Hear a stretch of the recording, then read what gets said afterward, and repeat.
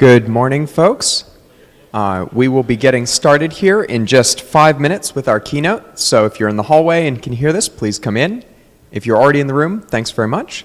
Our first keynote, well, our only keynote of the day is going to be Matt Venn from Yosis HQ, talking about the open source FPGA toolchain work that's evolved over the last few years.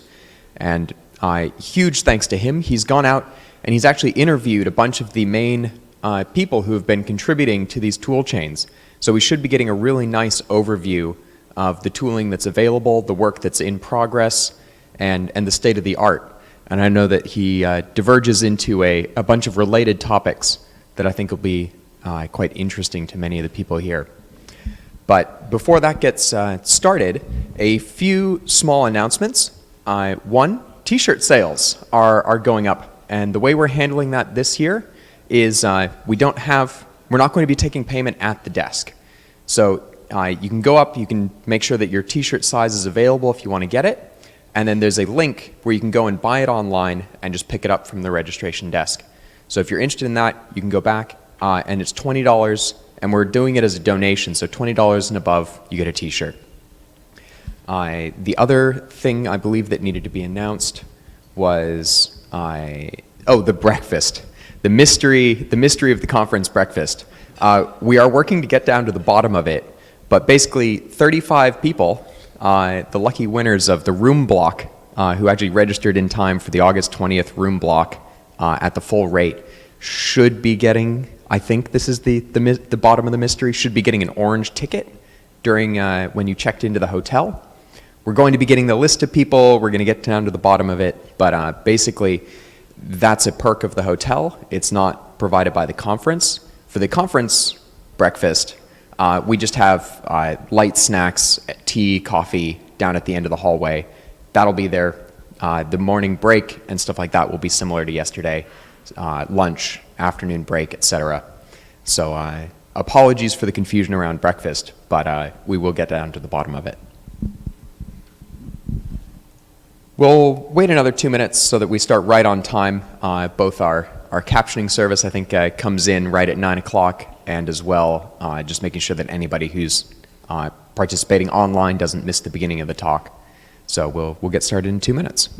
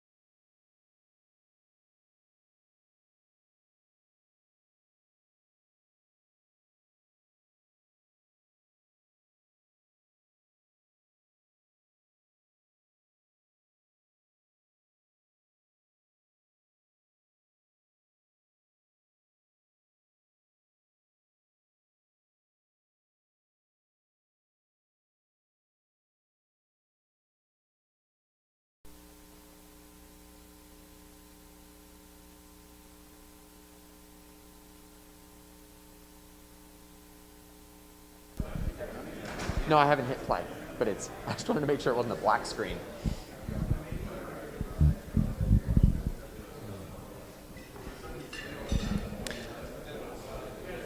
All right, we've just ticked over. So unfortunately, Matt Venn and the rest of the Yosis HQ team couldn't be here in person, but we're very, very glad that the benefit of running a hybrid event is that we could bring them on. And so Matt Venn, Claire Wolf, and the rest of the team will be joining us virtually, and several of them will be in the conference chat during this presentation and afterwards. So please do drop into the GRCon21 talks channel on the chat system if you want to have Q&A with them.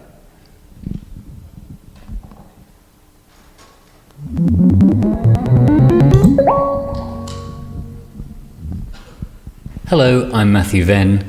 I'm the Chief Sales Officer for Yosis HQ, a science communicator and electronic engineer. And I'd like to say thanks to Derek for asking me to do a keynote for GNU Radio Conference 2021. So let's get started by talking about who we are at Yosis HQ. Yosis HQ is the place for open source EDA. We do synthesis, place and route, and verification. We create and maintain Yosis, NextPNR, and related tools. We want to increase access to state-of-the-art EDA design and formal verification tools. We have an open source version and a paid for version that adds System Verilog, VHDL, and System Verilog assertions language support. Feel free to get in touch with me if you want a demo. We also offer support and do custom projects if you need any of the tools extending. The main thing I want to focus in this talk is about the state-of-the-art of the open source FPGA tooling. Derek said that a lot of people here will be familiar with FPGAs and FPGA development, but mostly using the proprietary tools. So I want to give you an update into where we are with the open source tools. So what exactly do we have inside an FPGA toolchain? We want to be able to write our design. We need various types of language support. We have verification, for example, simulation, formal, coverage. We probably want to have some support for reusing intellectual property. We probably want to have some frameworks for easily building systems together rather than having to type everything out. System on chip generators. We need synthesis tools, so that's where Yosis comes in. For FPGAs, we want to do place and route, and that means we need to know about where things are in different devices and know how they're programmed. Let's get a little bit of context here. A lot has happened very quickly. So Yosis was originally created by Claire Wolf back in 2013. But at that time, there weren't really any FPGA targets that we could use it for. So it was mostly useful for academic purposes. Later on, Claire reverse engineered the Lattice ICE 40 family of FPGAs as part of Project Ice Storm in 2018. And that really marked the beginning of a flourishing era for the open source FPGA ecosystem. NextPNR came along. We saw an explosion of cheap dev boards based on the Lattice parts as they were their most supported. Then we had the ECP5 family reverse engineered, which is a more powerful family from Lattice. Lattice now showcases various open source boards on their own website. And of course, work is always ongoing, fixing bugs and improving quality of results. Our CTO at Yosis HQ is Claire Wolf, and she was able to take a few minutes out of her busy schedule to talk to us about her involvement. I didn't want to get too far into the details because she recently did a very technical talk with the Open Source FPGA Foundation. So you can check the link to find out more about that. So just checking my dates, Yosis started in 2013? I think I started working on it in 2011. Okay. Originally under a different name, which was just like a ridiculous, unpronounceable acronym, but I was sure it would not show up as part of anything else, so I could easily search and replace it when I would come up with the real name, which was Yosis. And it was part of my work for my bachelor's thesis. So I was working on a project with coarse-grained reconfigurable hardware, and we had to figure out a way of getting designs into our custom flow, and I looked at the solutions that existed and decided we would need to build something. Yeah. From simple beginnings. Yeah. Yeah. So was that like the start of your EDA tooling journey? Not really. I have no idea when this was. Maybe 2005, around 2005-ish. I was playing around with the custom synthesis flow for simple FPGA architectures, and at the time I was trying to convince FPGA vendors to like open up the bitstream documentation so that it would be possible to build an open source flow. At the time I was looking at the synthesis part of Icarus Verilog for design entry. But yeah, essentially all the vendors I contacted told me that it wouldn't make a difference if they would open up the bitstream documentations, because nobody would be able to build tools for them anyway, because it would be like far too complicated. So yeah, and about 5 years later, I just started to write the tool that nobody could build, apparently. And you've continued on that stint now, so EDA tooling is kind of your main interest now, is that right? Yeah, I mean, it's a broad field, right? So we do a lot of stuff with formal verification. So with this comes like constraint solving and SAT and SMT and all that kind of stuff. And then a lot of other software engineering problems that are like interesting things to dive in on their own right? So, but it all like ties together to this EDA universe. So then let's just jump to Pico RV32, which I know isn't your favorite subject. Yeah. Did you ever expect to see that on so many taped out microchips synthesized using your own synthesis tool? Oh God, no. So when I first learned about RISC-V, I thought, ooh, this is really, really neat and nice. I've been building small custom processors for various system management tasks at my day job at the time. And usually building such a small processor is relatively easy and straightforward, but building the software tool chain that supports it is like a lot of work. So I was pretty excited about RISC-V, primarily because it meant that there was an existing tool chain and I only would need to build the processor. And more or less just to like get to know the ISA a bit, I decided to write a small processor. My design goals at the time, because in my day job I was working with the Xilinx tools to optimize it for that. And my optimization goals were only area and frequency, but not performance. So it's a horrible design. I'm so embarrassed that like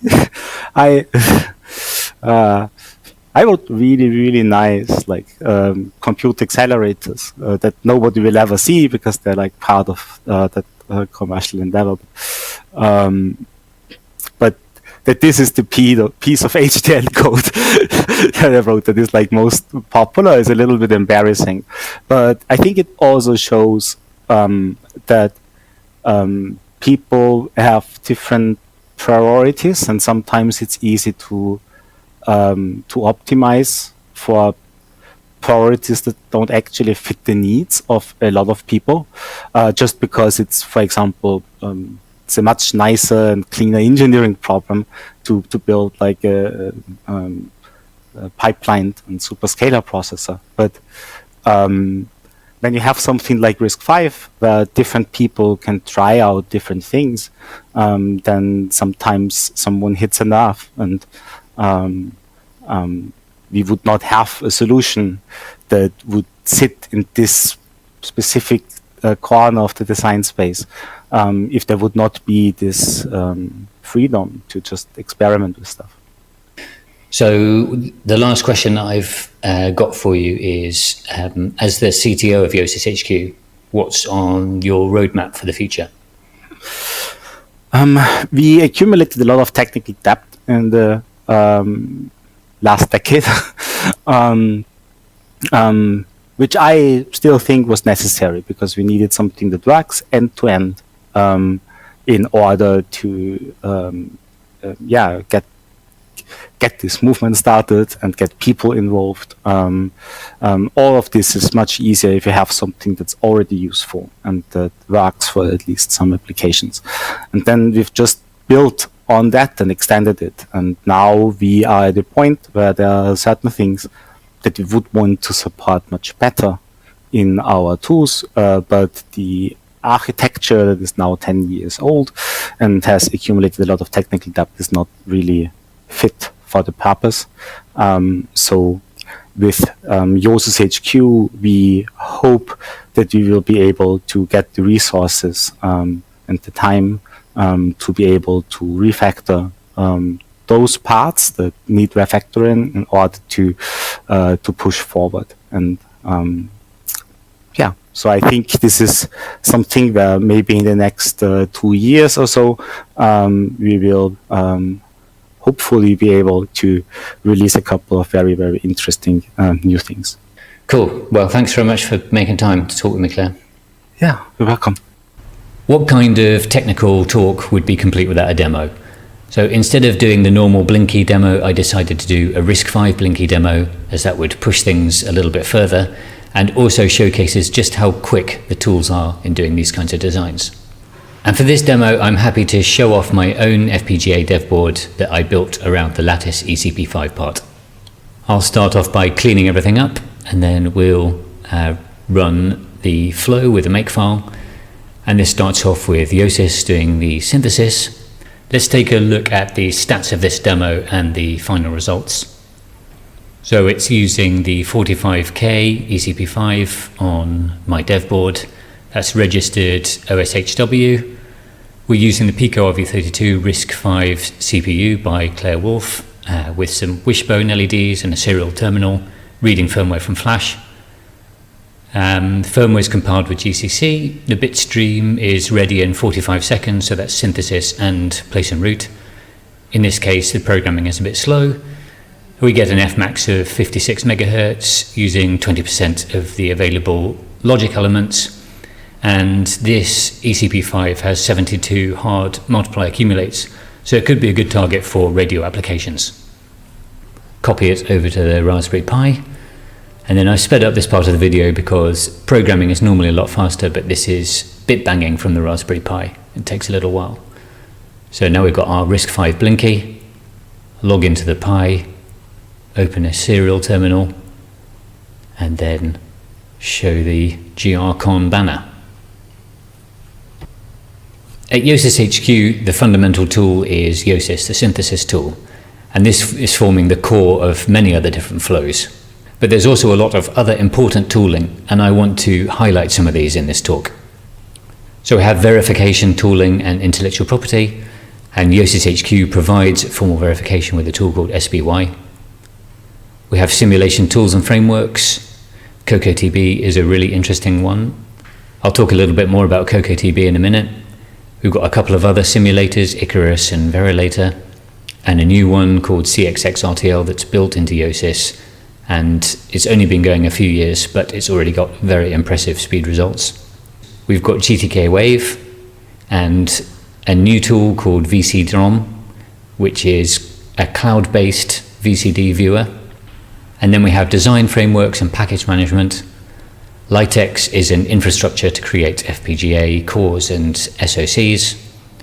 FuseSock aims to increase reuse of IP. And Symbiflow aims to be the GCC of FPGAs, and is also the best bet if you want to be trying out Xilinx devices.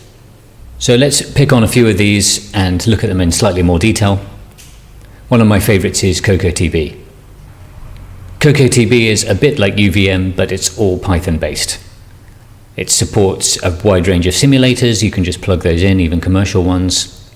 And it's got some bus protocols broken out into a different Python module that supports some common bus protocols like AXI, Avalon, and Wishbone.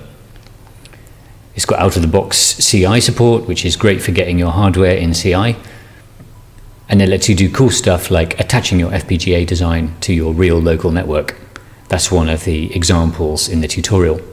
And this is a little demo that I wrote a while back that can read a WAV file, run it through a filter in the FPGA, and then write back the WAV file. So that shows how much nicer it is doing this with Python than trying to do the same thing in Verilog. CXX-RTL is a new simulator built into Yosis, written by Whitequark. It's fairly similar to Verilator in that you have a single C++ include file that you then compile and you can run your design. Performance keeps on improving. Definitely one to keep an eye on. Litex is a system-on-chip builder. It lets you easily build things like bridges, PCI connectors, connecting to various types of other hardware. And there's been some very impressive projects put together with this. Florence, the maintainer, is building FPGA SDR systems for his clients. Those aren't open source, but Litex is open source and is a very convenient way of building up complicated system-on-chip packages without a lot of effort. Most of the demos running Linux on FPGAs using the open source toolchain have been built with Litex. So now let's take a look at some example projects that leverage the power of the open source tools and see what people build with them. I'll kick off with Eric Brombauer's SDR. This is a fairly old project, but it's one of the few that I've seen that actually implement the whole SDR on the FPGA. Sylvain TNT Monod has shown just how much you can squeeze onto these small devices by porting Doom to an UP5K FPGA, and also put together a great video if you want to find out the subtleties of how you can do this kind of thing. Esden at 1bit Squared has been working with the Glasgow community. Glasgow is a development board designed by Whitequark, and it's a digital interface explorer, recently funded on CrowdSupply. The thing that I find most impressive about Glasgow is how you can install all the tooling extremely easily and quickly, and then you load on your different types of applets which provide the functionality, and those are synthesized as you need them. So this is a great example of doing something that would be much harder to do with the proprietary tools, where even just starting the tools can take 10 minutes. With this, you can choose the interface that you want, synthesize it, build a bit stream, and load it on all within seconds. I asked around for examples of SDR projects using the open source tooling, and Mike Walters, working with Great Scott Gadgets, has done some interesting integration with GNU Radio, targeting Luna, a development board for analyzing and hacking USB devices. Another SDR project, this one uses the ICE40, fits on top of a Raspberry Pi Zero, and gives you an SDR. So how do the open source tools hold up against the competition? It's a good question, and the Symbiflow team have a good tool that is tracking the different performances of the different combinations of tool chains and boards. And this one is showing a simple RISC-V core called Pico RV32, written by Claire Wolf a few years back. So I encourage you to take a closer look at these graphs if you want to find out more. One thing to note is that the ICE40 is a fairly low-powered FPGA, so most of those lines at the bottom there are on ICE40, and then the lines at the top are running on more powerful Xilinx faster FPGAs. I wanted to get the insights from one of the key open source FPGA developers, and luckily for us, GateCap was willing to share their thoughts. I started off by asking their opinion on the suitability of the open source FPGA tools for the types of applications we'll see for GNU Radio. Also, just to note that their video drops out after a few minutes. One of your comments was that you think that a lot of the GNU Radio stuff is too big for NextPNR. Could you explain a bit what you mean by that? Yeah, so I've heard, I mean, admittedly, it's not actually something I've looked into very much, but from talking to people about it, I've heard some of the projects, particularly the more complex stuff like RFNoC.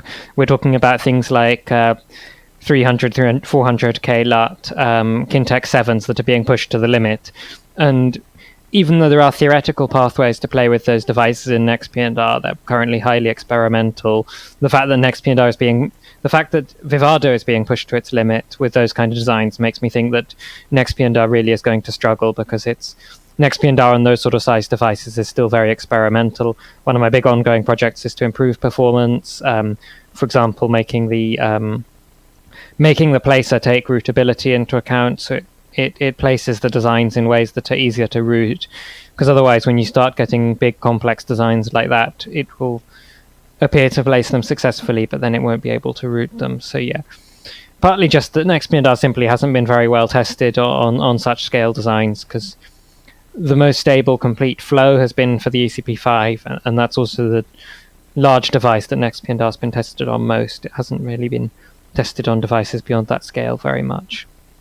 And as you mentioned before, the biggest in the ECP5 family was 85,000 logic elements. That's right. Yeah. So you've also been doing some work on the Xilinx Open FPGA tooling as well. Is that called RapidWrite?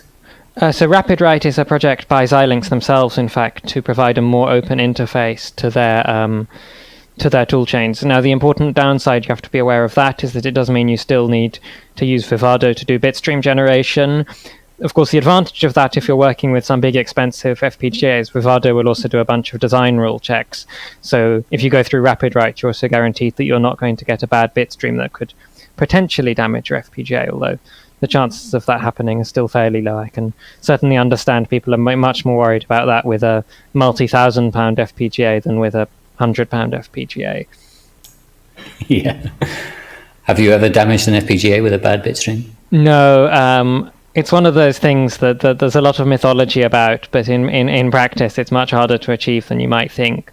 I know, I think at least one person has managed to do it on purpose, but that was very much a deliberate thing rather than something that happened accidentally. Litex sounds like it's going to be like quite a crucial component in this whole flow. Certainly, it does seem like the best source of getting these large complex IP cores. So I think Litex provides PCI Express, DDR memory, including DDR4, and I believe there's also a JESD204B core, which is very useful when you've got fast DACs and ADCs that you need to interface.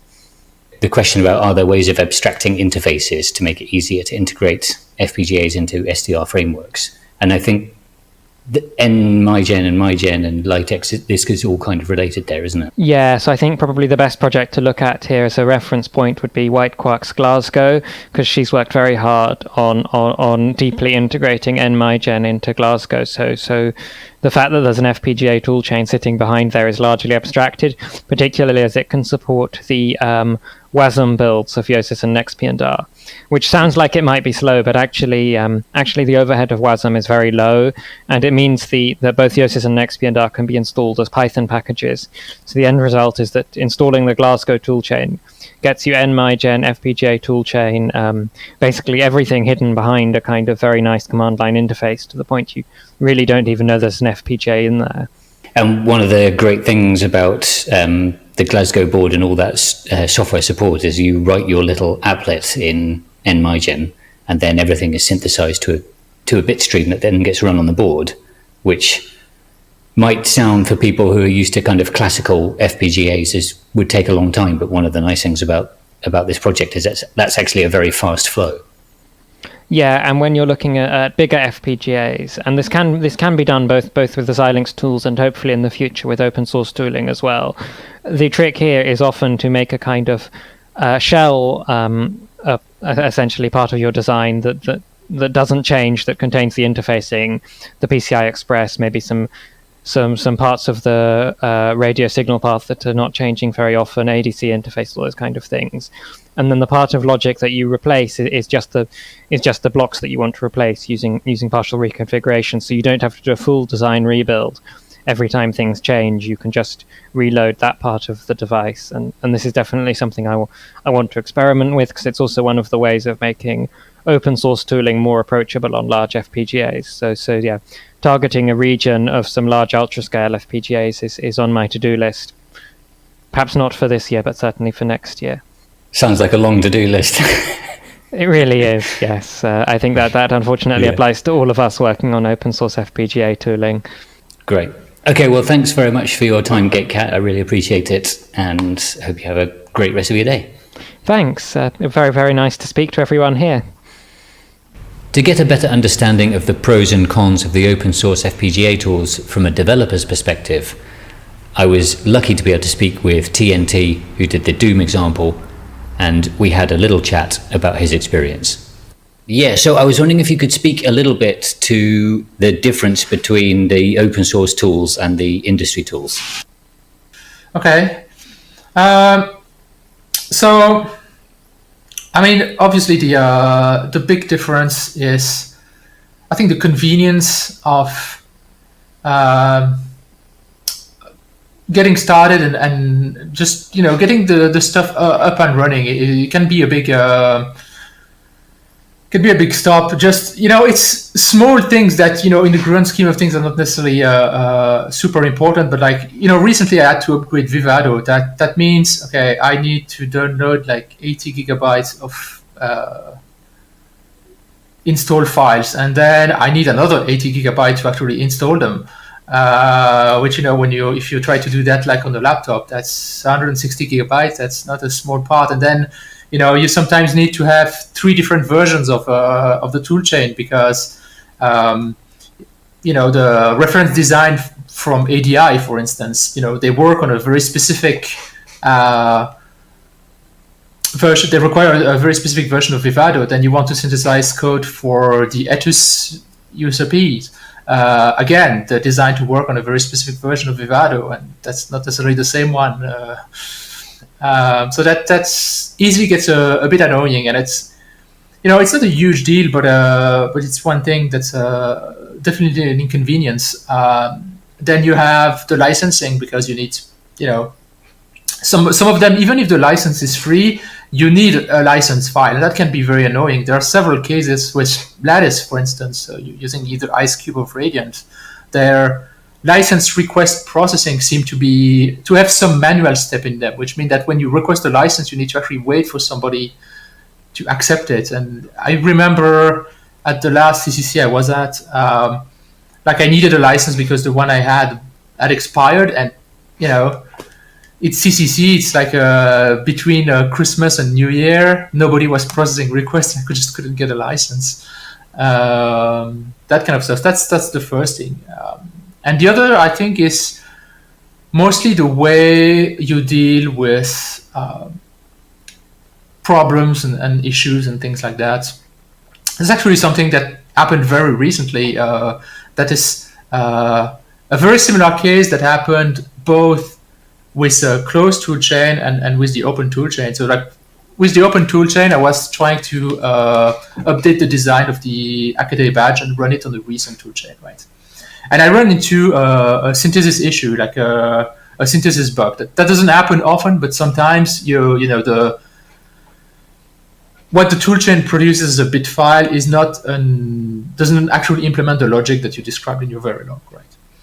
And it took me some time to trace that back to the actual problem in that one turned out to be in users itself. It happened in like very specific set of circumstances, but I was able to dig pretty far into isolating the problem, submitting it to GitHub in this case, and I think like in less than 24 hours after I fully described the problem, that was solved, and I was able to update users and be fixed.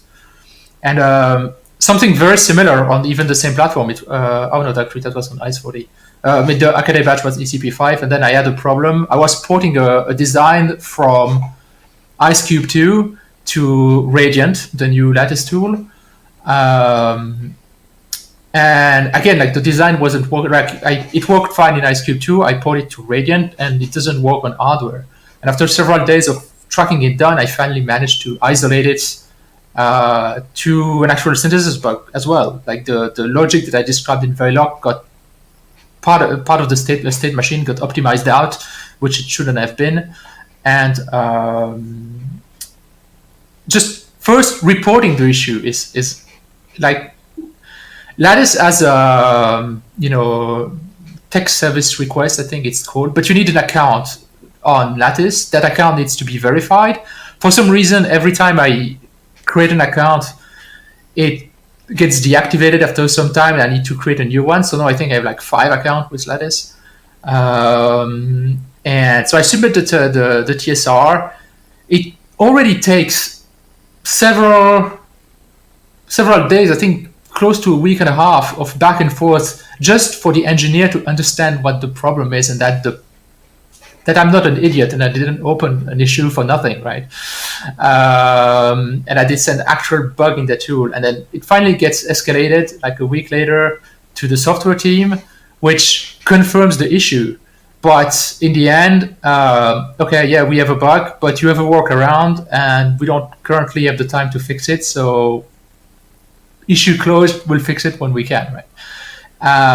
But in the meantime, even though I isolated the issue, first, I don't have a fix.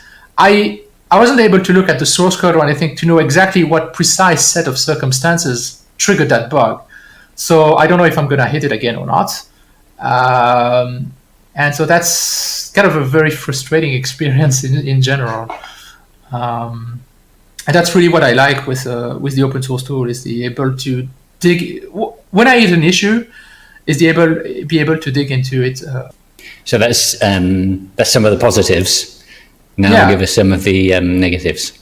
Well, I mean, so the negatives so far, the reason I say why, currently I only use the open toolchain for ICE40 and for ECP5. I don't use it for Xilinx. Some of the negative, the one I hit the most often is the lack of I/O timing analysis, because that's something that exists on ICE40, doesn't exist in ECP5, is that the toolchain doesn't provide you, when you want to get signal in and off the chips, right, you have to obey the setup and hold times of the flip-flops that your signal is coming out of. And so you have the clock to out for your outputs, and you have the setup and hold time requirements for your inputs. Currently, that just doesn't exist in XPNR at all. So the way I basically work around that is that every time I have critical timings, I use the I/O registers, which provides me with deterministic timing, meaning that they're kind of always the same. And so I extracted them once from IceCube, and I have them on a text file, and I just basically use that and do the timing on paper, the timing analysis myself on paper every time I need to do it, basically. And the other limitation is kind of related, because it's also in timing analysis that you can't, like, advanced constraining is not possible at the moment. So you don't have things like multi-cycle constraint, tell the tool, okay, this signal isn't going to change, is only going to change once every 2 cycles. So you actually have 2 clock periods for that particular path.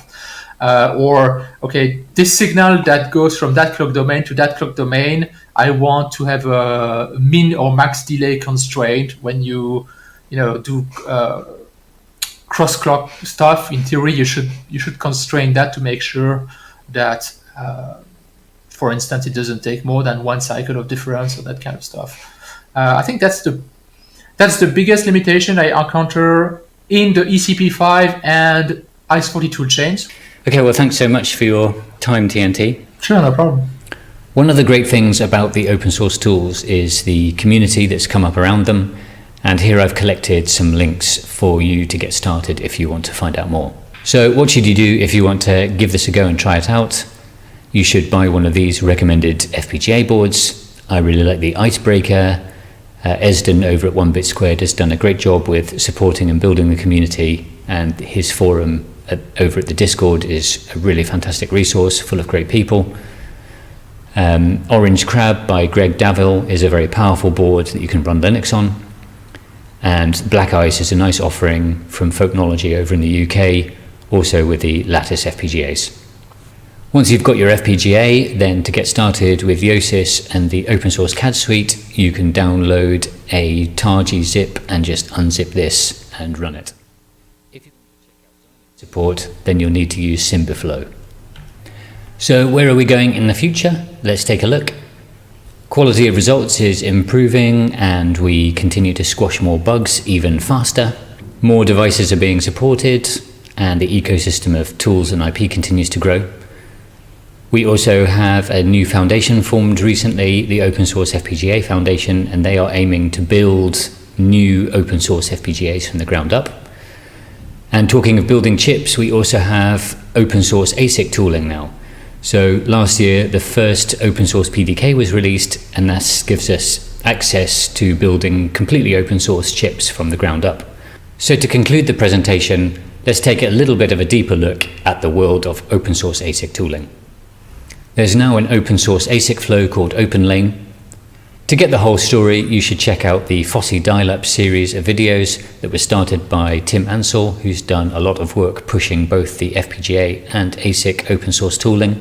Google have sponsored 6 free shuttles. That's right, so if you make a open source design via eFabless, then you've got a chance of getting your ASIC fabricated free of charge. It's on 130 nanometers, working with the Skywater foundry based in the States, and you'd get 10 square millimeters. The next opportunity to do this is end of October for MBW3.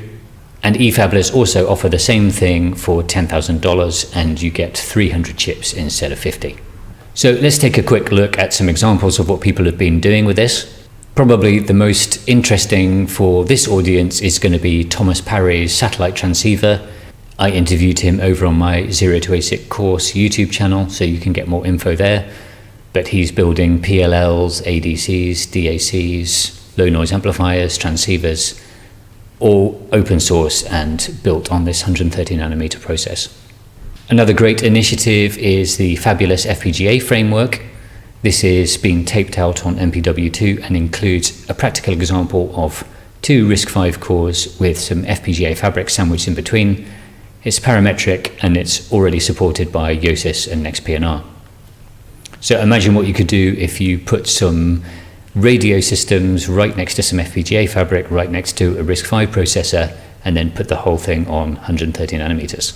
And now, just to quickly plug my own project, the Zero to ASIC course, I'm doing this independently to teach people how to build open source ASICs using the current tool chain and get your device fabricated by eFabless as part of the Google open source shuttles.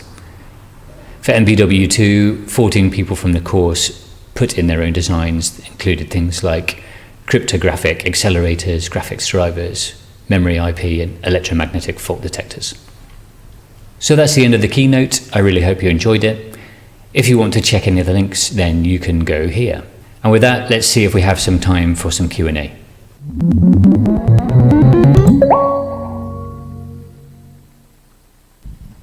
And we do have some time for Q&A. So we'll just be swapping over the feed here.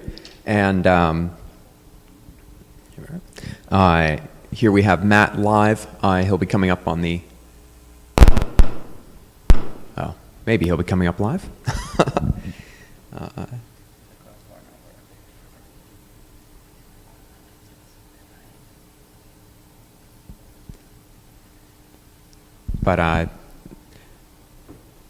Well, actually, first of all, I mean, this has been a talk that I was really, really hoping that we would be able to get here at the conference. I'm very pleased with how it came out. The open source FPGA tooling has been something that has definitely been experimented with by various people in the community.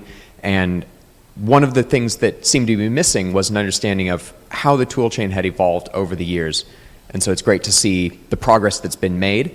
And clearly we're getting to a point where it is possible to start considering this for designs. Maybe not for your full commercial rollout right this year, but something to look at as it's coming down the line. And like we saw open source compilers really enable code in the early years, I'm definitely hoping that these sorts of tool chains open up a lot of innovation, and we're seeing that. So the FOSSI series of talks is also one I'd recommend. There's been a great series of content there over the last year. So we've got Matt's video. And Matt, could you say something? And hopefully we have audio going as well. Not quite yet, but does anyone have any questions that they'd like to ask? And we can run the mic over to you.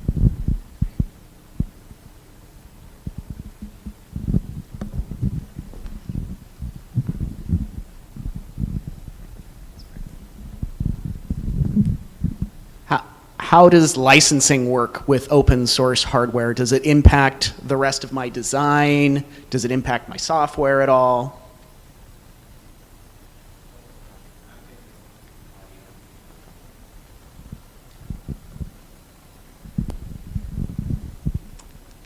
Well, worst case, Matt, I can hear you coming out of my phone, so I can hold the mic up and we'll see how that works. So if you could try saying hi, we'll see how that goes.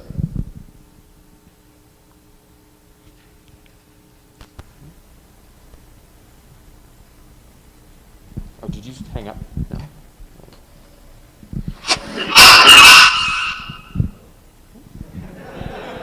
And that's how that goes.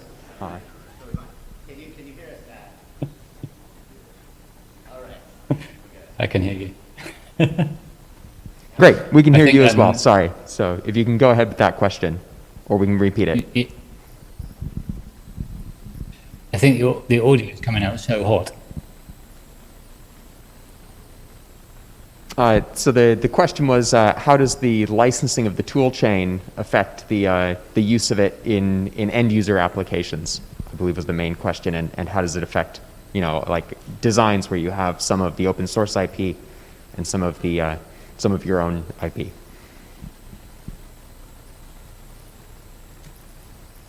I think that would depend a lot on the individual licenses of the IP that you are using. So you can separate out maybe the question in the license that we have on the tool and the tool chain where you're doing your synthesis and place and route, which probably doesn't matter what that is as long as it fits in with your business. And then the IP that you're going to be using is going to be completely dependent on the license of that IP, who's made it, and whether that's compatible with your business. So I'm sorry, that's a bit of a non-answer. Are there any other questions here in the room?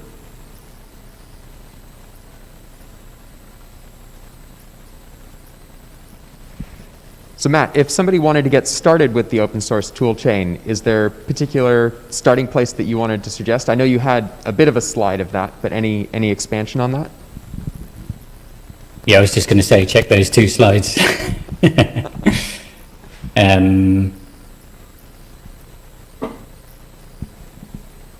Yeah, I highly recommend the icebreaker boards from the 1-bit-squared community, and one of the big reasons behind that is the hardware is good, it's usually available, although it's been a bit more difficult recently, obviously.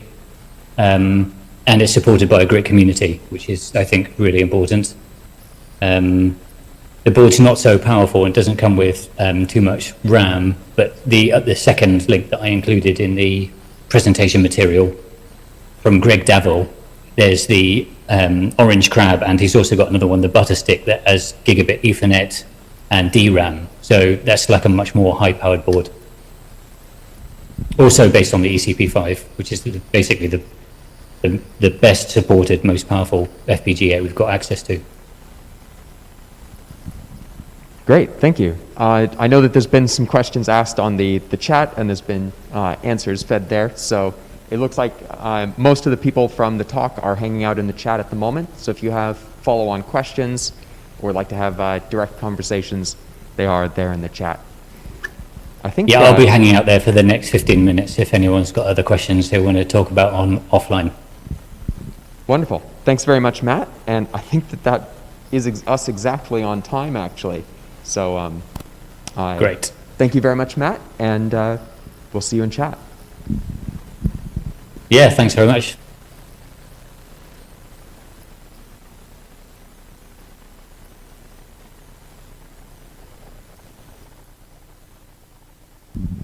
So helpfully, our next presenter is actually already here on stage.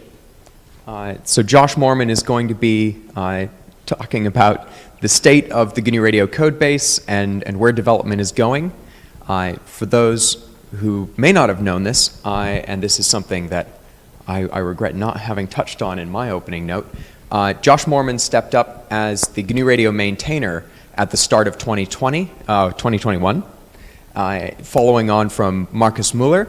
And those who have been involved in the code development over the past several months hopefully have been seeing that code has really been getting merged quite quickly. There's been a lot of new development, And Josh has been certainly pulling out all the stops to get the project running as smoothly as possible, and has been quite successful at that. So I'll let Josh and Jeff speak to at much more detail. Especially Jeff has been stepping up as maintenance release maintainer for the maintenance branches, maint 3.9 and maint 3.8. But I'm sure there's a lot more detail in the talk. So thank you very much.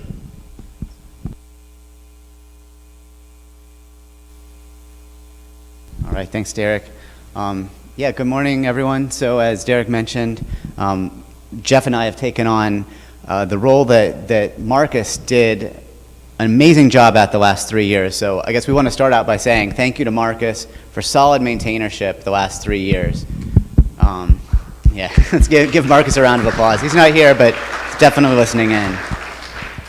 So early this year, we were tapped to step up and do the day-to-day maintenance and kind of code-based release management. And we want to step through what that involves and what our view is for the future, and what some of these processes are that, makes the code base more easy to maintain, more stable, and, helps us out as a community. All right, so hand it over to Jeff, who was co-maintaining here. And we're dividing the briefing up by length, not so much by what we do, because we do really work on this together. Yeah. And if you were to ask who the maintainer is for GNU Radio, you can kind of point to some people, but really it's a bunch of people. And somebody has to be in charge of pushing the button that says merge. So that's why we're called the maintainers, but certainly a lot of people participate in the process. And we'll talk about some ways that you can too. So one thing that we're trying here, this is nothing we invented, but just not the way GNU Radio worked in the past, is maintaining multiple branches at once and doing some aggressive backporting. And this came out of a problem we were having that, first of all, we would put out releases seldomly, and so if the API changed, it was pretty painful, but people had probably forgotten about the last one and weren't around to, or the same people weren't around to complain about it when we did it again. And that worked, but it's a trade-off. It takes effort, it takes people to maintain multiple branches.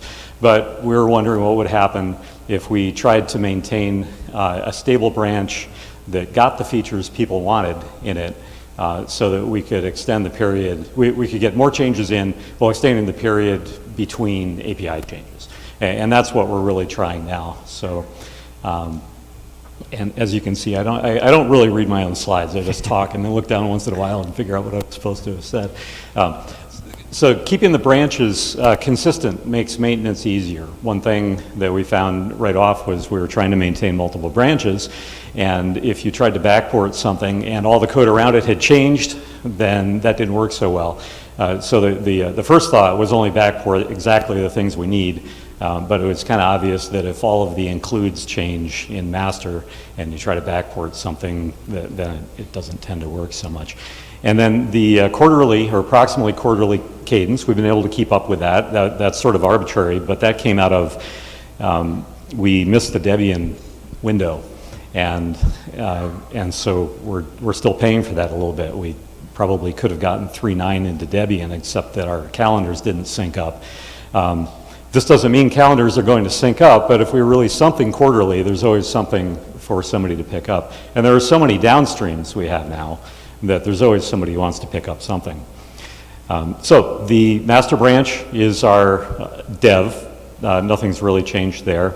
And then eventually, there get to be enough differences that we can't backport stuff. So there are some things in master that we can't backport to 3.9 without breaking the API or causing people some pain.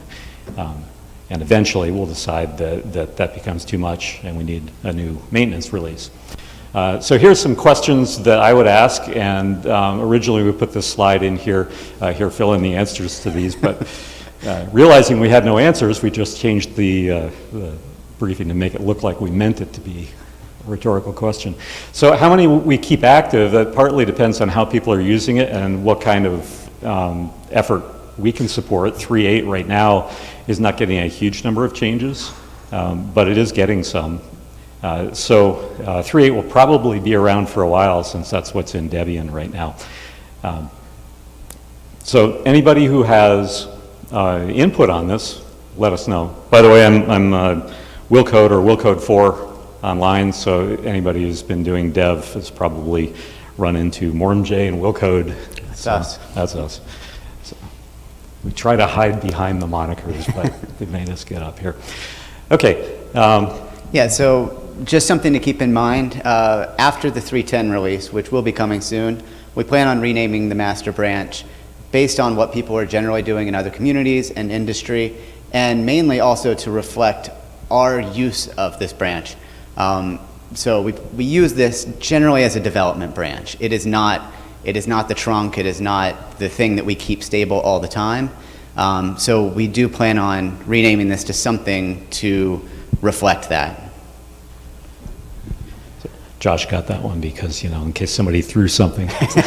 It causes some pain when you change the name, but we see the need to change the name. And that's why we're waiting till after the next release. So for anybody who's wondering, we are committed to changing the name for all the good reasons, but we're going to try not to break things for everybody in the process. Okay, a little bit about the process. Now, if you're a dev, you've run into this, but the typical way of learning about it is you submit a PR and we say, no, that's not how it's done. And then gradually, within a month, you're a trained PR submitter and you're an expert and you can help the next person. But so for anybody who comes back and watches this, here's just a little bit about how it works. We use Git source code control. Everybody probably knows that. That works great. We use GitHub for our hosting, and we do all our work via pull requests and issues. We also use the CI infrastructure, which is built into GitHub, and that's very helpful because we can say, yes, this built and it passed all of our tests, and we are getting to have a pretty good test suite that runs automatically. We do not do direct commits, so that's a project rule that everything has to be traceable. It goes through a PR and gets committed to the branch via merging the PR. And also we do a linear history, so we don't do the thing that looks like a zipper where you merge in, make a change, merge it in, make a change, merge it in. So everything is rebased and merged on top of the Git history. The PR checks, the pull request checks that are automatically done whenever you submit one via the CI system, we look for the contributor sign off. So when you hit the signed by in your favorite Git client or type it in manually, because it really doesn't matter, what you're saying is that I own this code. And I don't know if we're talking about licensing anywhere else in this, but anyways, you're saying that I own this code, or whoever owns this code told me I could do this. This is all above board. Here, you can have it. That's basically what it says. It's not the prior handing over your license to the Free Software Foundation or anything like that currently. But there is a check for that, and your PR will get bounced if you don't put that in. So that's the first thing that people find out if they don't know about that. Their PR bounces. And then formatting, and to encourage people to use Clang format and make nice formatted code, the checks won't go any further if your code does not pass formatting. And then it builds and it tests on multiple targets. The actual targets are different per branch, but that's like the Debian and Ubuntu and Fedora and CentOS, I think are most of them. Several people, including Martin, while we've been sitting here, who's been making changes, improvements to make sure that stuff gets tested better against more recent containers, more recent targets. And these are containers. So we talk about having GNU Radio in containers sometimes. It already is. For our CI system, it's just custom designed, only what we need for CI. So, and you can go further with that. So once a PR gets in, and maybe even before that, we have a review by experienced devs. And this can be anybody. This can be anybody who just signs up and wants to talk about a PR. If you're an expert, chime in, because we're not always the experts, and whoever's the current expert on this might be busy doing something else. So it's kind of all equal. And then we look for some approvals before something can go into master. Everything goes to master first. There are some exceptions, but the rule is that commits go to master and then we backport them. This process can take time. Don't get frustrated because there are a relatively small number of people running through this whole process. So if one or two people are off on vacation, then everything can slow down. Or if GNU Radio is all having a conference, then everything slows down. And one important thing, this is true, indecision. We sometimes somebody's got a great idea, but we're just thinking, what's that going to affect? And we don't have the expertise. So we may stall on a PR just because, I don't know.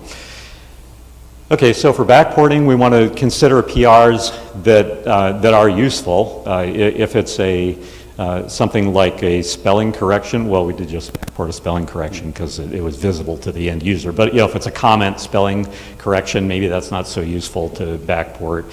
If it's a major bug, that's useful.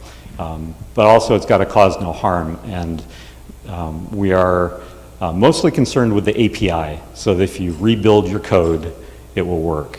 I have something else on this later, but we're not quite as concerned about the ABI running your code that was compiled 3 years ago and having it work. So then either you, the PR submitter, or we go through them frequently and kind of say that one would look good, can tag in GitHub with the backport 3.x. Right now it's 3.8 or 3.9. And that says we intend to backport, or we think this is a good idea. The author should have some input on that. If you know the releases, put in there whether you think it should be backport, even if you don't tag it. And then, if a PR is pretty much push button, then that's great. So if your PR backports cleanly to 3.9, then all we have to do is set up some cross references, and that's great.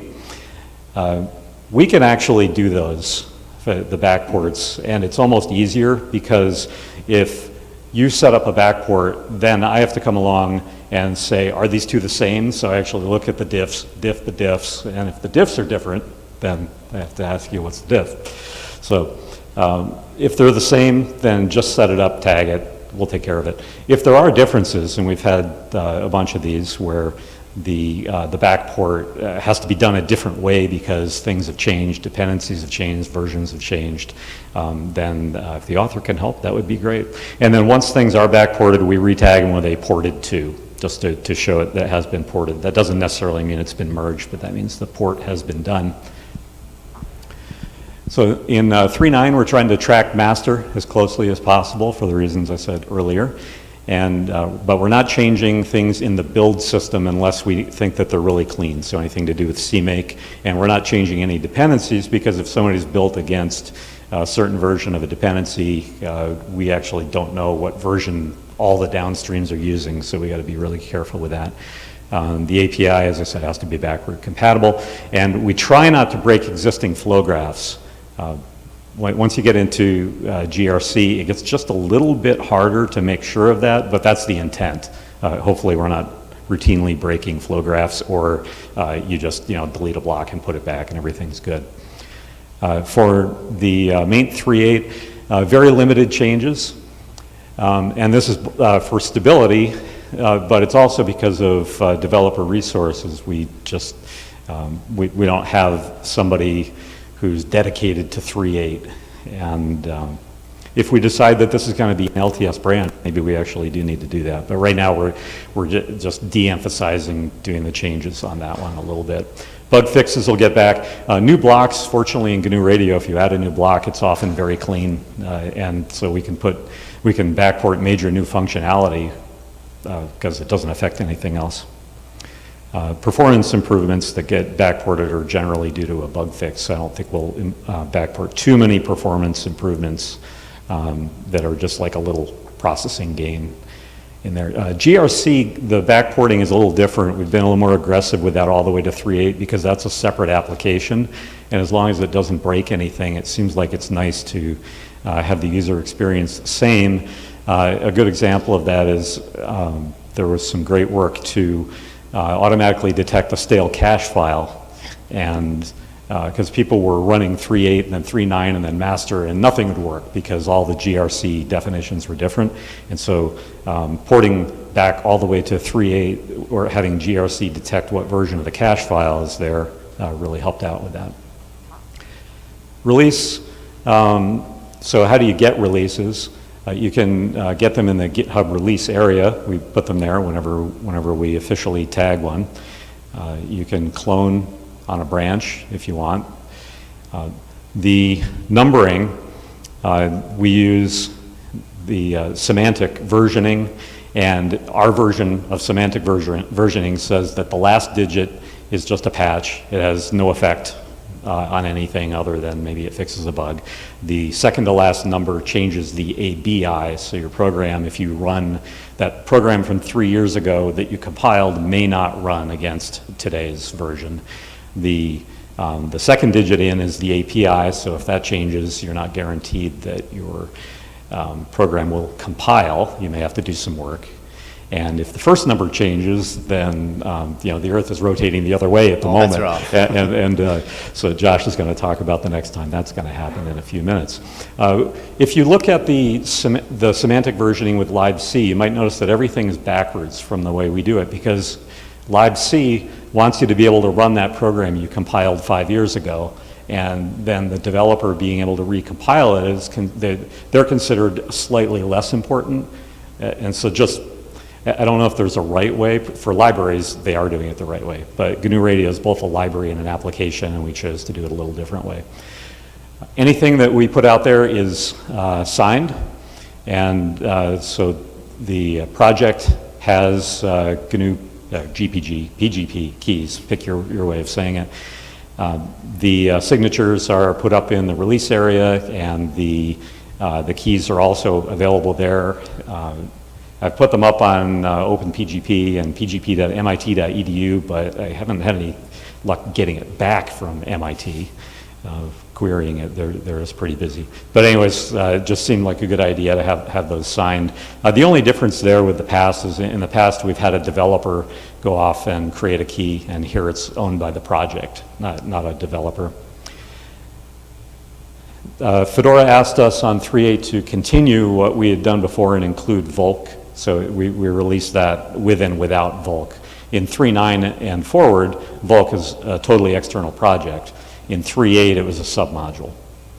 So that's just a minor detail. I don't know if anybody else relies on it being there, but their tooling relied on that already being checked out. Some example downstreams, and before I forget it, Phil just mentioned that Yocto is now doing 3.9, and he's testing that. But we've got your typical distros, Debian, Ubuntu, Fedora, variety of environments, Conda we heard about, and there are probably others like that. We've got PyBombs, and we talked about maybe cooperating a little more between PyBombs and Conda. Containers, we use them for CI. There are other users that have created them out there. Windows installers, I don't know much about the Mac stuff, but there's a Mac installer too, or do they use the PPAs? I think they have a homebrew, someone has maintained a homebrew channel in there.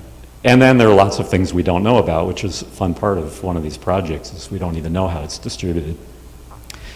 So the team is trying to keep the PRQ manageable, and we've been doing a pretty good job keeping it down to 20, 30 sometimes when we're not paying attention. Keep it on one page, that's the goal. Yeah, keep it on one page, and more importantly, keep it in our minds, so it's not like, when did this PR come in? So we're just trying to be responsive on it. You can help out a little bit by cleaning up draft PRs if they stay draft for a while, and resubmit them later. And so after this, I'm going to go delete my draft PR that's been up there for a month and a half that I don't know what to do with. So unreviewed PRs is probably the biggest bottleneck to getting things upstream. Anyone that has some technical knowledge of the area that these PRs are submitted in, please get in there, review them, take a look, try it out. So it's not always, a line-by-line review that's needed on everything. Like, we need someone to do that, but a lot of times we need people to try it out in these different scenarios. So if you have a chance, get in and try out these PRs. Helps us out big time. And then keeping your PR up to date is important for two reasons. One, if it gets old, then it may not apply. And the second, less obvious reason is that we watch on Matrix the GitHub actions, and when you update your PR, it jogs our memory. It says, oh, this person's still out there and they're interested. I don't know, I use it that way at least. I see all the updates come through. When you put in both PRs and commits, please put in the module, colon, and then a good short explanation, and that helps a lot. Just quickly, the releases we've put out this year, we started with 3.9 and then put out maintenance releases of both 3.9 and 3.8 a couple of times, and there are some new RCs out right now. You can find all this on the release page. So why would you want to go to 3.9? Most of the new features only get ported to 3.9. That's the user idea. The developer reason, once you get past the PyBind 11 learning curve, and thanks to Josh especially for getting all of this working, it's just better, and that's hard to quantify. I don't know. Can you explain more about why it's better? Swig can easily turn into a black hole where you can't get things working in Swig. It's a different language, and there's not much transparency as to what's going on. PyBind 11, the code is C++. It's right there. It's not a new language to learn. And yeah, once those bindings are working, the error messages are better if you mess something up. It's much easier to trace. So it's definitely the path forward for us, and in industry as well. So. And then developers tend to like the latest stuff, so they're going to be working on 3.9. If you, as a user, you move to 3.9, you're going to get your questions answered faster and all that good stuff that comes with staying on the latest release. Why wouldn't you want to do that, though? For developers, you do have to spend a day or so figuring out PyBind 11, getting everything ported, and the typical way to do this, if you can, is you start over, copy your code in. That's one of the common ways to do it. For users, sort of related, your OOTs may not have been ported yet, so you need some out of tree thing. Although if you need one out of tree from 3.8 and one from 3.9, then you go harass the one who owns the 3.8 one. Just wanted to go over one feature that we put in master and then backported to 3.9 that people may not know a whole lot about. The SOAPy SDR framework from the Pothos project is a driver abstraction that has no driver-specific code in it. And this is useful because we can put that in our framework and we don't have to update that anytime RTL changes or HackRF changes or anything like that, because those modules are completely separate and they're dynamically loaded. The original version of this was done by the people at LibreSpace. Thank you very much. We took that, ported it to 3.9, refactored it a bit to make it more like some of the other modules that we have, and then wrapped that in GNU Radio blocks a little differently. But LibreSpace showed us how to do it. We re-architected it. Like I said, no driver-specific code. We had a little chicken and egg problem when we went to, I think it was 3.9 originally, where gr-osmo SDR, which is great, wasn't ported to 3.9, and so users were left without any way to hook up to their SDR for a while. And that was one of the things that motivated us to do this. You'll still have gr-osmo SDR out there, it's great, but now there's a separate framework where as long as the driver module, the SOAPy driver modules match the version, the ABI version that's built into GNU Radio, and that doesn't change much, then you're good. Your same binaries will work. It's also just a little more modern. When they designed SOAPy SDR, they took into account some more modern SDRs than were around when gr-osmo SDR was designed a very long time ago. The architecture of it, there's the GNU Radio layer of this, where we've got just a source and a sink, and we'll include the headers from SOAPy SDR. And then there are the YAML files. So when I said that there's nothing hardware specific, I slightly lied, because there is a generic SOAPy source and SOAPy sync YAML file for GRC, but they're unmaintainable because there's like ifs for every single field, for every single SDR.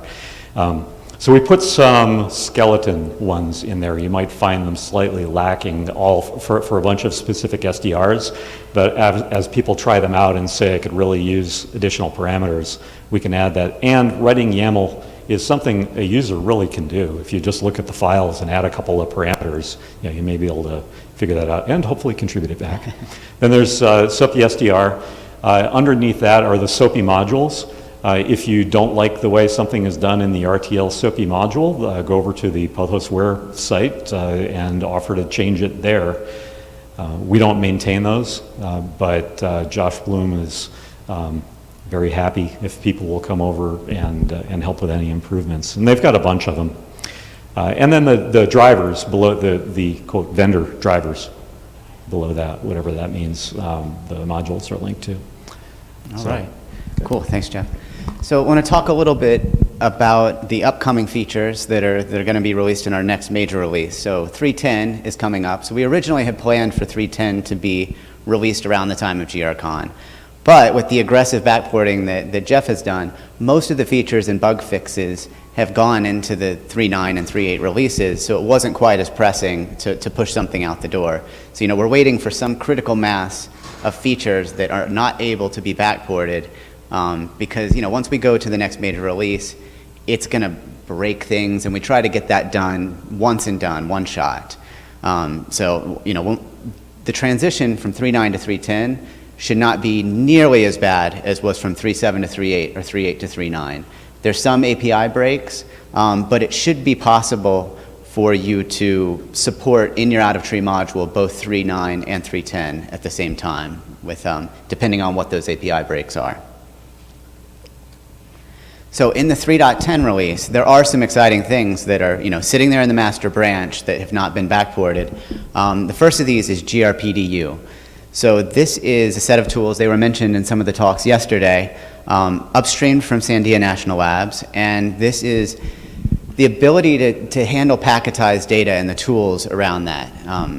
And so there's a talk tomorrow from Jacob Gilbert is doing a short talk tomorrow about this, and he'll go into detail about what's been upstreamed, what hasn't.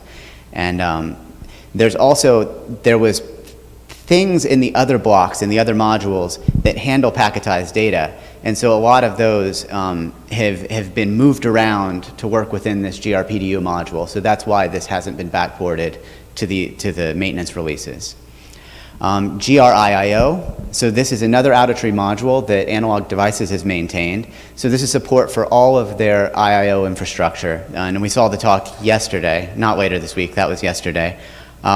And so there's sources and sinks generically to handle IIO devices, but then specific flavors so that you can easily natively hook up, say, your Pluto SDR or your FM comms board. So we have a bit of work to do here to get this ready for release in a way that it's going to be maintainable going forward. But that is there in the master branch, and if you're interested in helping out with that effort, please jump in and try it out and find things and help us out there. So Derek mentioned yesterday gr-sig-mf. So this was sig-mf, again, the signal metadata format is a way to capture signals along with the data that describes these signals. And there is an out-of-tree module managed by SkySafe that we do plan on upstreaming. We've had discussions about this. Whether it makes it into 3.10 or not, depending on the timing of it, still TBD. But that will be a great addition to the tree. So one of the other features that Marcus has been working heavily on here is getting rid of log4CPP as a dependence. So this is a very unwieldy dependency on a lot of older distributions. It's hard to find it through the CMake and build with log4CPP. So getting rid of it's the right decision. And it also, along the way, we're using spdlog is the replacement for log4CPP. And so spdlog comes along with lib format, which will allow us also to get rid of more boost. So we can get rid of boost format and continue to deboostify the code base. So thanks to Marcus for pushing this one along.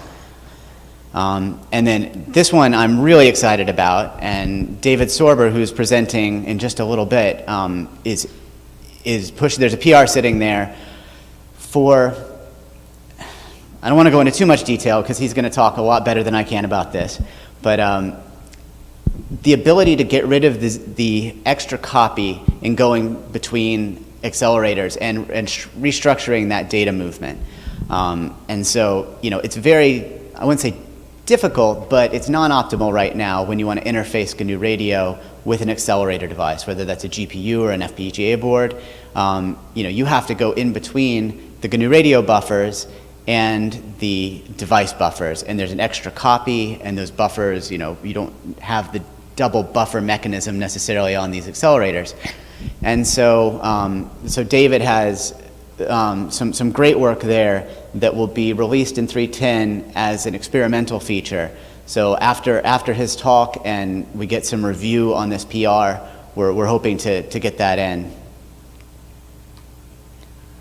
All right, so apart from the code base and the code features, there's other things that we want to improve upon from a maintenance perspective. One is our ability to have packaged releases available for everybody. So Maitland does an awesome job there. Ryan Volz does an awesome job in packaging things, but especially in your distribution packaging, if you're using Ubuntu 18.04 and you say apt install GNU Radio, it's going to be some much older version of GNU Radio. It's going to be maybe, I think it's a 3.8 release candidate that is there in 18.04 because of this. We missed the release window, as Jeff mentioned before. So we do keep up a PPA, and every time Jeff makes releases of these maintenance branches, package these up, get these in place. There's usually a lag. So improving this process, automating this process is something we'd really like to do. So if anyone's interested in that, please let me know. It needs a champion, and it needs better tooling, better scripts. And Conda is a way to get things running. If you're willing to take that step into the Conda world, and Conda is a great answer also to getting things running on Windows at this point. So there's different tools, different things out there. So which is the easiest to maintain? Definitely looking for insight and feedback there. Our CI infrastructure. So we always want to have better test coverage. We want to be able to trust the CI. We want to know that when that thing lights up green, that this PR is good to merge. We have some flakiness with our QA tests, so those are always good. If you have an idea as to why one of those is not working, those are good to figure out, because we don't want to just disable QA tests just so that it passes most of the time, because we do have a good set of QA tests. But there's other things that maybe we should be testing that we're not, like all of the GRC examples. So Hakan has put together a feature where it will automatically step through and test all the GRC examples, but it always fails because not all of our GRC examples compile correctly. So that's something that it would be good to get tied into the CI in a solid way. And another thing that would be really awesome is having flow graphs with real data. So Ron, Dr. Mpeg, has put together some of that for the DTV stuff, some short files, and it runs it through, and you get real data in, and you're able to validate the real data out. So doing that more across the board would be a good thing for our CI. And the other thing is, we have a good number of Windows users, and Conda is the current solution for getting things running on Windows. And there are some managed Windows packaging, but being able to have a place where you can just double click like you would any other Windows program, it's a tough problem. But that's something we'd like to be able to have in the future. So GR 4.0. Why are we talking about GR 4.0 when we haven't even gotten through release 3.10? Well, this is a big effort that's kind of going on the side to do a lot of these things that people have been thinking about for a long time. So back in 2019 in Huntsville, Marcus presented what's the next big thing. And this involves a lot of really structural changes to GNU Radio. What we call the scheduler, it's not so much a scheduler. It's a bunch of threads, and we let the operating system do what it does, right? So what he proposed, and this was based on a paper published with Bastian Bossel, if you're able to lump multiple blocks within each worker thread, tie those to the CPUs, and then also have a single actor model where you're able to handle the stream data and the message data in the same consistent way, this will get us a long way structurally to be able to have higher performance. And that was shown in that paper, and that you can get big performance gains, 2-3x, on just that, running multiple blocks within each worker thread. So we're working on this as a separate effort, and we'll get into, this is the new Sched repository. You probably see it kicked around quite a bit.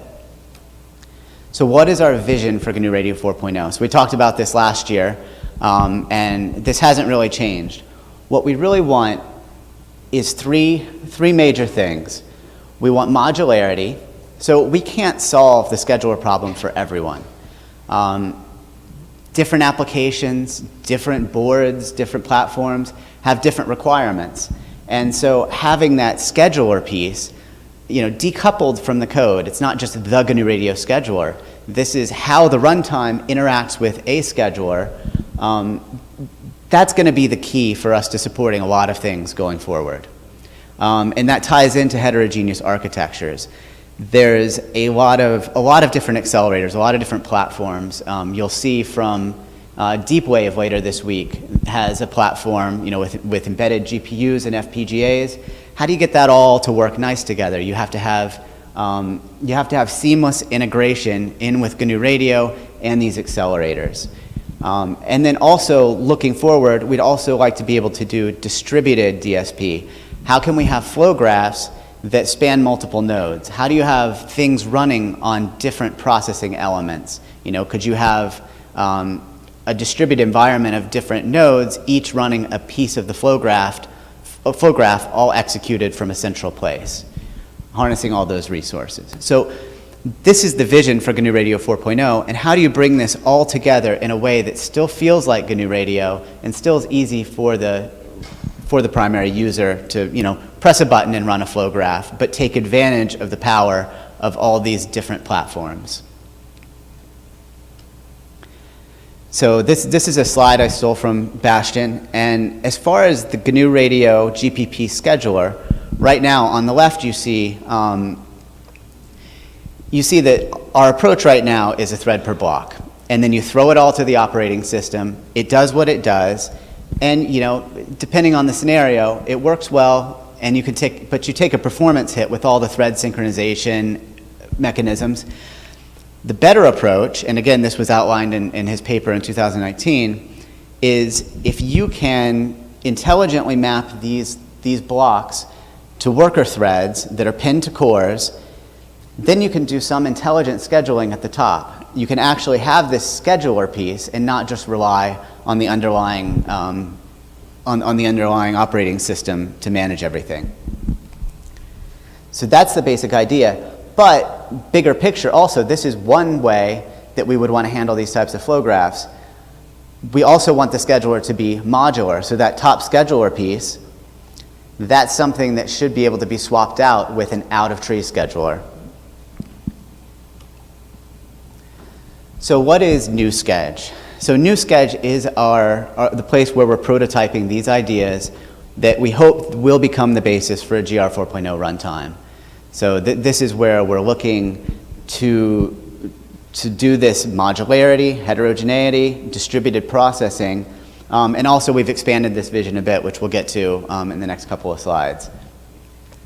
So the thing with new Sched is rather than taking the GNU Radio code base and starting to do surgery in there and adding things into the GNU Radio code base, we took a clean slate approach. Let's start from scratch. What do we want this thing to look like? And then let's build up and add in things from GNU Radio as we go. So we're slowly building up a usable block library into this with some of the concepts. So beyond these main vision goals, beyond the the modularity and stuff. We're able to do things that we wouldn't be able to do normally in the GNU Radio code base. We want to seriously clean up the APIs. Because GNU Radio has been so tightly coupled to its own scheduler, there's a lot of things in the block APIs, for example, that really only refer to the one way of scheduling that GNU Radio currently does. You know, here's my output stream. How many samples do I need? And then what's all these hints that I need for you to be able to do that calculation? Another thing is there's got to be a way to have a better developer experience for people making GR blocks. Because the more people that are using GNU Radio, the more active that development, the more DSP blocks and features can be upstreamed. I know plenty of people that love to do signal processing, have the ability to release things open source, but oh man, I got to do this in GNU Radio. I have to go through mod tool and make blocks and stuff. They'd rather do it in some other framework sometimes because it's easier. So we want to get rid of those barriers and make GNU Radio the place where it's easy to get to insert signal processing here. Another thing with our signal processing library, right now we have all this amazing, amazing set of blocks, but right now you can't directly call the work function. That's something we want to work on. Have the actual signal processing where you can call the block kernel, have that a separable thing so you can wrap that in other ways, use it in other frameworks. Native thread safety, our blocks vary greatly as to how thread safe, how they're handling mutexes, and then also something we're going to hear about later today from John Sallay is replacing the PMTs with something better. And we'll let him get into that, but there's a lot of interesting work going on there. So these are all just things they're not the main goals of GR 4.0, but things along the way. Now, if we're going from scratch, we can address these things and come up with a solid design. So what do I mean when I say a better developer experience? So let's take a case study. You want to create a block with GR mod tool. It's great, it works. You know, I'm able to get in there, have all my template, I insert signal processing here. Oh man, but now I need to go back and add a parameter to the make function. So now you have to go through all these steps and handle and change everything in all these different places. So this is just one example of this is something we can improve and look at ways of automating this process. Definitely looking for feedback here and ways we can make this a more streamlined process. So how do you get involved in GR 4.0? So first, there's a workshop on Thursday, and we're going to go more into the detail, take a look at the code, see what the current state of events is with the new Sketch project. And it'll be an open discussion about future plans of new Sketch. How do we want to, what do we want to focus on? Second, we have a scheduler working group. So there's a core group of folks that have been consistent in meeting, every 1 or 2 months we've gotten together, sometimes more often, sometimes less. And we'll talk about that on the next slide. Third, fork the repo, try out the code base, see what you think of the experience of running the current prototypes, and that's the best way to get involved. Try it out. So every so often we have what we call a scheduler working group. So this is a group of people. I'd rattle off names, but I'd miss a lot of folks. Jeff is obviously heavily involved. Bastian Blossel is really the leader of this group. He's the brain trust here. And we started this around GRCon last year. We had a breakout session, and after that session, we kind of kept going. And we have a chat room here, pound scheduler on the matrix chat, and then there's a mailing list, it's a little less active. Mainly on the chat is where things get communicated. So we've covered a lot of topics. You see the topics there, I won't go through all of them. I'll give one example here for PMTs. Like John, who's having a talk later today, had ideas about how PMTs can be improved. And so he presented to this group, a brain dump of all his ideas. We discuss it, the ideas get refined, and when there's a champion for a particular topic, this type of format works really great. Going forward, we plan on continuing this group. So if you have an idea for something you'd like to see improved in GNU Radio, the topics have been very widely varied and diverse. And so, present something to the group, we'll schedule it. People show up, we usually do it around lunchtime, Eastern Standard Time. And yeah, so this has been a very productive group that, hopefully more folks will get involved in. So how do we get to GR 4.0? What does that look like? So if we look at this chart, the top line is our current dev branch, master branch. The first thing that we're focused on is getting the work that Black Lynx and David Sorber here have done with this GNU Radio NG Schedule, better data movement, custom buffers, get that merged in before the 3.10 release. After that, perhaps there'll be a 3.11 release, depending on what rolls in. There's no roadmap, no list of features for a release after 3.10. But in parallel down here, we have the new Schedule prototypes. So is it at a minimum viable product? It can run flow graphs now. We can show some various different things. I would think that would be a minimum viable product, but there's a lot of gaps there between what new Schedule can do and what GNU Radio can do. So we need to fill in that gaps before we can even think about getting this up into mainline GNU Radio. So there is that's planning that needs to take place, but this is the path that I'm hoping for, that new Schedule will eventually move up into the mainline GNU Radio development code. All right, and I believe that is all of our slides. So. Do we have any questions here? I believe I'll give one of these microphones to Sam. Yeah, one more thing. Thanks to all the devs and people who participate in this whole process. You might ask, why would you want to be a maintainer on this? And it's because you get in the middle of these world-class engineers and people with all kinds of cool ideas. Somebody will drop by who's an expert on C++ modernization, or somebody who wrote the test suite for MPEG, or so you just get to see these people all the time. So, thank you to you guys. Great crowd. Questions there? Anybody online?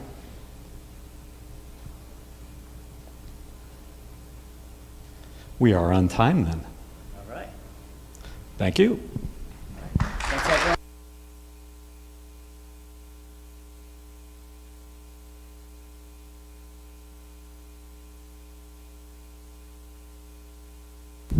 Okay, I think that's the start of our AM break. So we'll be back at what time?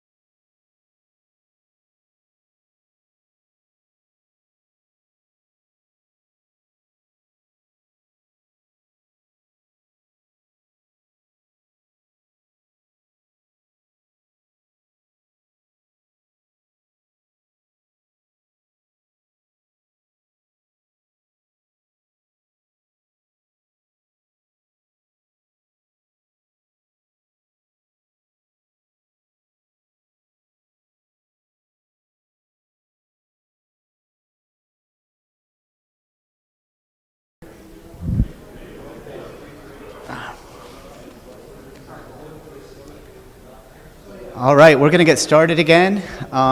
So right now we have David Sorber from Blacklinks going to describe a lot of the things I alluded to in the previous talk about improved data movement for accelerators in GNU Radio. So David, take it away. Josh, thanks for your sort of hint in the previous talk of what I'm going to talk about today.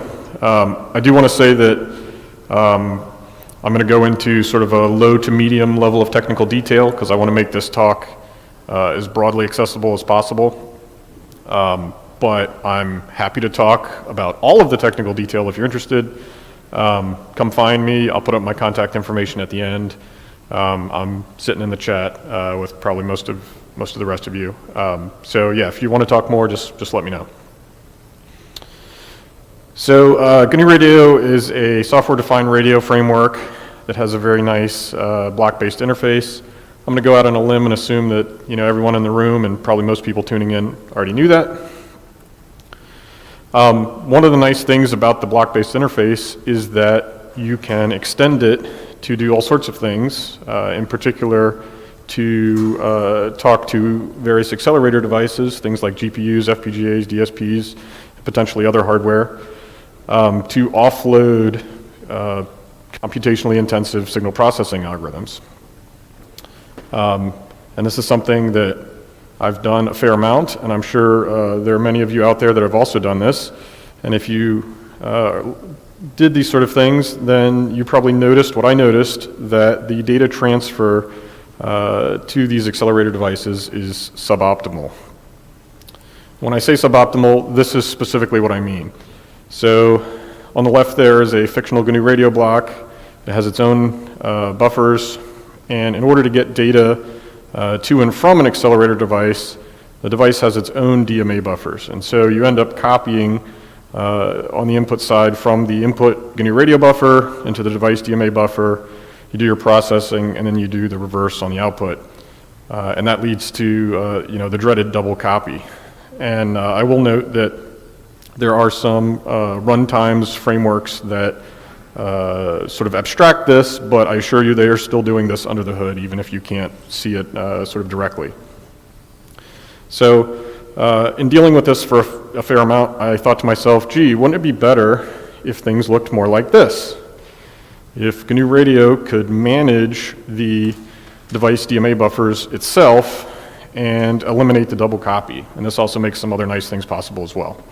And so I'm happy to say over the past year and a bit more, I've been working on a project to do exactly that.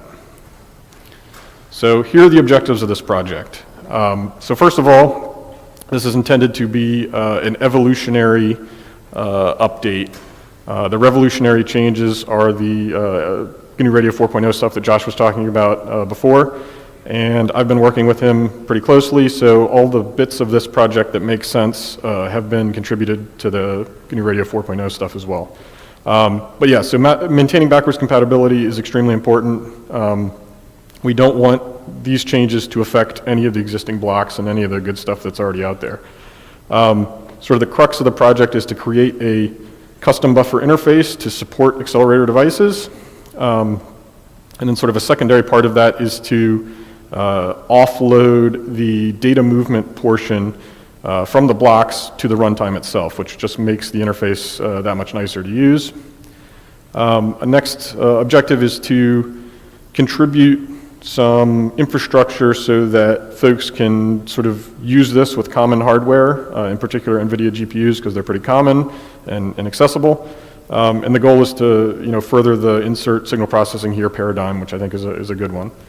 And then finally, as I mentioned, I haven't been doing this work in isolation. I've been working with Josh and a few other people, and that was the goal, and then of course eventually to upstream these changes. So I'm going to start talking just a little bit of background to sort of set the stage here. So again, I think most people know this. GNU Radio has blocks that are connected to create a flow graph. Under the hood, there is a buffer that separates two blocks. And so the upstream block writes to the buffer and downstream block reads from the buffer. In addition to the way this is drawn, there is a wrapper object around the actual buffer itself. And then the reader, there's this buffer reader thing that is essentially a separate object that acts as an interface into the buffer. Keeps all the bookkeeping stuff for the reader. And of course, you can have arrangements like this where you have one upstream block feeding multiple downstream blocks. And that ends up looking sort of like this under the hood, where you have multiple readers that are reading from potentially different spots within the buffer. So the existing buffering scheme is very, very elegant. And it is what I've been referring to as a double mapped buffer. And so I'm talking, for those of you that are familiar with the details of the runtime, the VM circ buff is what I'm talking about here. So briefly, this is itself sort of a simplification, but in physical memory you have a buffer, and then in virtual memory, two back-to-back mappings of that buffer are created. I don't know if you can see it there, but the green dotted lines represent the first mapping, and the blue arrows represent the second mapping. And then only the first mapping is sort of advertised, but because the second mapping exists, it means that you can write from any point in the first mapping and automatically wrap around by just writing past into the next mapping, and that effectively wraps around the buffer. So what this means is there's no special cases for handling wrapping. You still, of course, have to keep track of how much space is available in the buffer, but all writes and reads, for that matter, can be treated as sort of flat. There's no special cases involved in the edge of the buffer because of this very elegant trick of mapping the buffer back to back. So next up, I'm just going to talk briefly of sort of how I approached this problem. So I kind of divided it in my head into two main milestones. The first milestone was, the primary purpose was to create a single mapped buffer abstraction, which I'll talk more about in a moment. And then also to create sort of initial version of the custom buffer interface, mainly so we could use that single map buffer abstraction. And for that sort of initial version, the goal was to eliminate the double copy problem, but the blocks would still be responsible for their own data movement. So it wasn't sort of the final version.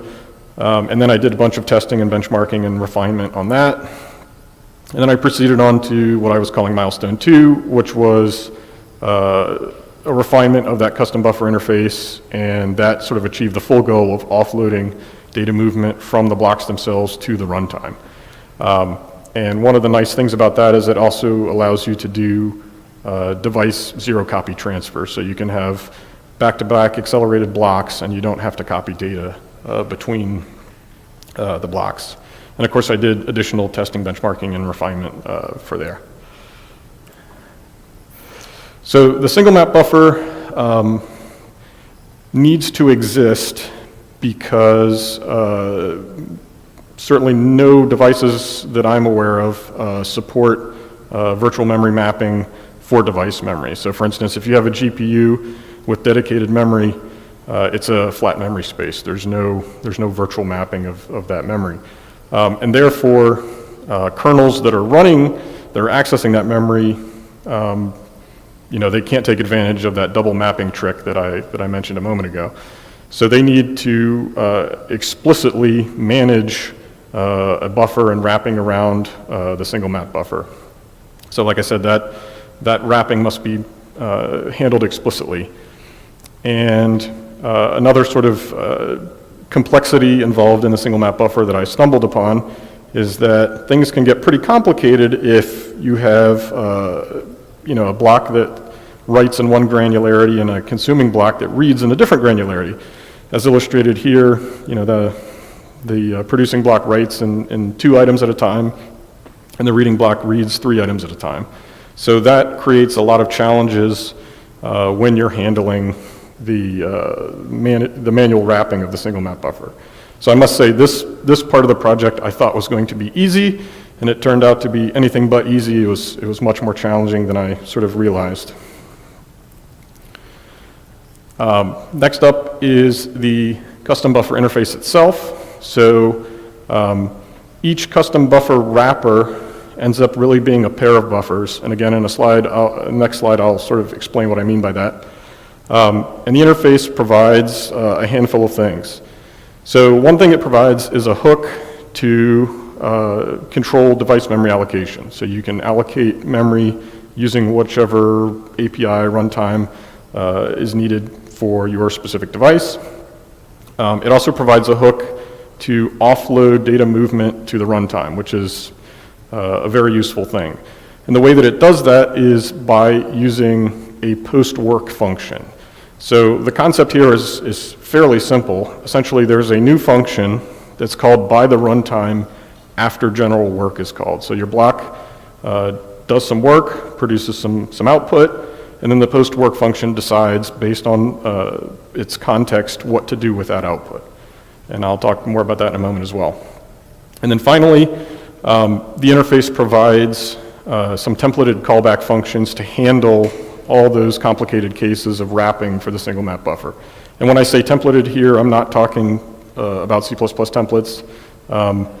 I managed to set up the code so that all of the logic is contained in two functions, and you can pass in essentially implementations of memcopy and memmove for your device, and it'll sort of do the right thing.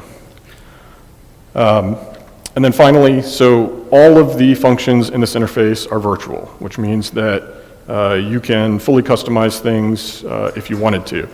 Now that said, there are certainly functions within this interface that I would not recommend messing with unless you really know what you're doing.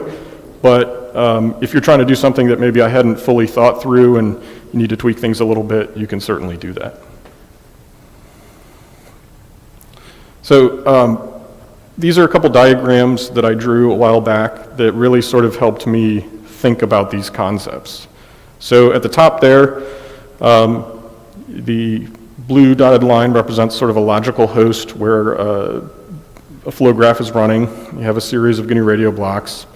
And then in the middle there's a purple boundary that represents a logical boundary for an accelerator device. And that green block is meant to represent a block that's running on an accelerator device. And you can see that purple dotted line bifurcates both of those buffer objects sort of directly. And in the diagram below, I've sort of added a little bit more detail.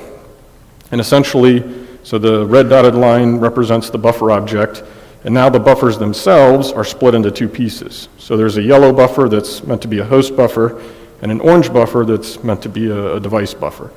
And you can see their arrangement there. There's an explicit sort of red line that represents the data transfer across the boundary from the host to the accelerator device in the one direction, and then vice versa in the opposite direction. And so really this is, again, a very high-level sort of logical picture, but this is how the custom buffer interface works. And the post-work function is the function that's responsible for controlling what happens as represented here with that red line.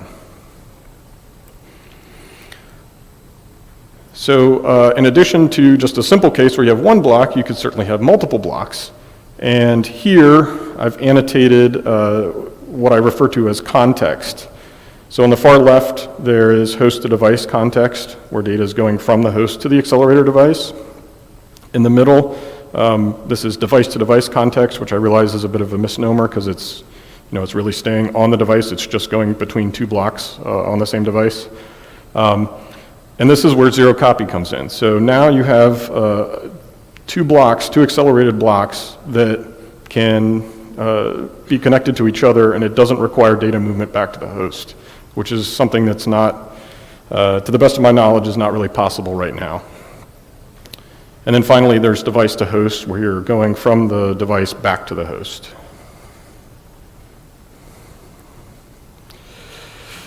So I've tested all of these changes on a variety of common runtimes frameworks for different devices. So certainly I think one of the most common and accessible accelerator devices are going to be GPUs, particularly NVIDIA GPUs. And so I've tested with CUDA. I've also tested with AMD HIP, which is sort of their equivalent to CUDA. It ends up being very similar. I've also tested this with a custom developed embedded driver and library sort of stack. And really, at the end of the day, any sort of pointer-based data manipulation interface should work just fine with these changes. And that sort of goes back to the whole evolutionary change. Because the GNU Radio interface is pointer-based, anything that sort of fits that paradigm should work. Now, there is one notable exception in terms of things that don't work, and this is unfortunate because it was something that I was trying to get to work, but that's OpenCL. And really, the limitation with OpenCL is just that it doesn't provide that pointer-based data manipulation. It has a, if you ask me, a rather weird abstraction using the CL buffer objects, and so it just doesn't fit the same paradigm. So as a word of caution, when I say doesn't work, what I mean specifically is it doesn't work with the custom buffer interface. Any existing legacy OpenCL blocks that use the double copy approach, those will continue to work just fine. It's just that OpenCL doesn't work with the custom buffer interface for the reasons I just mentioned. So here are some of the platforms that I have tested on. Dell server with an NVIDIA V100 card. So the next item is sort of regrettable. I had this working with an AMD card. However, I waited until the last minute to prepare these slides and do my final benchmarking. And this was about a week and a half ago. And so I said to myself, oh, before I do this, I better install all the updates and restart the system. And when I did that, it failed to boot. And it has something to do with that AMD card. We've since moved it around to a bunch of different systems, and the problem seems to follow the card. So our guess is that it's a hardware issue with the card itself. So unfortunately, you'll have to take my word for it that that works. I don't have any data to formally show you today. But like I said, I hope to get the issue with the card resolved, and then I will have some data. The next platform is a Dell laptop with a discrete GPU. And then next up are some sort of embedded systems. So I also tested on the NVIDIA Jetson AGX Xavier, which is shown at the bottom in the middle there. And this is NVIDIA's, I guess you could say, embedded platform. It has their, I guess it's their Tegra CPU with sort of a low power version of their GPU. And then finally, there was another task on this larger project that I was working on to get GNU Radio running on a Xilinx MPSoC device.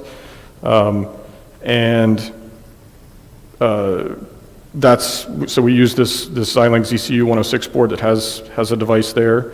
And we were able to run not just stock GNU Radio, but also the modified version of GNU Radio that I created, and utilize its custom driver and FPGA firmware to also do some benchmarking. Okay, so in terms of benchmarking methodology, the changes here are all about data movement improvement. So this is sort of the very simple methodology for benchmarking the changes. So I've got a null source block, one or more loopback blocks. All the loopback blocks do is copy the data from the input to the output, a head block, and then a null sync block. So pretty simple.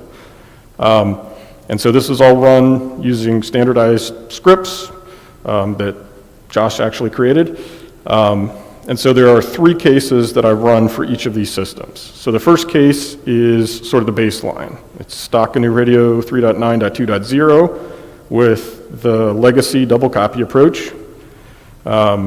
Then ng-sketch. So ng-sketch is how the custom buffer changes are colloquially referred to. So ng-sketch plus the legacy approach. And that's to show that nothing is sort of broken using the existing double copy methodology. And then finally, ng-sketch plus the custom buffer improvements using the single map buffer. So each of the numbers that I'm going to show you in a moment are durations measured in milliseconds, and each of them is the average of 10 runs. And so one thing I want to point out before I show you the numbers Keep in mind that these flow graphs are not doing any signal processing. So the speedups that they show are not indicative of speedups you will see if you are doing signal processing. And that's all related to Amdahl's law, which basically says that your overall speedup is proportional to the runtime of the thing that you're speeding up. So here the loopback blocks are just doing data movement, and there is no signal processing. So if you were to do a real application, the total runtime that is dedicated to data movement would be much smaller, and therefore the overall speedup would be correspondingly smaller. So please don't send me angry emails about how you're not seeing 10x speedup. Okay, so hopefully that's somewhat visible. So this is divided into 4 sections, and that's indicated in the first column. So the first column shows the number of blocks, 1, 2, 4, and 16. The next column shows the batch size, which is the number of items that are copied on each run of the work function. Each of the items is 8 bytes in size. So the next column shows the total number of bytes per iteration. The next column shows the baseline. So this is GNU Radio 3.9 running with the legacy double copy approach. The next column next to that is the ng-sketch changes with the legacy approach. And next to that is the delta from the change from the baseline. So you can see here for the V100, things look pretty good. There's cases where it's slightly faster, cases where it's slightly slower, but nothing too crazy. There is a bit of an anomaly there for 16 blocks at the 16K batch size. It ends up being sort of a good bit faster, which is not what I would expect. So perhaps 10 iterations is not enough to get, completely bulletproof data. But all in all, I think that looks pretty good. The next column is the ng-sketch changes actually using the new custom buffer interface, and then the final column is the delta from the baseline with those changes. And as you can see, there's a pretty solid speed up, particularly when you get to 16 blocks and a 64K batch size. You can see there's quite a bit of improvement there. So next up is the Dell laptop with the discrete GPU. And again, data is all, the format is all exactly the same, so I'm not going to repeat all of that, but you can see the middle columns there show that some cases are a little bit faster, some cases are a little bit slower, but the deviation is very small, so it looks pretty good. And the final 2 columns show, again, pretty solid improvement overall for each of the cases. So next is the AGX Savior platform. Here again, I guess the 1 block case is slightly slower, but later on slightly faster. And again, I think in retrospect, 10 iterations probably just isn't enough to get really good data, but it's kind of a starting point here. And the final column again shows decent improvement overall using the custom buffers. And then last, this is running, sort of the custom driver and firmware and all of that, running on the embedded system, the Xilinx board. So here, the middle columns, outside of 1 outlier, which is, let's see, 2 blocks at the 8K batch size. That something's not quite right there, but everything looks a little bit slower here. And honestly, it's kind of more along the lines of what I would expect, because the custom buffer changes do add some additional function calls that are not in the baseline. So this is, like I said, sort of more along the lines of what I was expecting to see. Everything is slightly slower, but again, outside of that 1 anomaly, I think things look reasonably good. I don't see anything that's particularly concerning. I will note that just kind of observationally while I was watching this run, there seemed to be a lot of variation or more variation than on the other platforms in terms of the numbers, so that may contribute to what we're seeing as well. And then the final columns, again, we see decent speed up here. So I will note that both this platform and the previous platform have unified memory, and that's very likely why the speed up is smaller overall, because there's no PCIe bus over which the data is being transferred. So all in all, I think this looks pretty solid. The custom buffer changes show a pretty decent improvement, which was the goal. So next, I'm going to go over a very quick tutorial on how someone who is writing an out-of-tree module might go about using the custom buffers. And so it ends up being pretty simple. So first of all, you need to install the module that contains your custom buffer class. For the purposes of this very quick tutorial, I'm going to assume that you're using gr-CUDA buffer. I'll talk more about that in a moment. And of course, all of this at the moment relies on the ng-sched changes, so you have to be using that as your base. So really there's two steps. So the first step is to add the necessary include, which should be pretty simple. And then the next part is to add an optional parameter to the I/O signature to indicate the type of buffer that should be used for each I/O port. So here I've highlighted that in green just so that it stands out. But essentially, each custom buffer has a static member called type that indicates its type. And so all you have to do is add that to the I/O signature, make call, and that indicates the type of buffer that you want to use. And really that's it. So now, when your general work function is called, the buffers that you get out, which you see there in the body there, are going to be, in this case, they're going to be CUDA device pointers. So again, as I noted there, specific to CUDA, they are not host accessible. So really the only thing you can do at this point is to launch a kernel, but that's probably what you were going to do anyway. So that's sort of how it works.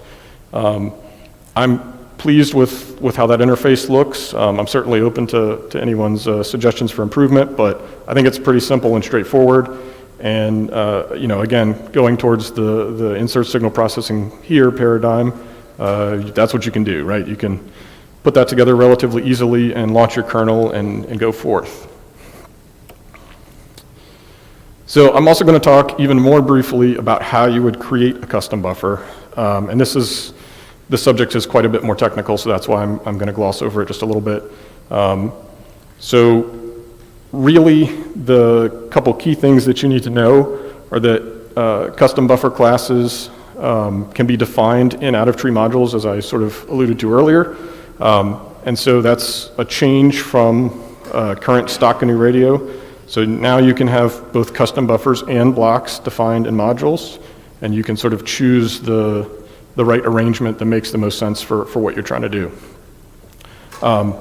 So custom buffers end up being subclasses of the buffer single mapped class, and then you would use this convenience macro that I created called make custom buffer type to set up that type static member.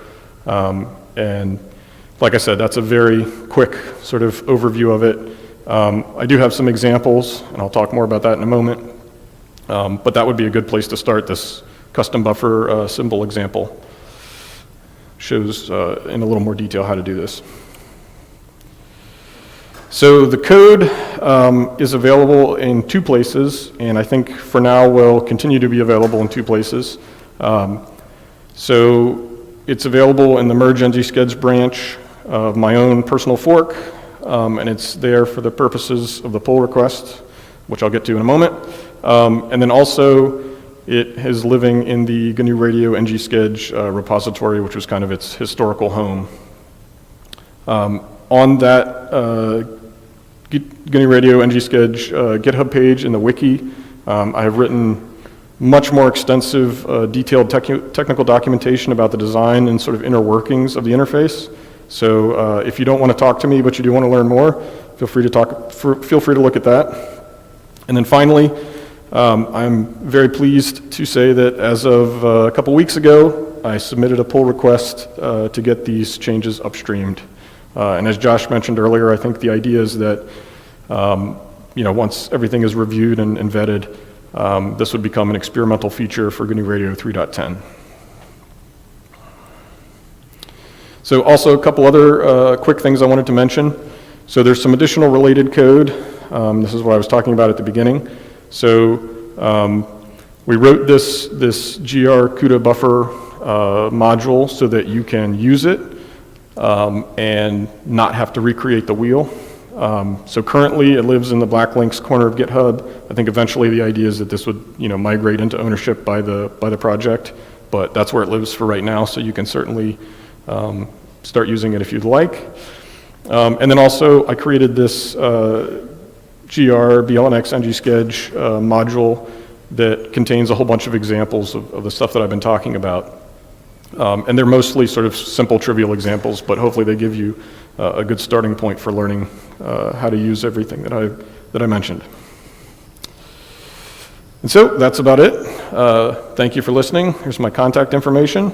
And I definitely wanted to take a moment to thank Josh and Seth for their help while I was working on this project. Thank you.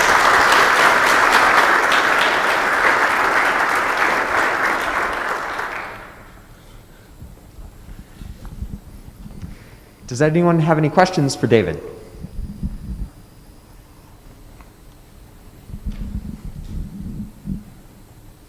Well, seeing none, and thank you very much, David. Stunned silence, I'll take it. This work is really important to the future of GNU Radio.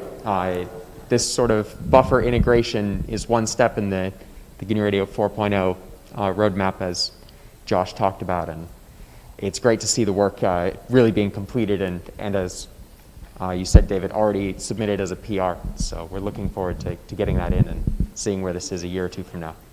Just gonna use a hand mic? Yeah. Okay, we'll get your slides up here. Next up, well, let's get up on the stage. I am here in person, but this will be pre-recorded. Yeah. So this is a hybrid talk. So I think like double hybrid, yeah. you're breaking new ground here. Not that I'd expect anything less. Yeah. I've heard that there's an Easter egg as well that people should be looking out during the breaks. I did have more than 30 minutes to prep for this one, so that's a positive improvement from 2019. So here's your slide deck, and I think that for the folks here in the room, Haydn probably needs little introduction. I'm sure he's been reaching out to everybody, but this is yet another one of the companies that is so essential to running GNU Radio and just being a positive and essential contributor to the community for so long. So thank you very much, Haydn and NI, and here's the mic. Yeah, appreciate it. So I am here in person. I assure you that. I pre-recorded this last week in Austin because one of my co-presenters couldn't be here today, so we decided to kind of go hybrid virtual. So again, I had more than 30 minutes to prep this time, but anyway, I appreciate your attention, and this will probably take the full 30 minutes, the video, since we're starting a little late, and so I'm between you and lunch, so I probably won't take questions at the end, but myself and Jovian Wysocki will be over at the booth if you do have any other questions on some of these new products and systems that we're working on. So thank you very much. Let me just leave this down here. Get this to you. Hi everyone there at GNU Radio Conference. My name's Haydn Nelson. I'm the EDIS Research Marketing Manager, and today I'm joined here by Abhay Samant. He's our Chief Software Engineer for our Aerospace and Defense business.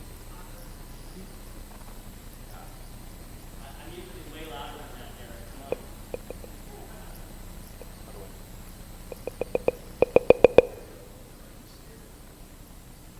Derek. In our systems R&D team. It's quite a long title you got there, but Hi everyone there at GNU Radio Conference. My name's Haydn Nelson. I'm the Edis Research Marketing Manager, and today I'm joined here by Abhay Samant. He's our Chief Software Engineer for our Aerospace and Defense Business Unit in our Systems R&D team. It's quite a long title he got there, but we pre-recorded this for the conference here at GNU Radio. I will be there in person. Abhay, sadly, will not be there in person. We're excited to be here again and again be the Diamond sponsor. And so today we want to share with you some new capabilities for communications, radar, and EW, and an SDR-based research platform we've been working on. So with that, let's get started. So the title of our talk, new capabilities for comms, radar, and EW with an SDR-based research platform. It's a lot of words.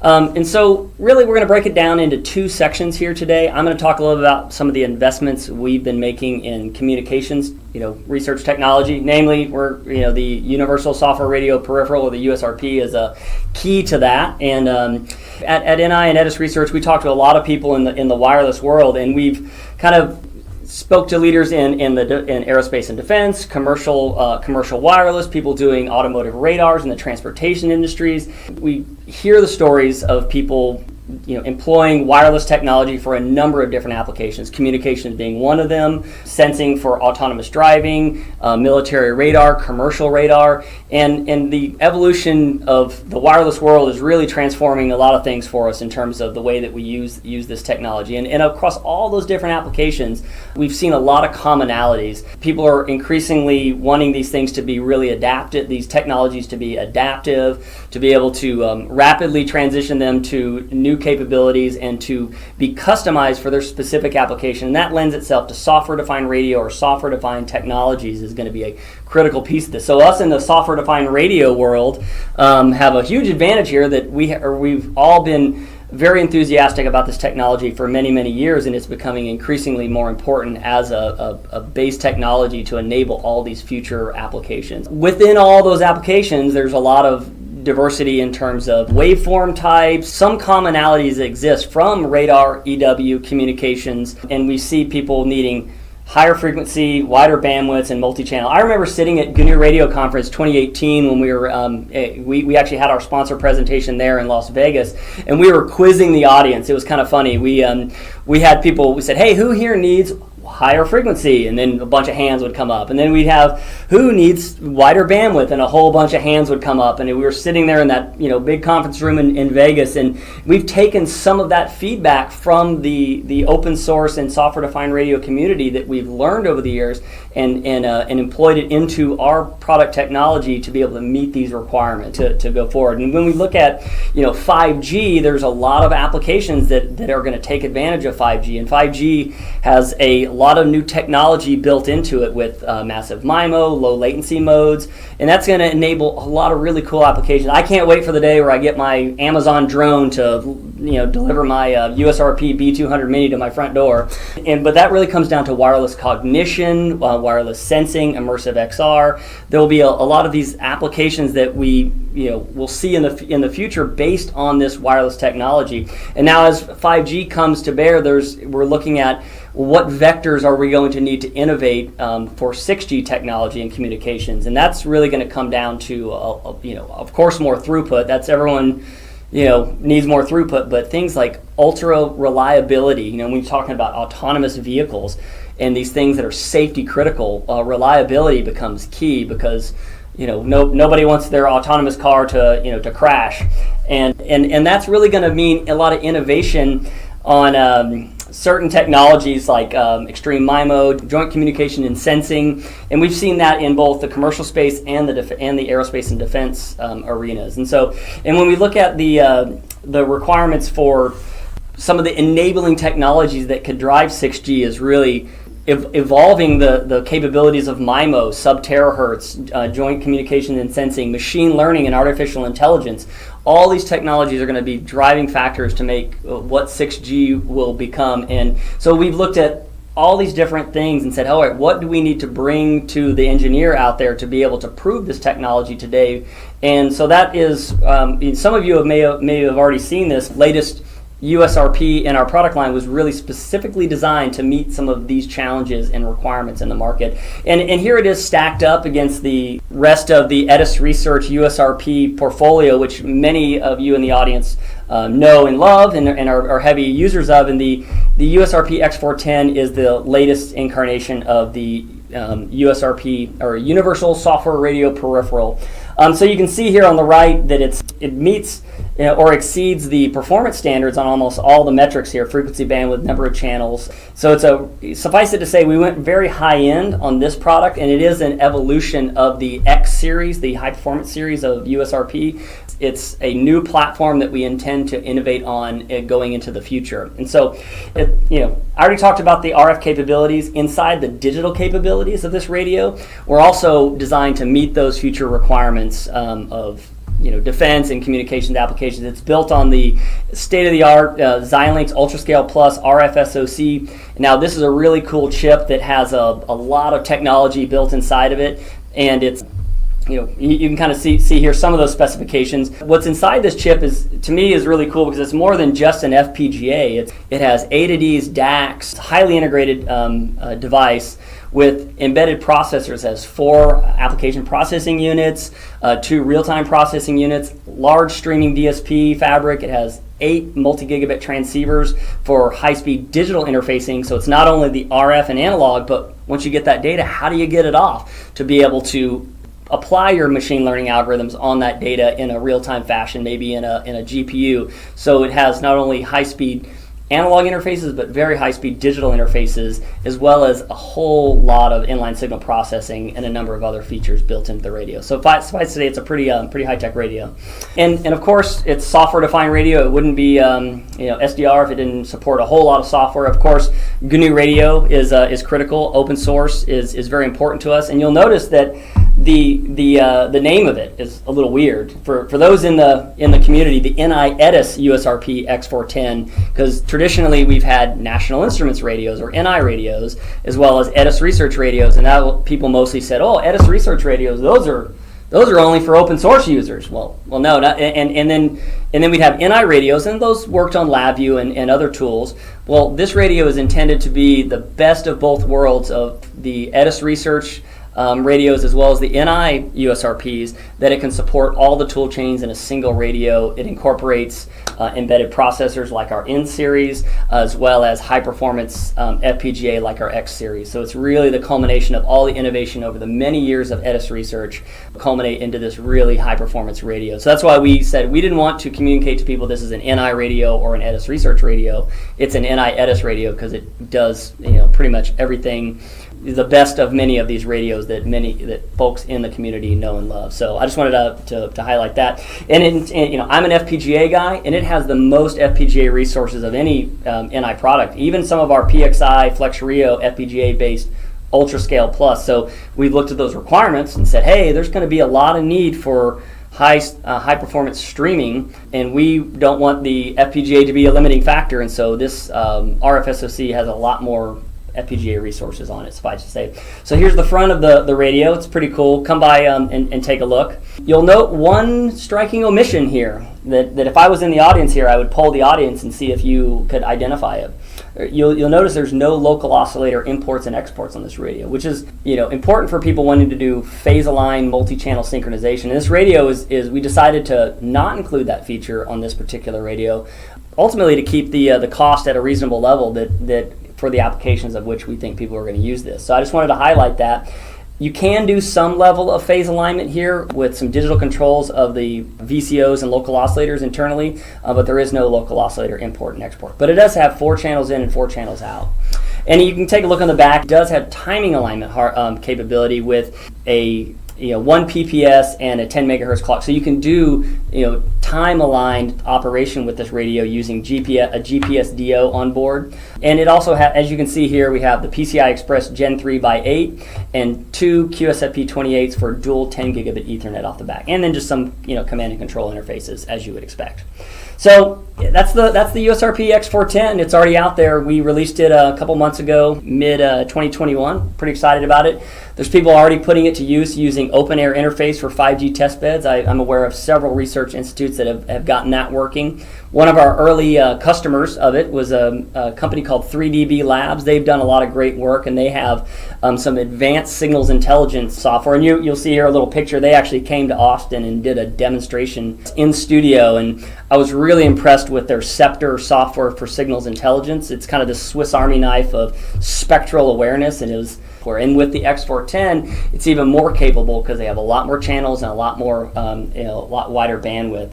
And of course, it's GNU Radio ready. GNU Radio is an amazing open source community-based software tool that we are heavy supporters of, as well as RFNoC, which many of you know and love. So go to ni.com/SDR or edis.com. We'll be here at GNU Radio Conference.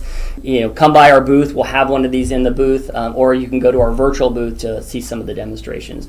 With that, I'm going to transition to the next segment of our presentation, and we're going to talk about radar and EW research platforms for SDR. So NI has a strong history of multi-channel systems. And you can see a couple examples of them here on the right. The top is a massive MIMO system we put together to prove massive MIMO would be a viable technology for 5G. They broke a spectral record with this system, synchronized multi-channel system. The bottom, this was a system done with DARPA for a mass channel emulator for proving that machine learning and AI is a viable technology for spectral cognition. And so we have a pretty strong history of building these systems, and we're continuing with that. And Abhay Samant here is going to share with you some investments in system level offerings we've been putting together for multi-channel system radar EW research platforms for SDR. Thank you, Abhay, for coming. The radar and EW research platform reference architecture contains various components that NI has put together in order to enable researchers such as yourself working in the radar and electronic warfare space who want to simulate different types of algorithms, create different types of algorithms, but once they have those algorithms are proven out on a simulation platform, we also want to try running those algorithms on real-world hardware with real-world signals. One of the challenges that we have learned talking to many customers is while the development of the algorithms is difficult by itself, getting the infrastructure right to implement those algorithms on a hardware platform makes the problem even a little bit more challenging. So while you as customers are definitely the domain experts in radar and EW, National Instruments, we are trying to make it easier for you with the infrastructure piece. And that's kind of the underlying reason why we decided to embark on this journey to build this reference architecture. This reference architecture has the following key features. First of all, we have detailed documentation that describes how you can put such a test bed together, especially when you're trying to do multi-channel synchronization and streaming of data from all these channels onto a powerful server. We have implemented different software elements in a modular fashion so that you can put together these kind of systems.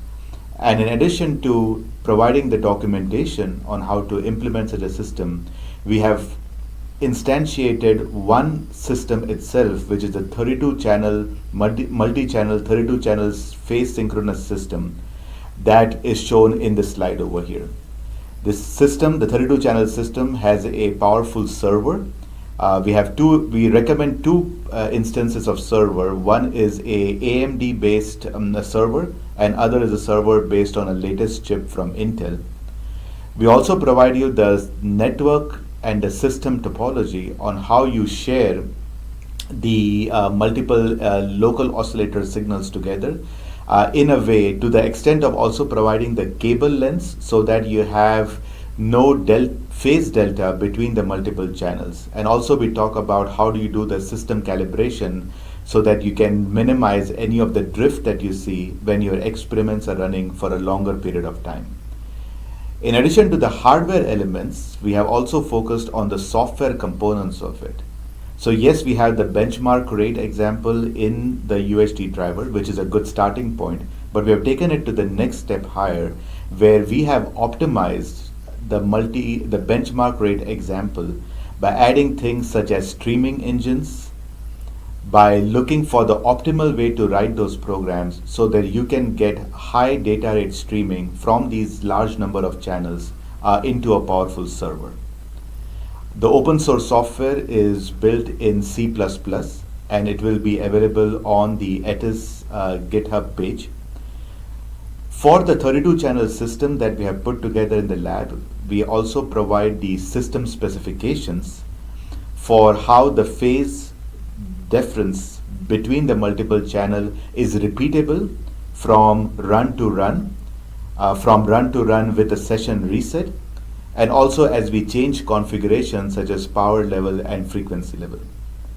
In addition to that, the reference architecture also provides streaming specification numbers as to the amount of data that can be streamed from these multiple channels. Now, one of the things that we have focused on a lot is what we have seen is you get certain data rates as you are looking at 1 or 2 channels, but as you scale from 1 channel to 32 channels, often we see that the data rates drop down. The reference architecture has special features in it to ensure that the data rate stays consistent as the number of channels scale. All of the reference architecture will be supported using the standard NI technical consulting services, and we also have documentation in how, once this data is streamed to the server, how you can integrate it with MATLAB or with GPU libraries. So why are we doing all these things? Well, we're doing all these things so that once you have your, say, machine learning and AI algorithm implemented, you can then quickly take all this data from real world environments and then see how your machine learning algorithms perform in those scenarios. So let me demonstrate that with an example. Say you're writing one of the new reinforcement learning algorithms, and for those of you who are new to this topic, in reinforcement learning, the idea is that rather than relying on pre-acquired supervised or unsupervised or labeled or unlabeled data, you're essentially sensing the environment in real time, acquiring that signal, and then making decisions on how your algorithms need to evolve so that you can make better decisions, whether it could be for spectral cognition or better usage of the spectrum. Well, in that case, a reference architecture like what we have put together will require you to have multiple of these sensors all synchronized together so that there is no timing or phase difference introduced from the test bed itself, and then you can focus purely on the algorithm that you are developing. So that is one of the applications that can be enabled by this reference architecture that we have put together. The whole idea, once again, is that you're focused on improvising and improving your algorithms while leaving the hard work of setting up the testbed infrastructure over to us at National Instruments. So let's zoom in a little bit more on the reference architecture. We looked at a portfolio of USRPs that are available from the NI ETIS Research brand. And the one that from that portfolio we choose to focus on is the N320, N321. Here are some of the key specs of that radio.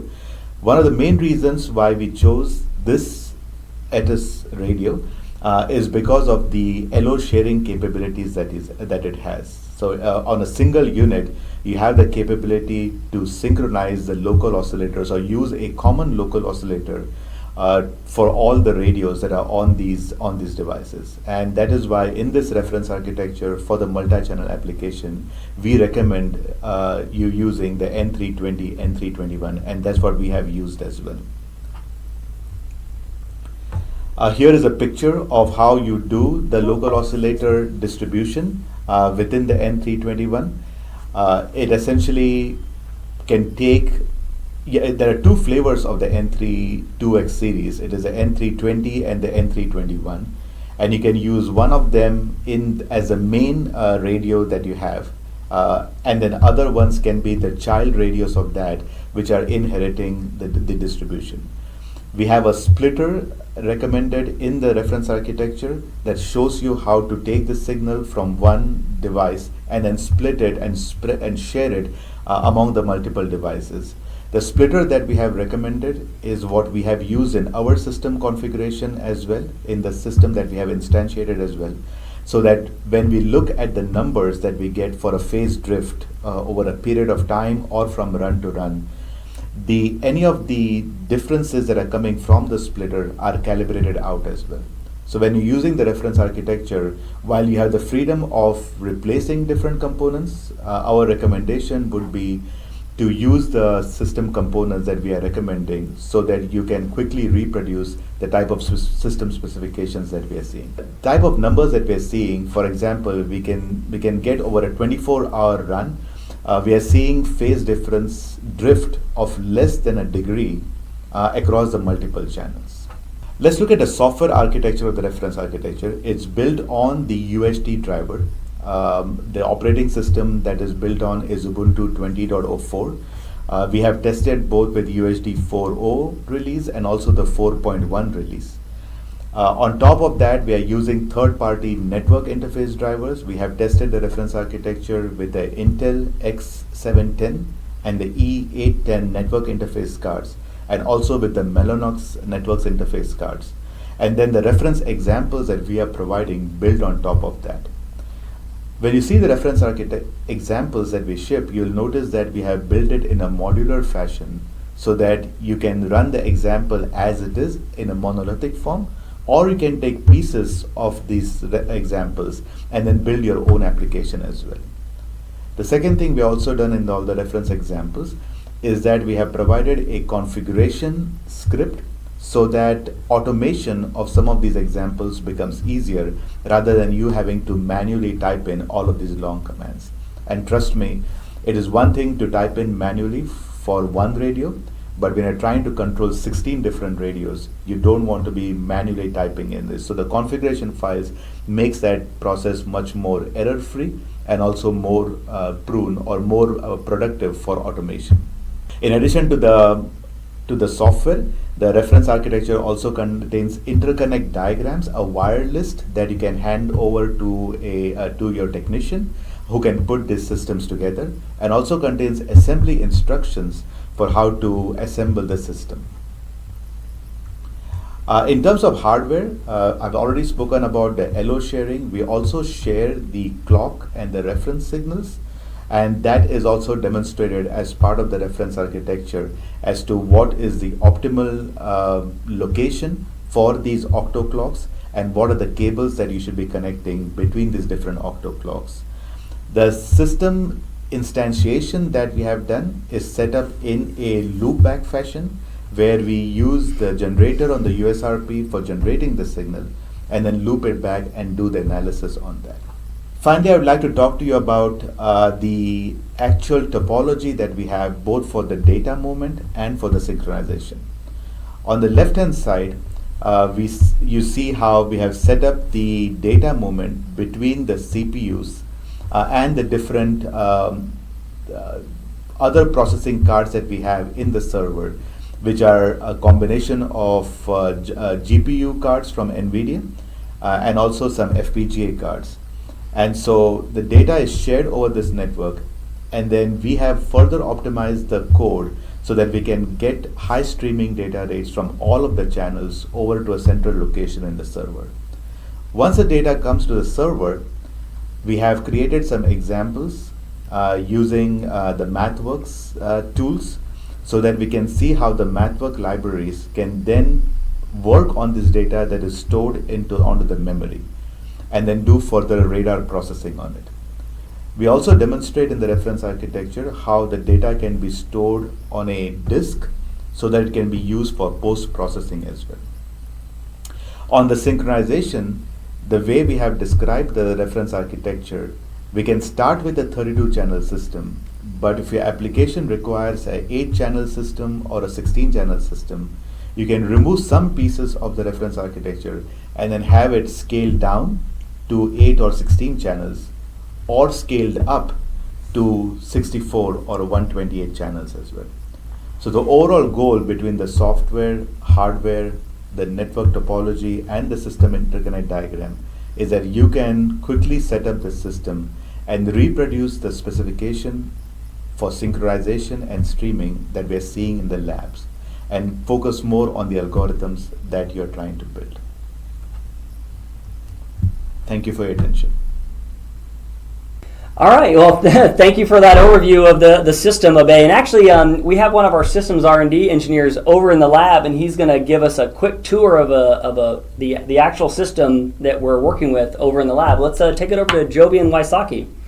Hi, I'm Jovian Wysocki, Systems R&D Engineer for NI's Aerospace and Defense Business Unit. Today, I'd like to briefly walk through an instance of our RF multi-channel research testbed. This instance of our reference architecture is built on the USRP hardware driver using USRP N321s and N320s. This system here is a 32-channel system composed of 16 USRPs. It's a combination of N320s and N321s all hooked up to 10 gig connections. It's more than just putting radios in a rack. You know, we've specified the topology for LO and clock distribution. You can see here, we have a lot of wires and get kind of messy. These wires are for the LO. It goes to all 32 channels coherently. We've done the hard work, and we want to share what we've learned building this system with you all. Now, multi-channel synchronization is more than LO distribution. We are also distributing the 10 megahertz and PPS to each radio through the octoclocks in the back. Our system documentation specifies all of the hardware requirements for you to duplicate this same system, along with some critical assembly suggestions for cable management and location of the USRPs. The hardware is just the first piece. We've also built considerable software infrastructure to simplify the process of getting started. Now, everything is running off of the Ubuntu 20.04 installation. All the code will be openly available on the Edis GitHub. We've included several examples to show you how to achieve the same multi-channel performance that we have. We've designed the code to be modular and ready to incorporate your algorithms without having to build all the infrastructure of such a complex system. The code is built around configuration files. And these configuration files input the parameters for each parameter. So the power level, the number of samples, the sampling rate, etc. As we currently finalize the first revision of this reference architecture, we have plans to deliver more capable and future enhancements to this.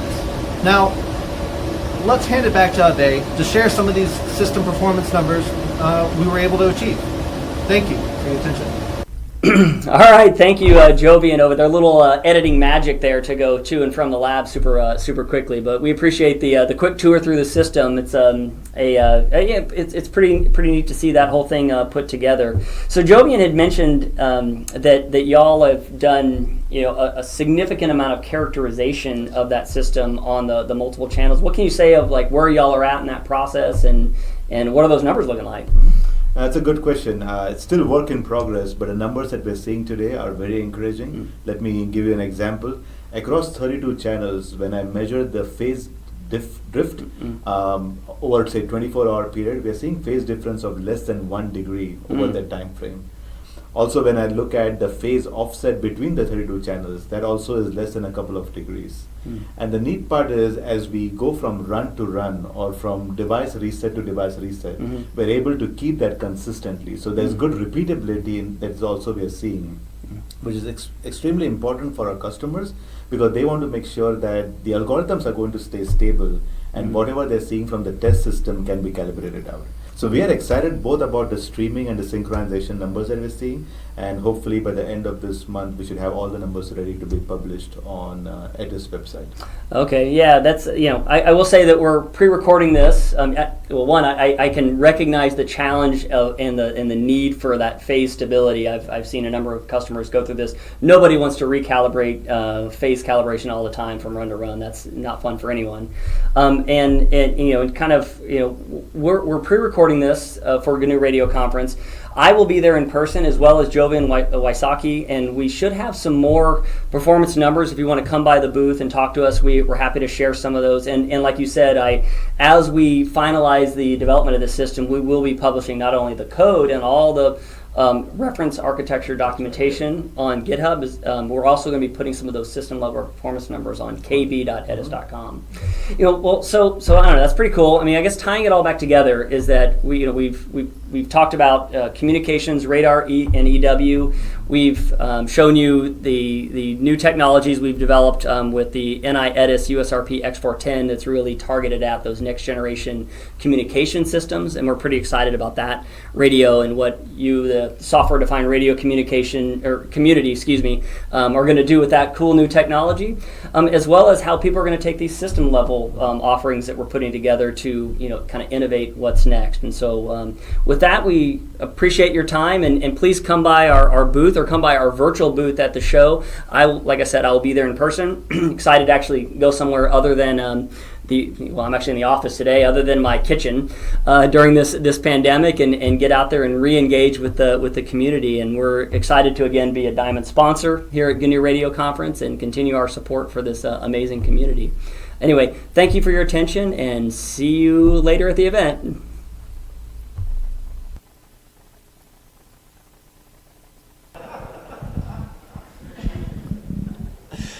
So later at the event has come, and Haydn is indeed just at the back of the room right now, and I know that the NI and ETIS booth is all set up. So please do drop by and check out what they have developed over the last year.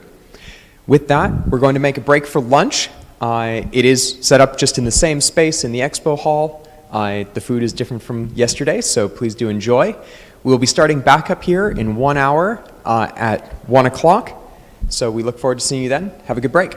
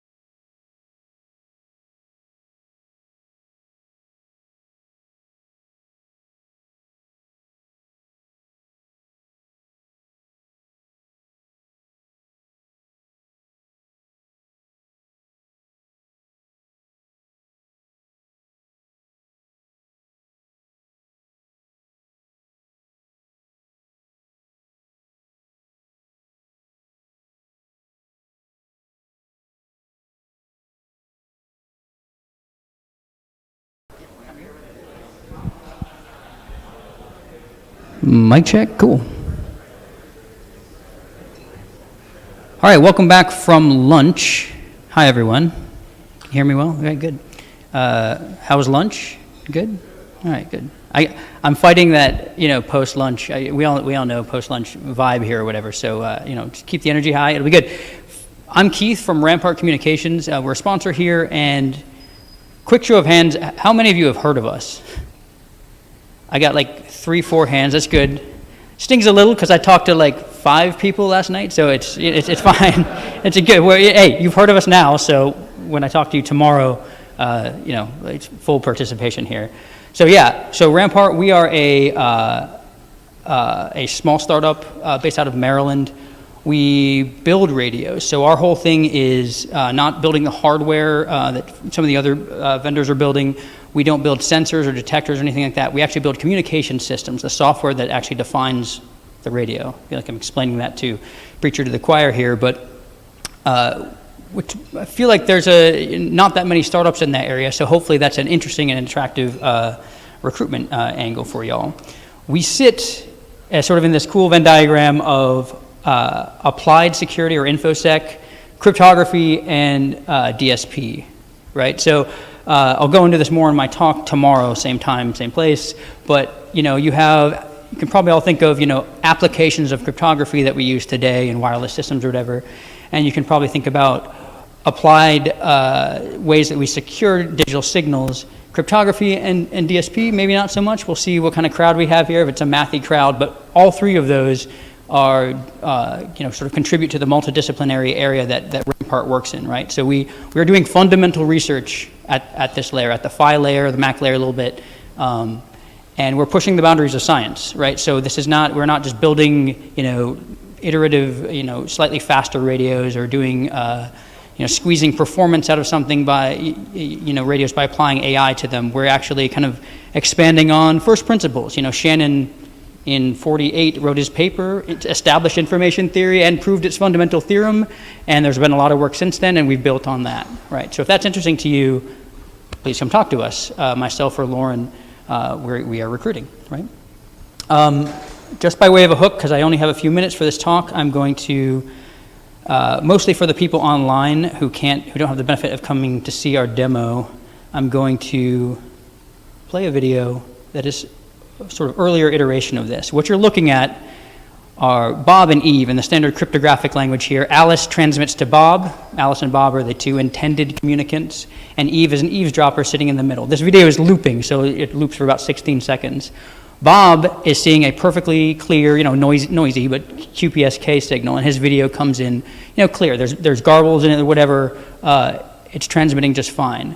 But you'll notice Eve, for a while, has the QPSK, and then we turn on what you're seeing now. So starting from the beginning, Eve has a perfect look at the signal, and then we turn on our PHY layer encryption, and her signal stopped. She stopped at the last good frame. I'm giving you no explanation for what's happening here. Please come to the booth. It's longer than I can give in a 5-minute talk. But we're doing this at the PHY layer at performant speeds, so faster than a Fourier transform in the radio, right? So this is not something where you have a nuclear power station attached to your radio and look, you can have security, or security with some other trade-offs. We're doing this at PHY, and we're protecting not only the data in the signal, but the structure of the signal itself. That shouldn't actually sound that familiar to people because this is a fundamental advance, right? So this is just a teaser. This is the space we play in. I invite you to come to the booth, record our signal, demonstration. It's not proof, but we're making some bold claims, and with bold claims come, or extraordinary claims require extraordinary evidence, right? So please come to our booth, get signal snaps, and try us. And just to end my talk here, I think I'm on time, is we're recruiting. And if fundamental research or multidisciplinary development at the edge of science, like pushing the actual new boundaries in information theory or DSP, sound interesting to you, please come have a chat with us. We'd love to talk. We'd love to support these kinds of events, and we like the GNU Radio community in particular. It's where we live and it's where we work. So you're our people. So come on over and have a chat. That's it. See you tomorrow, same time. Ciao.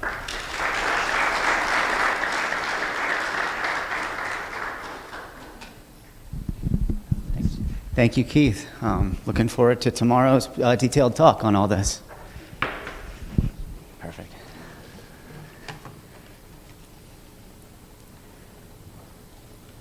All right. So let's see. Next up, we have a talk out of the Canadian Institute for Astrophysics, theoretical astrophysics, and this is about a USB 3 digitizer, low-cost development platform. So let me...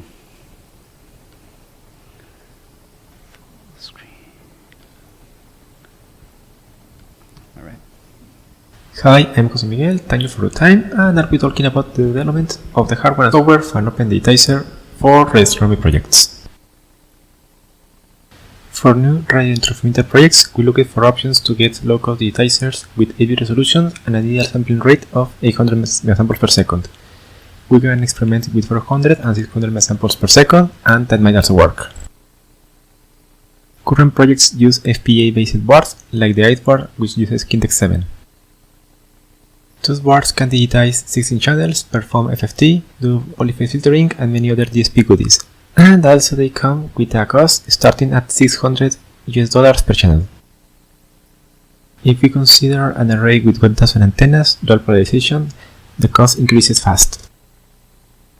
We decided to decrease expense by developing a low-cost digitizer and let them implement the digital signal processing on CPU or GPU.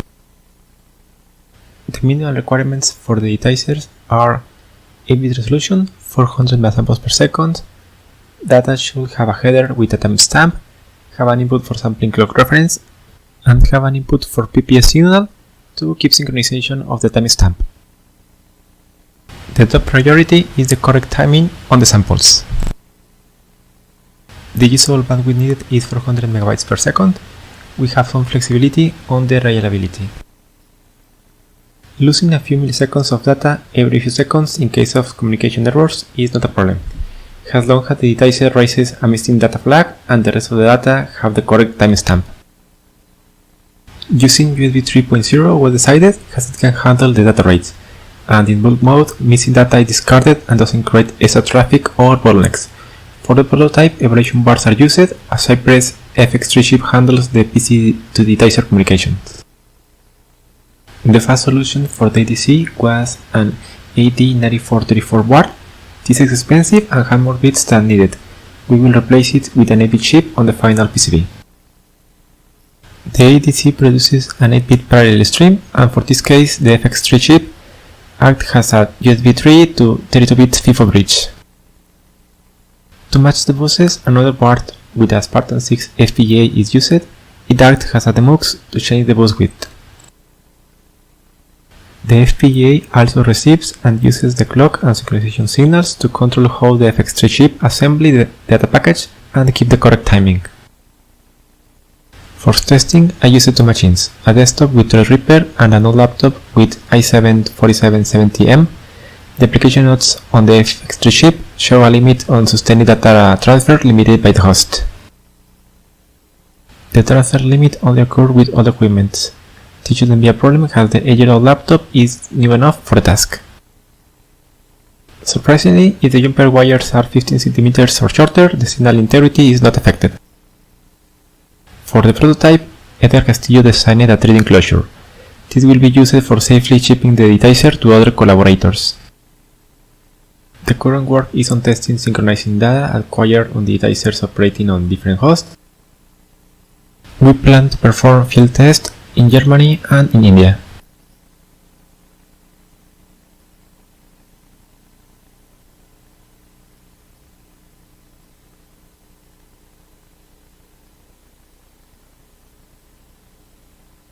Making detailed open designs available for amateur radio is part of the plan. I think this digitizer can be a good learning and experimenting platform. I'm eager to share more details of the project, has the code and all the needed connections, but before that we need to go through conversations with the Office of Technology Transfer to review details and how to make it available for non-profits. I will be uploading the information that I can share to this GitHub repository. Thank you for your time, and you can contact me on this email. All right, thank you very much. Next up we have a talk from Srikanth at Analog Devices regarding gr-genalyzer.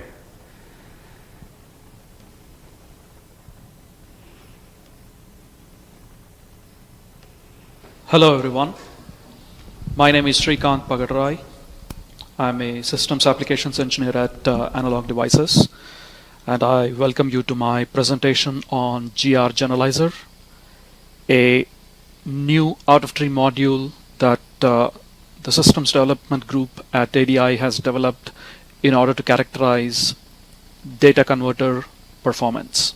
The outline of this talk is going to be as follows.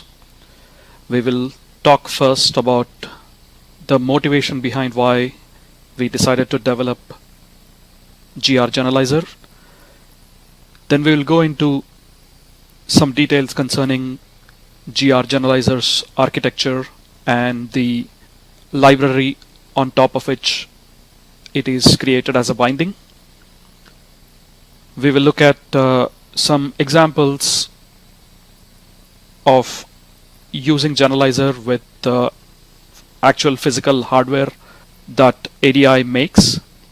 Primarily, we are going to be focused on how the architecture of the data converter and the other components that are available in an integrated system affect our choice of the performance metrics that we use to characterize the performance of a system.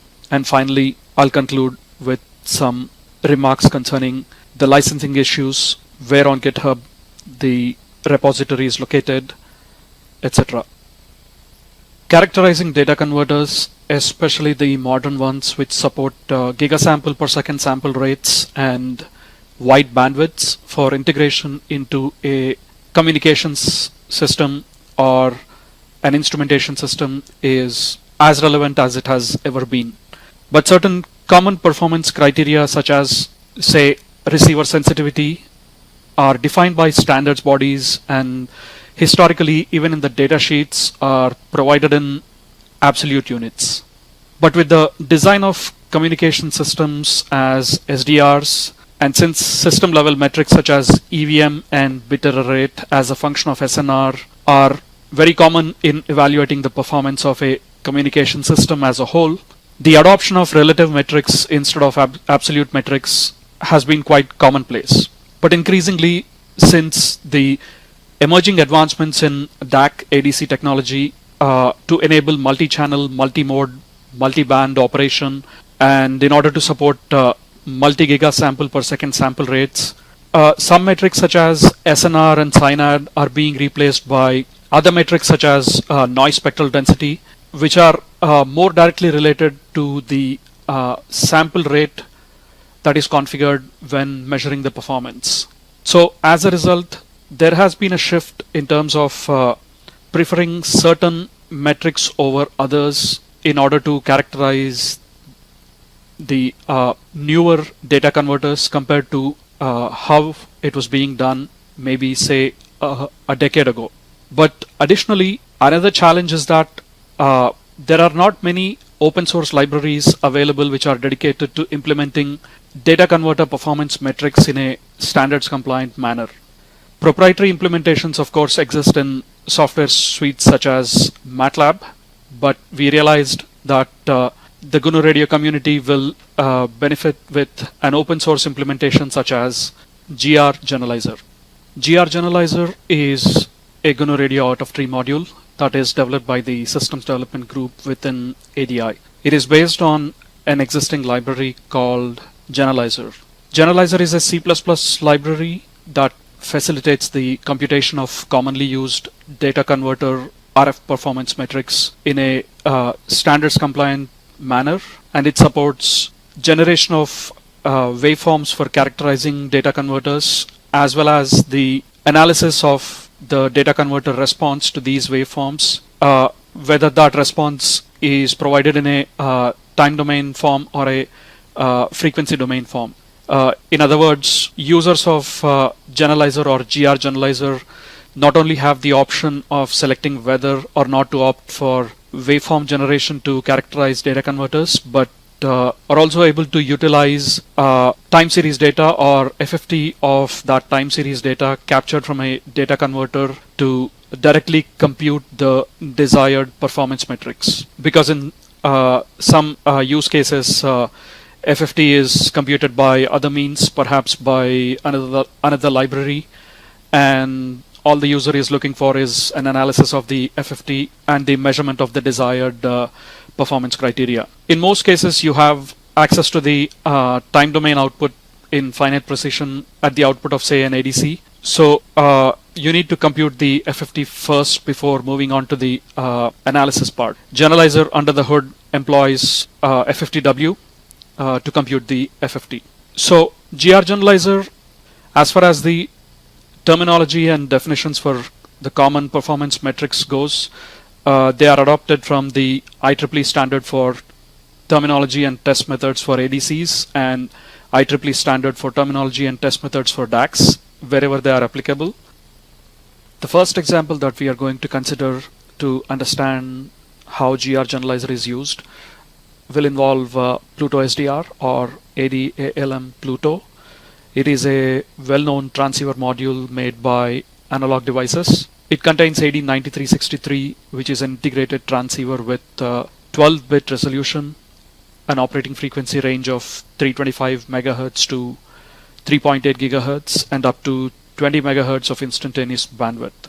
The data converters are designed according to a sigma delta architecture, and the transceiver signal paths follow a direct conversion framework. So it is a classical design, but as we can see in this block diagram here, we have 3 half-band filters that can be configured in various ways, whether they are bypassed or whether the decimation factor chosen is 2 or 3. And similarly, we have a programmable filter at the end.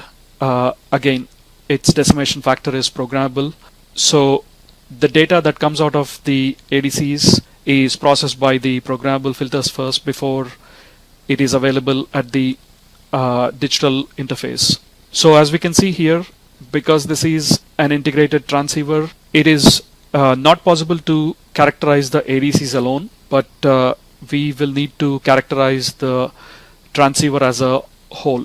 As a result, we need to interpret the results as the performance of the integrated module as a whole rather than the ADCs themselves, because as the signal passes through the half bands and the programmable FIR, it experiences bit growth, filtering, etc., which affects how the harmonics are filtered based on the overall passband and stopband of the configuration that is used, etc. We are going to start with 2 classic performance metrics, SFDR and SINAD. So to my host PC, I have plugged in a Pluto SDR, and the receive port of Pluto is connected to a signal generator that is transmitting a 0.5 MHz tone at a power level of roughly 0 dBm. I configured the Pluto SDR source block to operate in LTE3 mode. So the sample rate is set to 3.84 megasamples per second, and RF bandwidth is set to 3.228 megahertz. Pluto SDR source block is connected to a SINAD block and an SFDR block, blocks which are taken from Genalyzer out of tree module, and the SINAD and SFDR ports are connected to a number sync. So let us now run this flow graph to see the computed values of SINAD and SFDR. So as we see here, there is a tone at 0.5 megahertz. We can see a strong spur at minus 1.5 megahertz and several smaller harmonics. So as we mentioned, in the case of SFDR, only the strongest spur or the worst case spur is considered in order to calculate SFDR, and we see that the number turns out to be around 61 dBc. It is in units of dBc because our I backed off a little bit in terms of the input power that I can provide to Pluto SDR, the maximum rated input power into Pluto SDR. So in dB scale, we are quite a bit off from 0 dB FS. So we see that the ratio of the principal tone and the strongest spur is roughly 60 dBc. Because in the case of Synad, not only the worst case spur, but also 5 more stronger spurs are also taken into consideration. We see that it is roughly 2 to 3 dB worse compared to SFDR. So whereas SFDR is roughly 60-61 dBc, we see that Synad is around 57 dBc.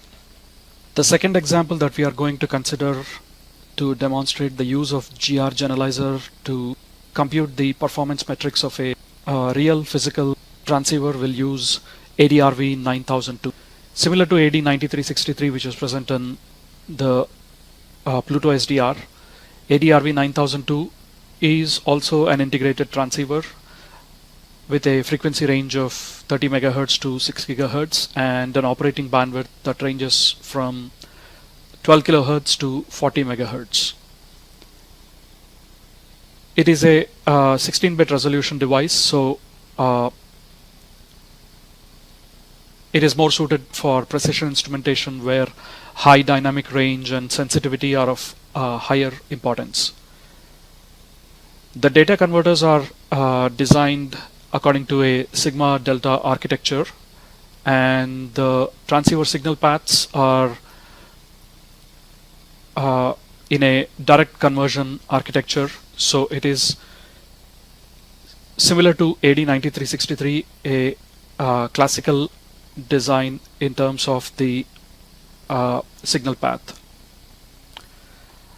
As we can see in this block diagram of RX signal chain, the digital front end consists of many subsystems in order to implement DC correction, DC offset correction, quadrature error correction, automatic gain control, and programmable digital filters which eliminate the need for implementing these functions in the digital baseband.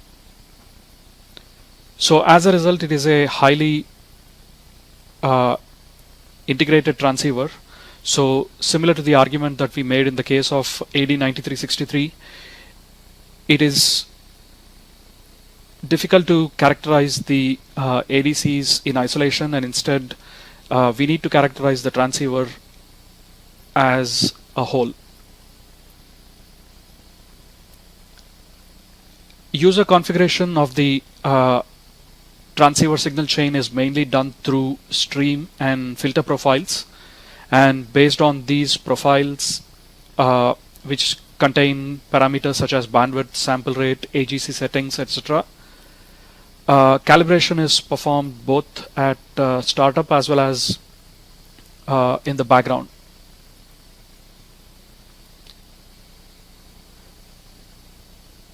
So we are now going to consider one-tone test and two-tone test using ADRV9002 and demonstrate how gr-genalyzer can be used to compute certain key metrics.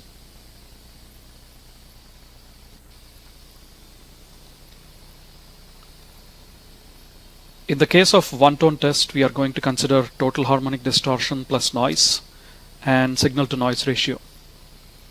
In gr-genalyzer, total harmonic distortion plus noise is computed by taking the ratio of the RMS value of the fundamental signal to the mean of root sum squared of all of the harmonics plus all the noise components excluding DC. So everything from DC to Fs over 2 excluding DC and the fundamental are used in order to compute the distortion plus noise component, and the fundamental signal component is with respect to which the ratio is taken. As far as the signal to noise ratio is concerned, it is calculated similar to SINAD, except that the harmonics are excluded from calculation, leaving only the noise terms. So in the case of SINAD, we considered the ratio of the fundamental signal to the strongest 4 or 5 harmonics, whereas in the case of SNR, we are going to be ignoring the harmonics as well in order to compute SNR.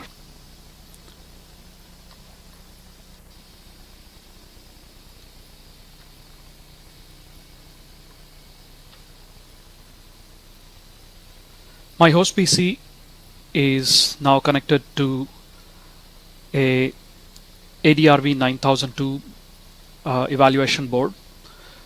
I have this IIO device source generic block where I have provided the appropriate device name and PHY device name for ADRV9002, and I enabled 2 channels on this board. Also, when the Navasa board boots up, or I mean the ADRV9002 board, when it boots up, it loads a default profile and stream files. That configures the device in LTE 10, which means that the sample rate is set to 15.36 megasamples per second. As before, this is a one-tone test, so I have a signal generator that is connected to the receive port of ADRV9002. Its power level has been set in such a way that it is 0 dB full scale with respect to the input rated power of ADRV9002. As you can see here, I have attached a THD block and an SNR block from gr-genalyzer, and let us run this flow graph.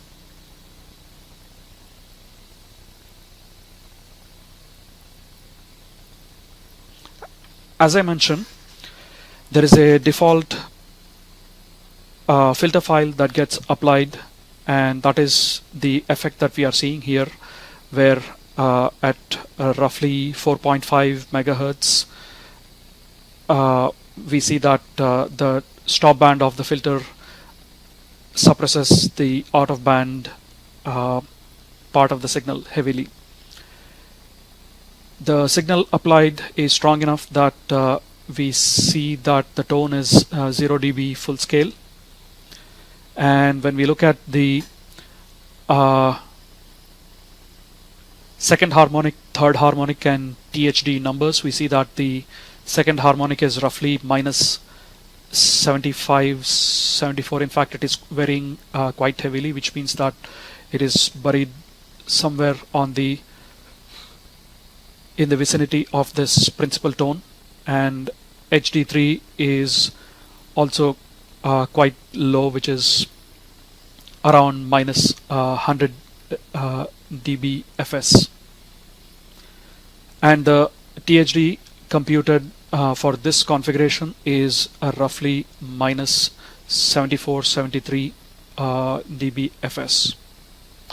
On the other hand, the SNR, wherein we are ignoring all the harmonics in order to compute the signal to noise ratio, where only the noise components are considered, we see that it is roughly around 80 dB.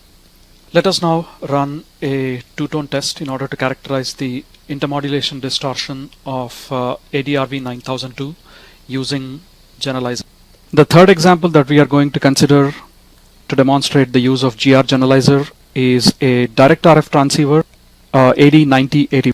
It is a mixed signal front-end device, MXFE in short, and it supports 4 DAC cores which facilitate 16-bit 12 gigasample per second maximum sample, and 4 ADC cores that facilitate 12-bit 4 gigasample per second rate. Because of this high sample rate specification. AD9081 is well suited for RF signal analyzers, vector network analyzers, and other 5G instrumentation or 5G infrastructure applications which require wideband ADCs and DACs to process wide instantaneous bandwidth signals.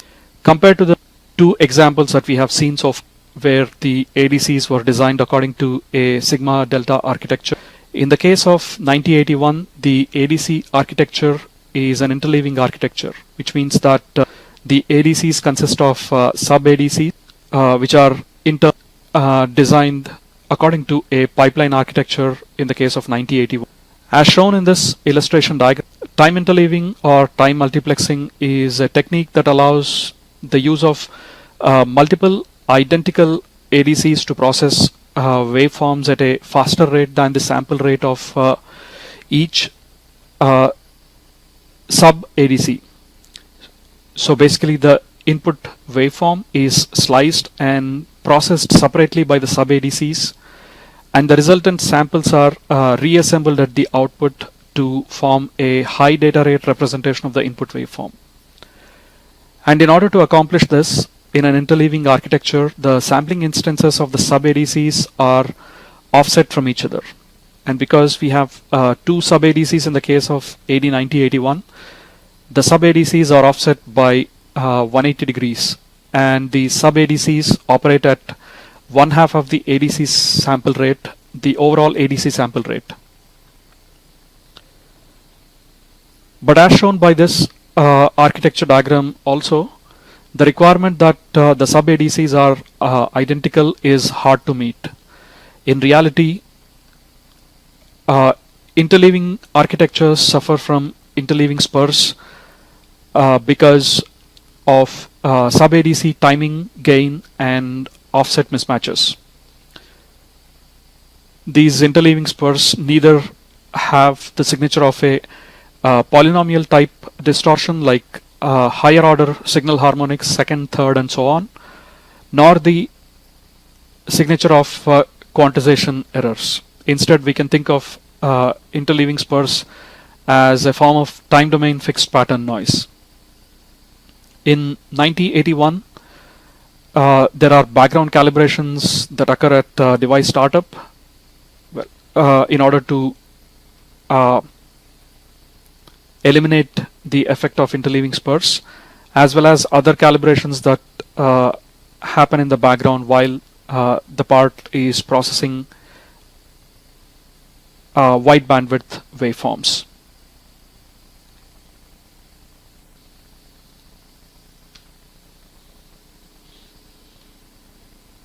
In the case of the previous two transceivers, AD9363 and ADRV9002, we considered metrics such as SFDR, SINAD, or THD in order to define the performance of the transceivers.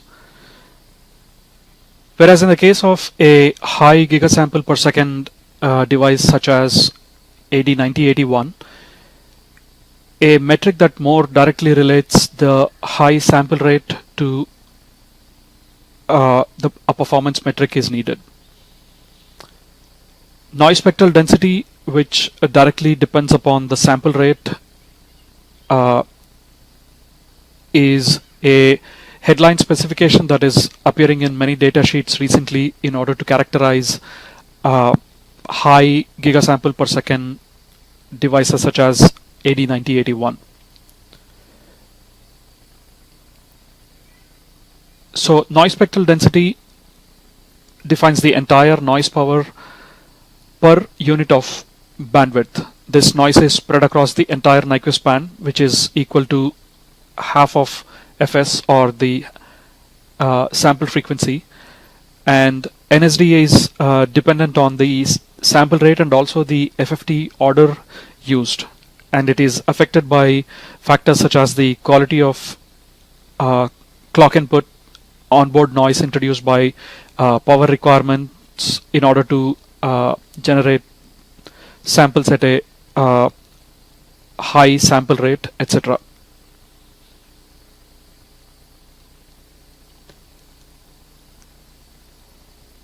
So To consider an example, for an ideal 12-bit ADC, which is in fact the resolution of AD9081, we can show that the SNR is equal to around 74 dB.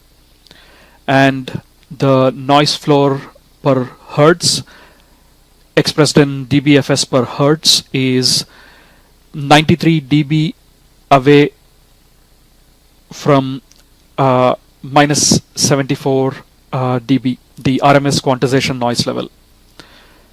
The number 93 is dependent on the fact that AD9081 is a 4 gigasample per second converter. But typically, the FFT is taken using several thousands of sample points, perhaps a few million.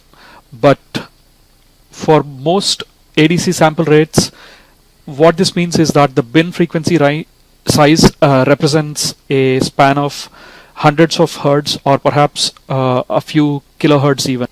This means that the noise of the ADC is spread across the entire Nyquist zone in relatively larger bin widths that are thousands of times as large compared to the bin width that is defined within noise spectral density. So noise spectral density, when we say that the unit is dBFS per hertz,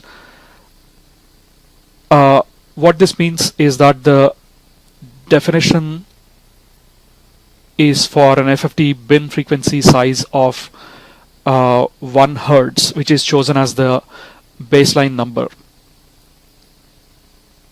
So even though in the case of the FFT that is computed across bin frequency sizes that are many times larger than 1 hertz, the total noise power is still the same. It is spread across much coarser bin widths.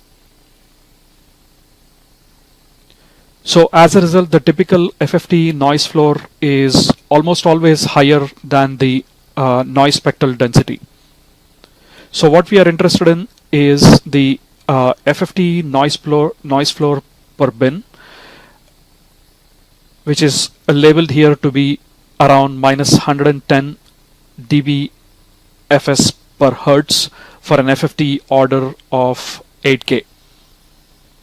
So in this flow graph, I have the IIO device source, where the device name and the PHY device ID are set to the corresponding values for an MXFE evaluation board. I have enabled only one channel, and the receive port corresponding to this channel on the MXFE is connected to a signal generator, which is transmitting a single tone at 150 megahertz that gets wrapped to 100 megahertz. In this flow graph, I have THD and noise spectral density blocks that are connected to the IIO device source that is communicating with the MXFE device. And if we run this flow graph, we see that we have a 100 megahertz tone as expected. The useful frequency range here is 0 to fs over 2 because it is a real waveform corresponding to which we are computing an FFT. So we can see that there are a couple of harmonics observed, and if you look at the HD2, in this flow graph I have an IIO device source that communicates with the MXFE. I have provided here the device name and PHY device name for the MXFE device and enabled only one channel on the MXFE device. This is the channel to which I have connected a signal generator that is generating a 150 megahertz tone, which gets wrapped to 100 megahertz, as we are going to see in a moment. I connected the THD block and noise spectral density blocks to the IIO device source block, which are in turn connected to a number sync in order to visualize the second harmonic, third harmonic, THD, and the noise spectral density values. So let me go ahead and run this flow graph.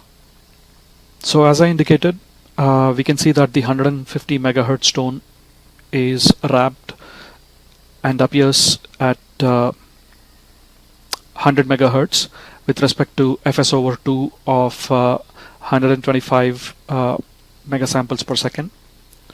We can see that there are a couple of strong harmonics. In fact, a third one appears intermittently as well. So if we look at the HD2 and HD3 numbers, since the power of the principal component is -1 dBFS, we are measuring HD2 and HD3 in units of dB full scale. So we see that they are roughly -67 and -70 dBFS. And correspondingly, the THD that is calculated is around -65, 64 dB. On the other hand, noise spectral density, which, as I indicated, is computed by eliminating the principal component as well as all the harmonics, and is measured only by considering the noise components alone. We see that this number is around -140, -141 dBFS per hertz once the effect of the FFT has been removed in order to compute this value inside GNalyzer. This value in fact corresponds closely with what we saw in the datasheet, and as you can see, gr-genalyzer can be used to compute noise spectral density as well in the case of a high-speed gigasamples per second data converter. In conclusion, while it is possible to use discrete blocks from GNU Radio source tree and compute many of the data converter performance metrics that we discussed in this talk, a dedicated out-of-tree module that computes such metrics according to the definition provided standards documents is definitely needed. So gr-genalyzer is intended to fill this gap by providing implementations of common performance metrics in a standards compliant manner.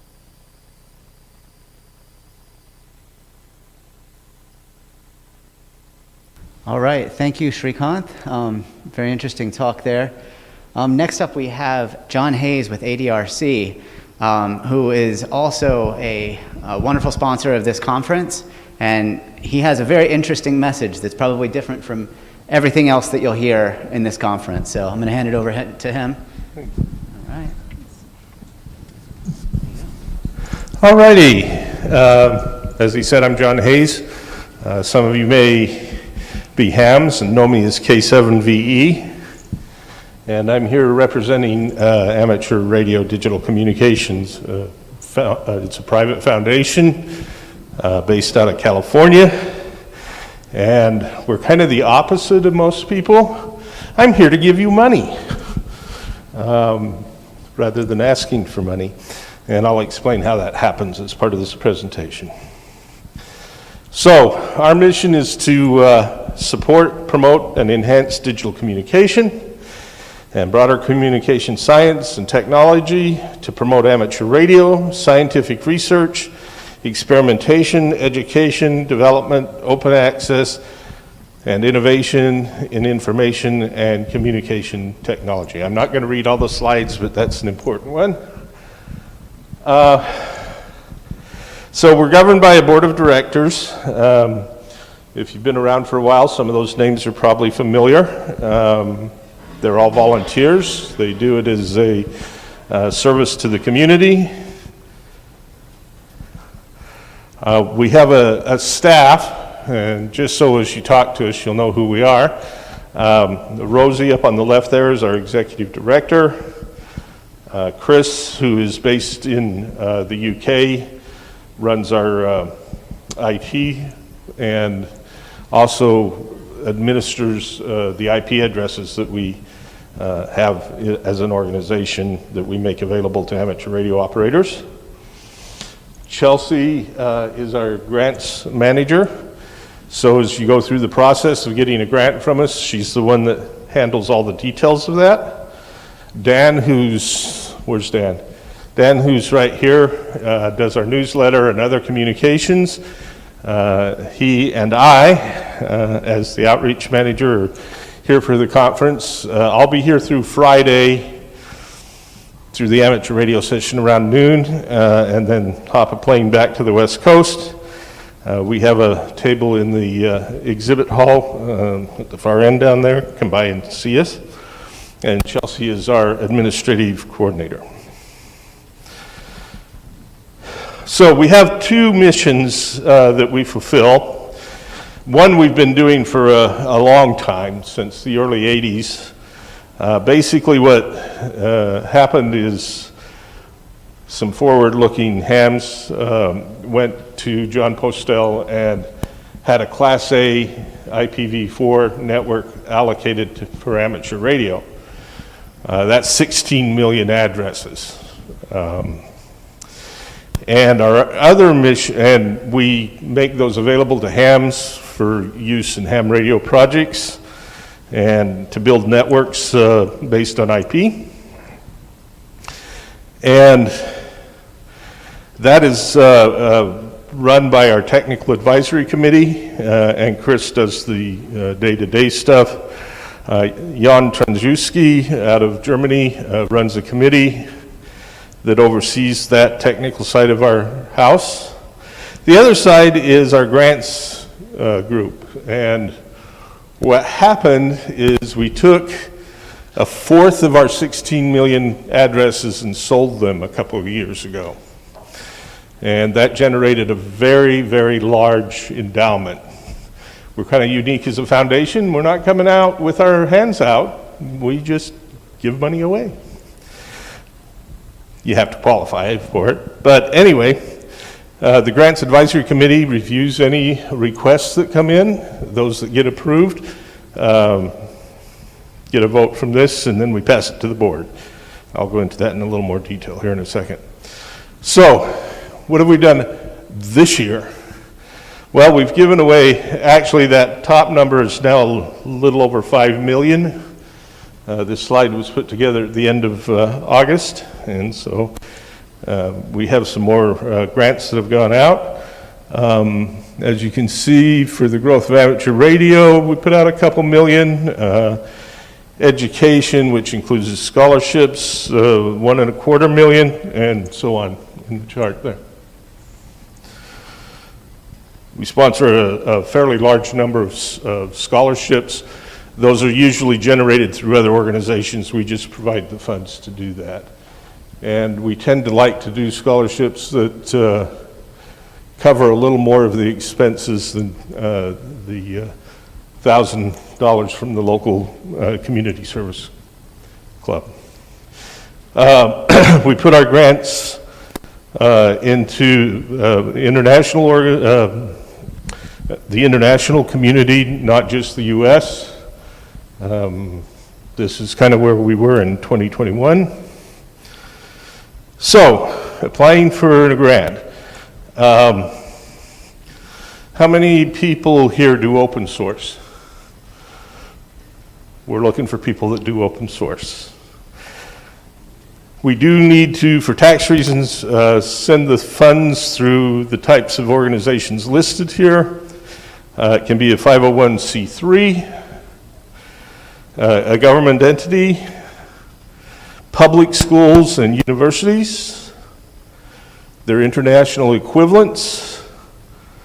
If you're an individual or a organization like even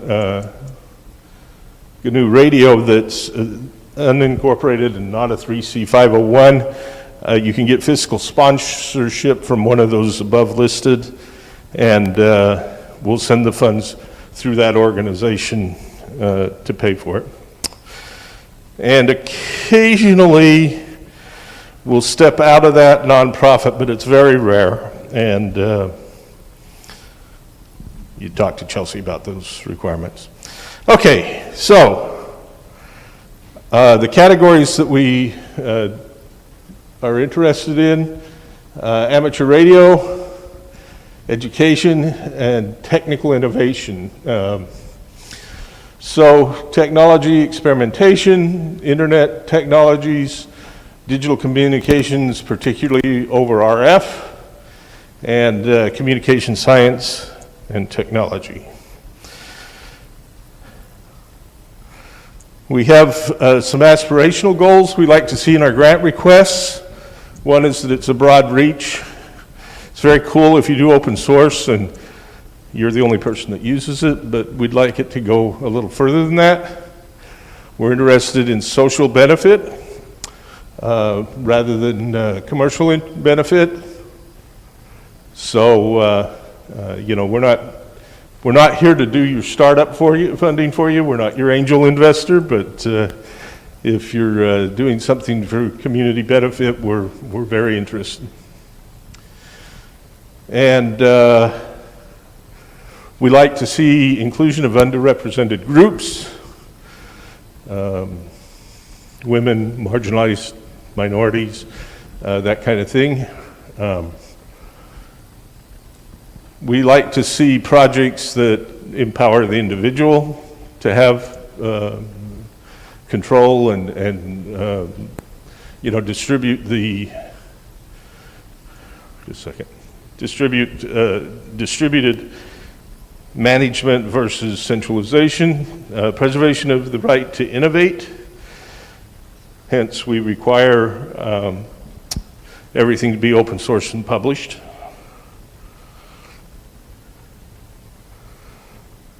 So, applying for a grant with this. First, make sure you fall into one of those categories. Decide on the scope of your project. And if you want some feedback before you go through a formal grant request, you can contact us and we'll give you a little bit of review of what you want to do. So, one of the things I want to make clear, a lot of people don't have experience applying for grants, and those that do have experience find it painful. We don't want it to be painful. We're less bureaucratic, I guess is the term, than say going after a federal funded grant or something like that. We're looking for about 1 to 5 pages describing what you plan to do, and a timeline. We tend to like to do 1 year at a time. We can do more, but you know, lay out why that's necessary. And then we need your budget. And one of the things we found in some of our early applications is they were put together by people that like to go down to the third decimal point on the dollar amount.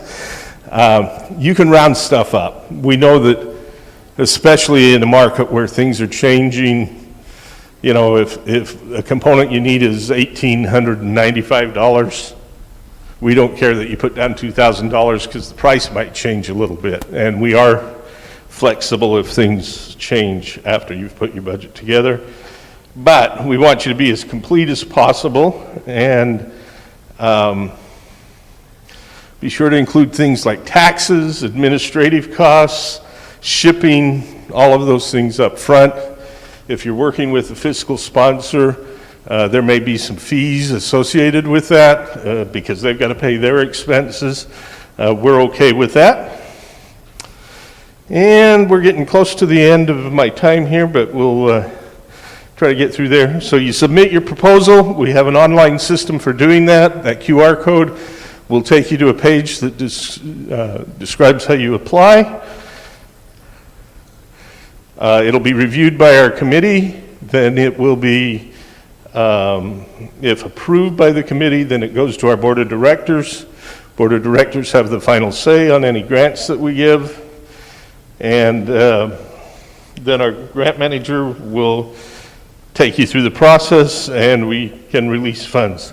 We can turn around pretty quick. Some of you may have seen we gave $1.6 million to the MIT Amateur Radio Club. We did that in under 4 weeks.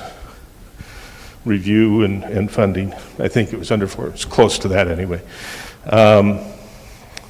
So, go to the site, talk to us, think big. We don't have unlimited funds, but we don't have to go cheap either. If your project warrants it, tell us what you need. Questions?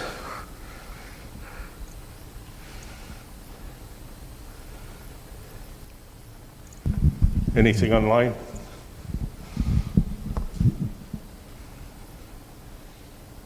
I haven't seen anything online, although I can quickly recheck.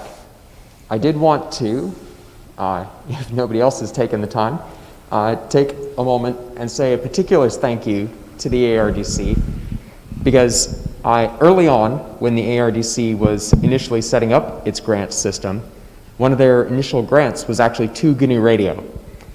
And so I believe it was about 2 years ago now, GNU Radio received $50,000 from the ARDC, and that pot of money has been one of the things that has made it possible for us to plan for events like this. Having that cash in hand and being able to have that stability as a project really has helped us.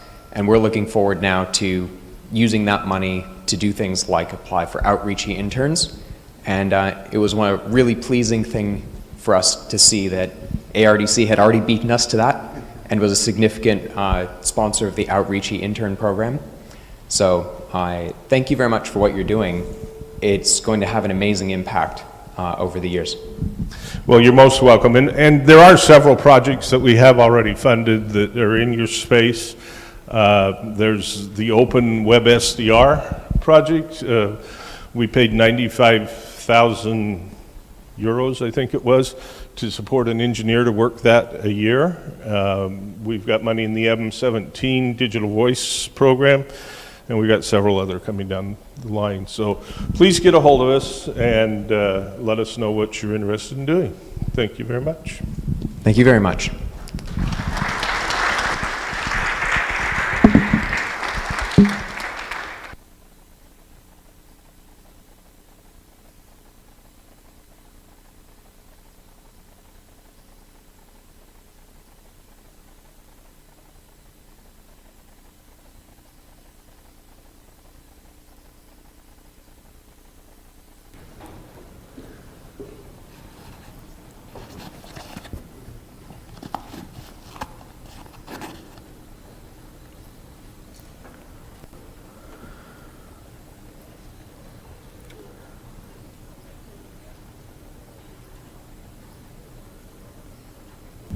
While we have 2 seconds here, there is a question from online. For John from ARDC, does the ARDC support usability improvements to amateur radio-related software and hardware? Yes. Yes. So Bernard, now you have someone to ask. Something else I meant to say is that while GNU Radio is not a 501c3 itself, it is partnered with the SETI Institute. And so that's how we would be able to receive grant money, and was a big part of us joining with the SETI Institute. And so also, GNU Radio as an organization via SETI can act as a fiscal sponsor for the right project. So if that's a sticking point, also get in touch with us. All right, I think we're ready to go with John Sallay here. And so I'm really excited about this talk. John has taken the concept of PMT to the next level. So we'll let him explain, and all yours, John. Your mic on? It is now. Okay, I can hear myself at least. Okay, so Josh started this work on PMTs. He did the initial flat buffer work, and then I came in and complained about old GNU Radio code, and he said, you can take over.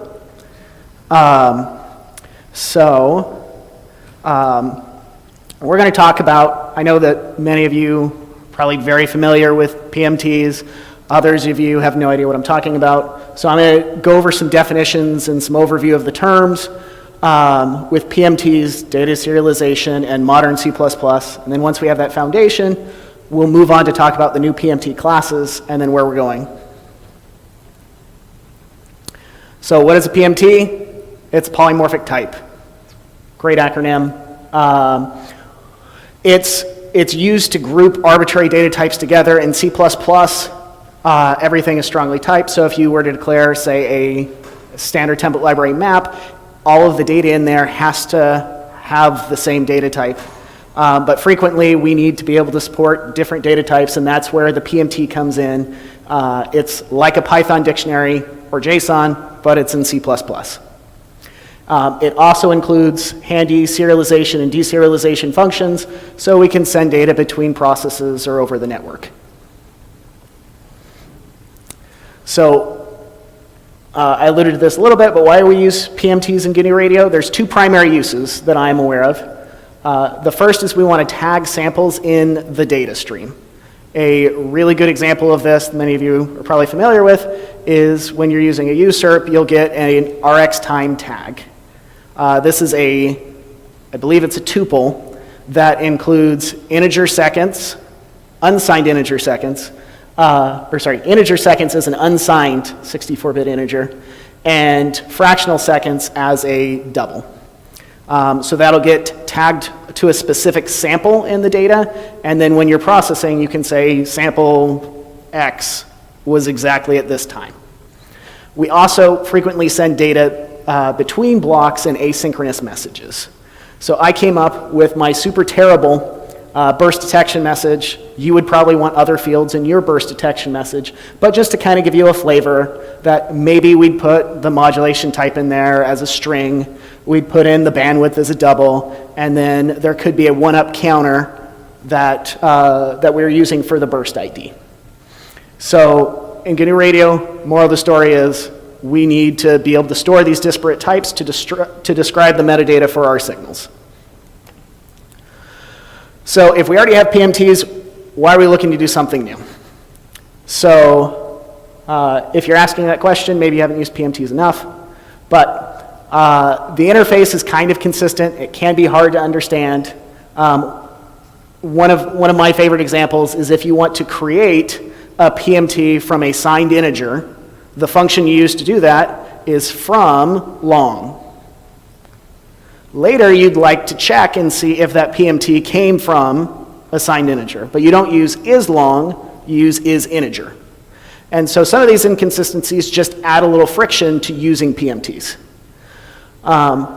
Some of the operations that are pretty common can feel a little clunky, and they can be hard to, the names and the arguments they take can be hard to remember.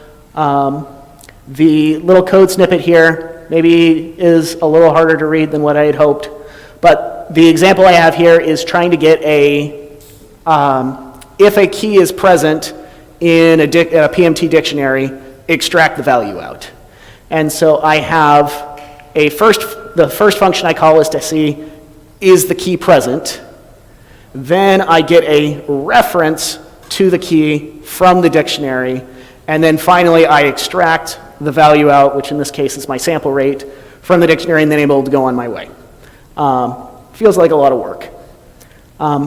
In many cases, for what we're doing, you have one or two tags or very small messages you're transmitting. Performance isn't a big deal, but there are people who are trying to do a lot more with PMTs, and there can be some performance hangups. And then lastly, PMTs are a custom idea. It's only used in GNU Radio, and there are a lot of other people who are looking to do similar things or have been doing similar things. And so the hope is that we can leverage work that other people have done and make PMTs better and easier for everyone. So, serialization. In its basic form, we want to get data between different locations, and we need to put it into an invertible representation and then get it back out. So PMTs already provide this, but there's lots of other options. There's literally dozens of options. I picked 3 that a lot of people are familiar with and that were considered as we were looking at making this change. So JSON is well known and mostly loved by developers. You store data as strings, very easy to read and write, but it's really slow because you're converting things back and forth between strings. Protobufs is a protocol that is maintained by Google, and it stores everything in predefined structures. And it's got a very ingenious packing scheme where you're able to transmit the data very efficiently over the wire, but there's some computational overhead associated with that. Flatbuffers is also maintained by Google, but it takes kind of the opposite approach, where you're going to have still predefined data structures, but they're going to be transmitted in a less space-efficient way, but with better performance. So, if you read the title slide of the talk, you know that we picked flatbuffers. So let's talk a little more about flatbuffers and what they are, what they buy us. So it's a memory and computationally efficient serialization format, structure serialization format. Like I said, it's open source, maintained by Google. The data is stored in its serialized format, so there's no overhead to moving the data back and forth. It's already in the format that you want for that.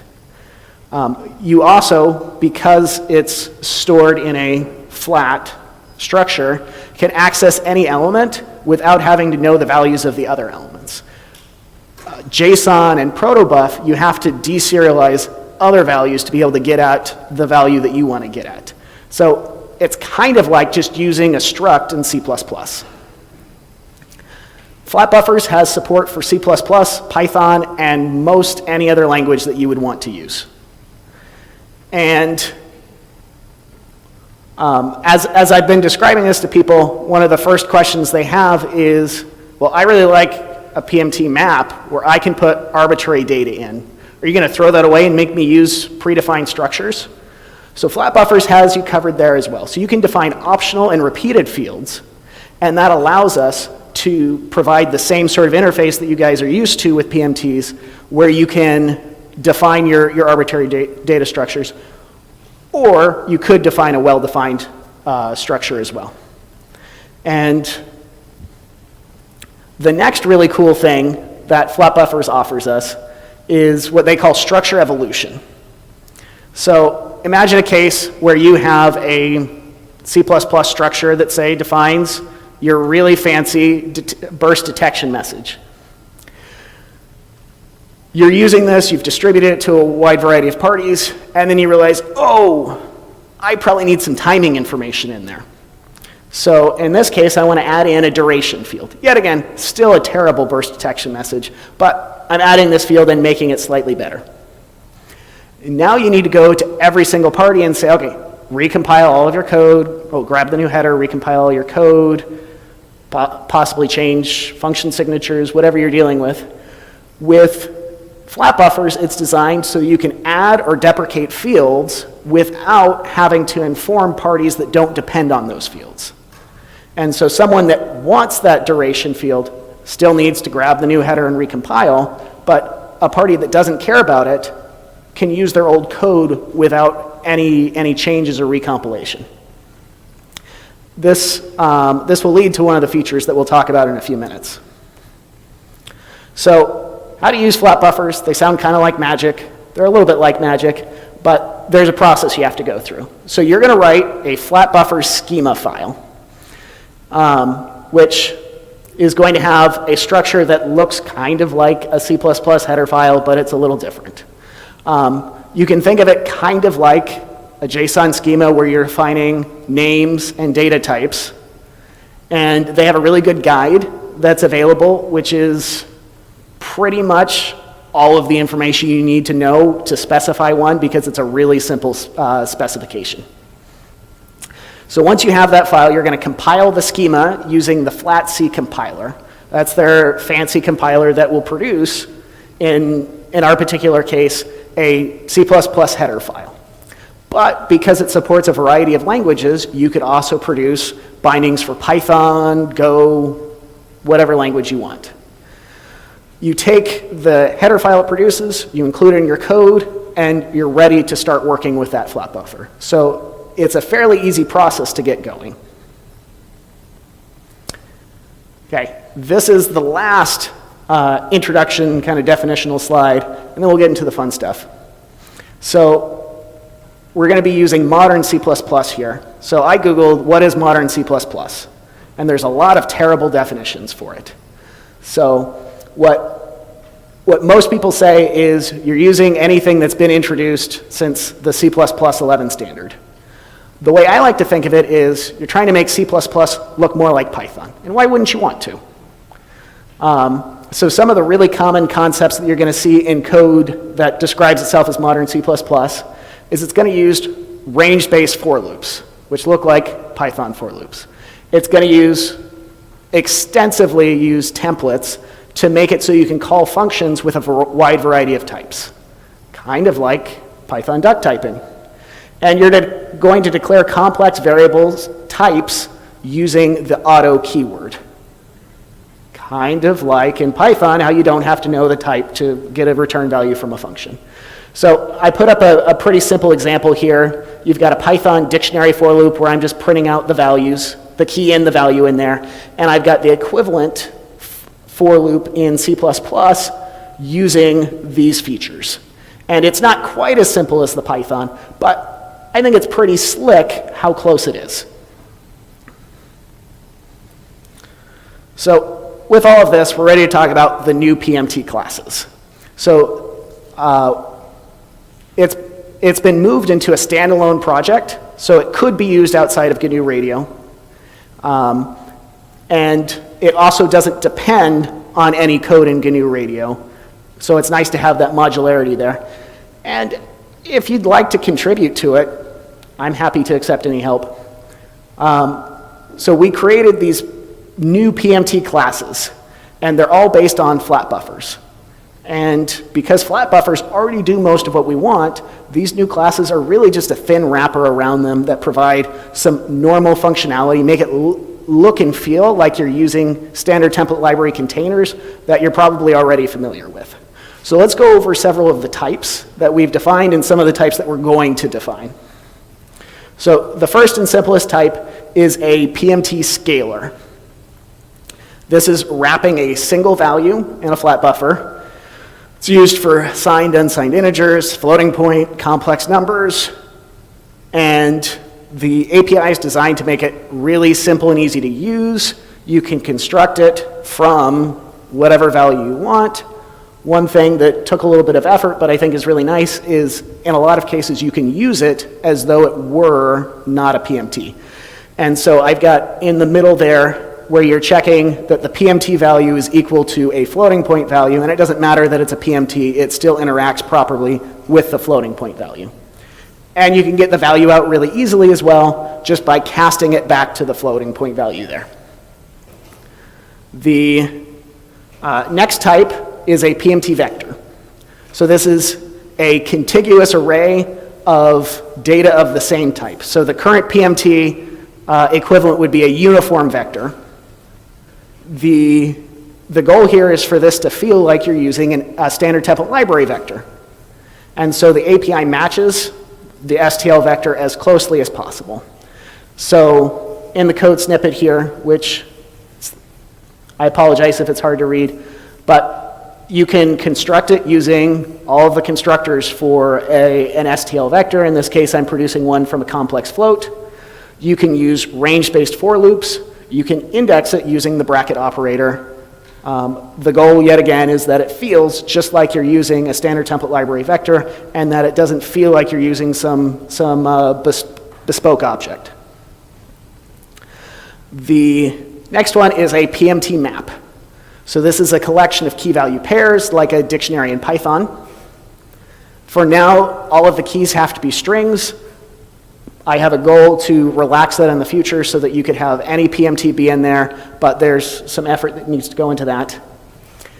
And the value can be any PMT, scalars, vectors, other maps. And for insertion, here I've got in the middle where you don't have to already put something into a PMT to get it into the map.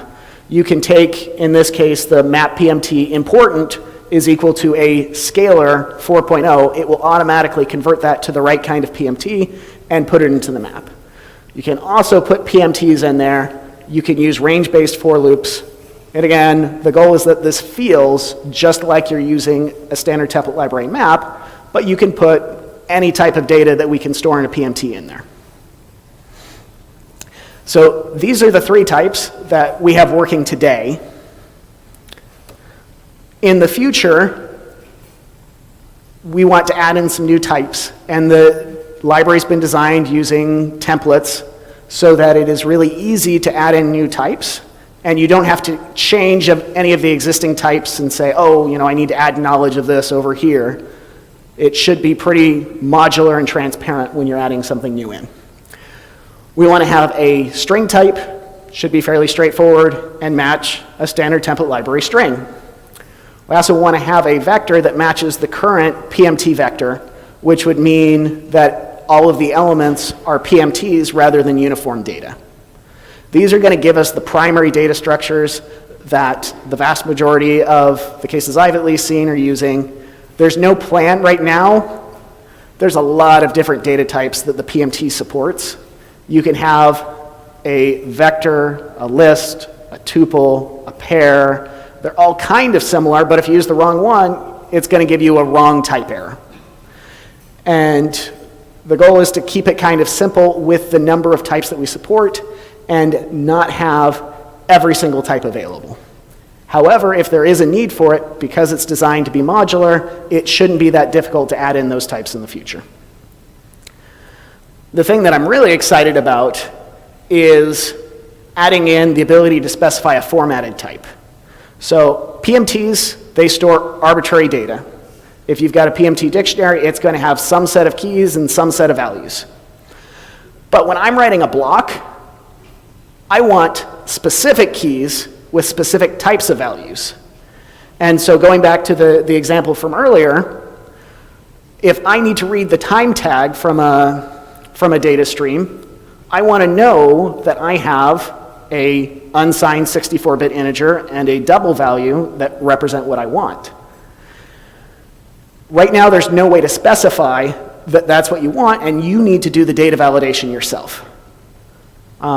So flatbuffers can provide a lot of that data validation for free. A flatbuffer is already a packed data structure, and you can go from a flatbuffer to a struct, a C++ struct, and back and forth. And so you can get the type checking for free. That doesn't necessarily solve you. So data validation is a really hard problem. And in general, you can't just have a JSON schema even and say, oh, I just throw that at that and I know my data is good. And so I'm not guaranteeing that every case this is going to solve all your problems, but in a lot of cases, just knowing that your data is of the right type is a huge win.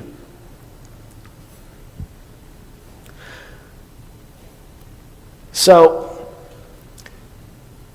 new PMTs, better interface, sounds great.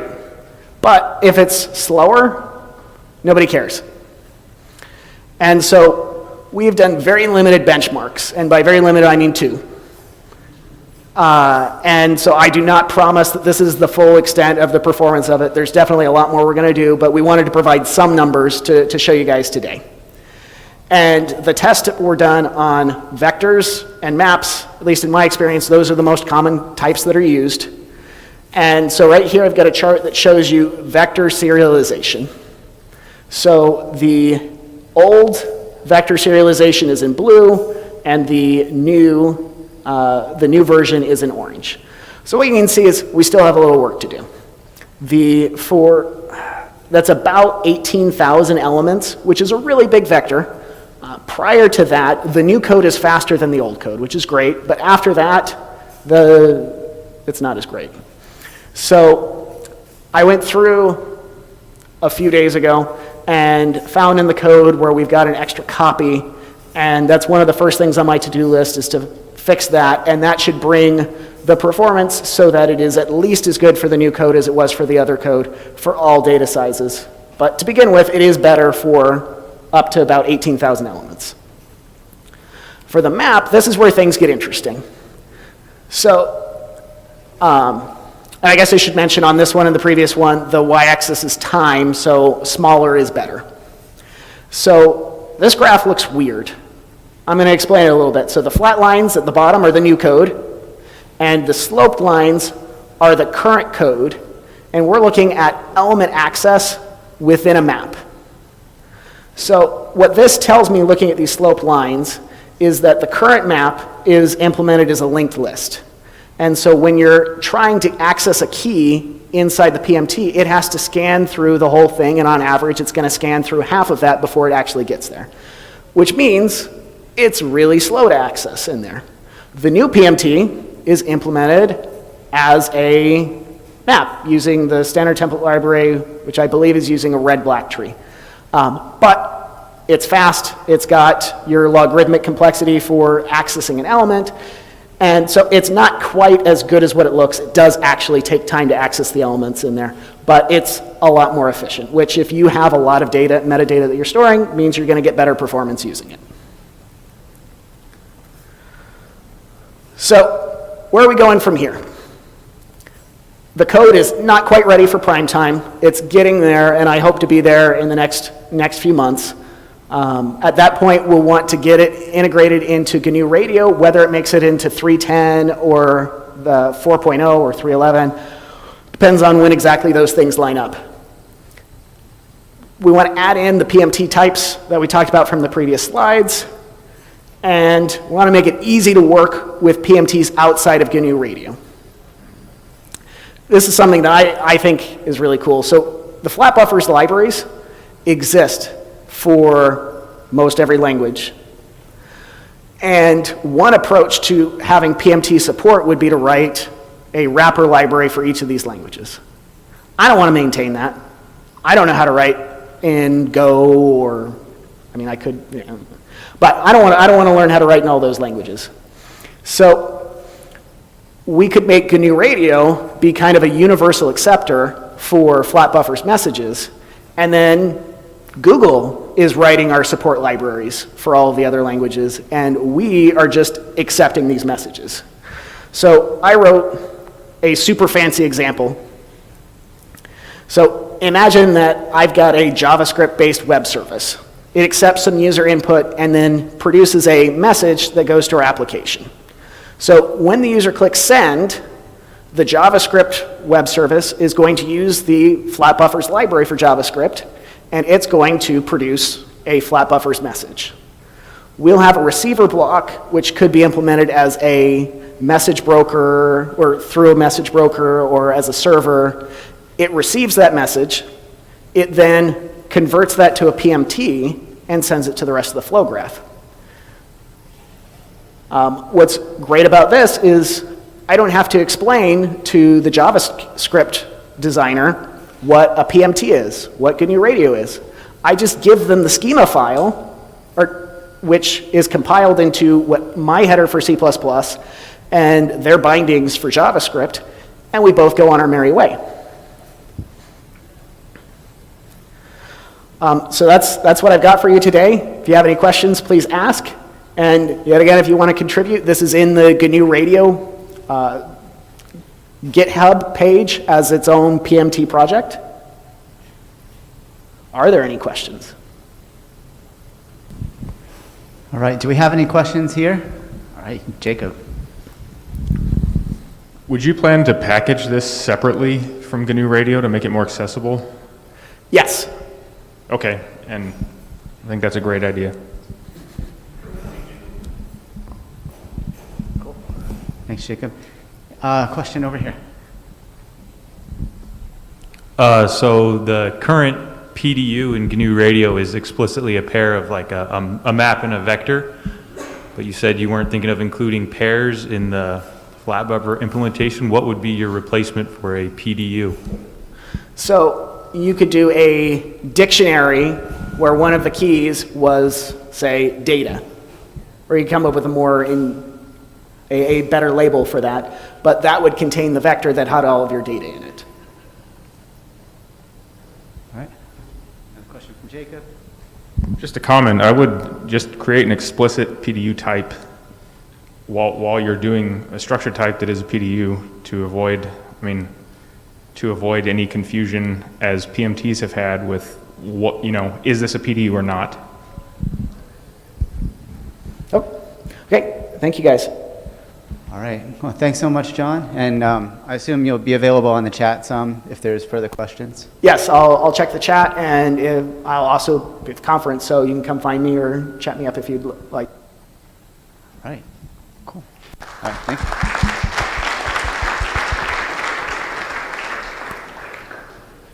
All right. So next up, we have Aaron Madsen from Epiq Solutions to tell us all about 5G.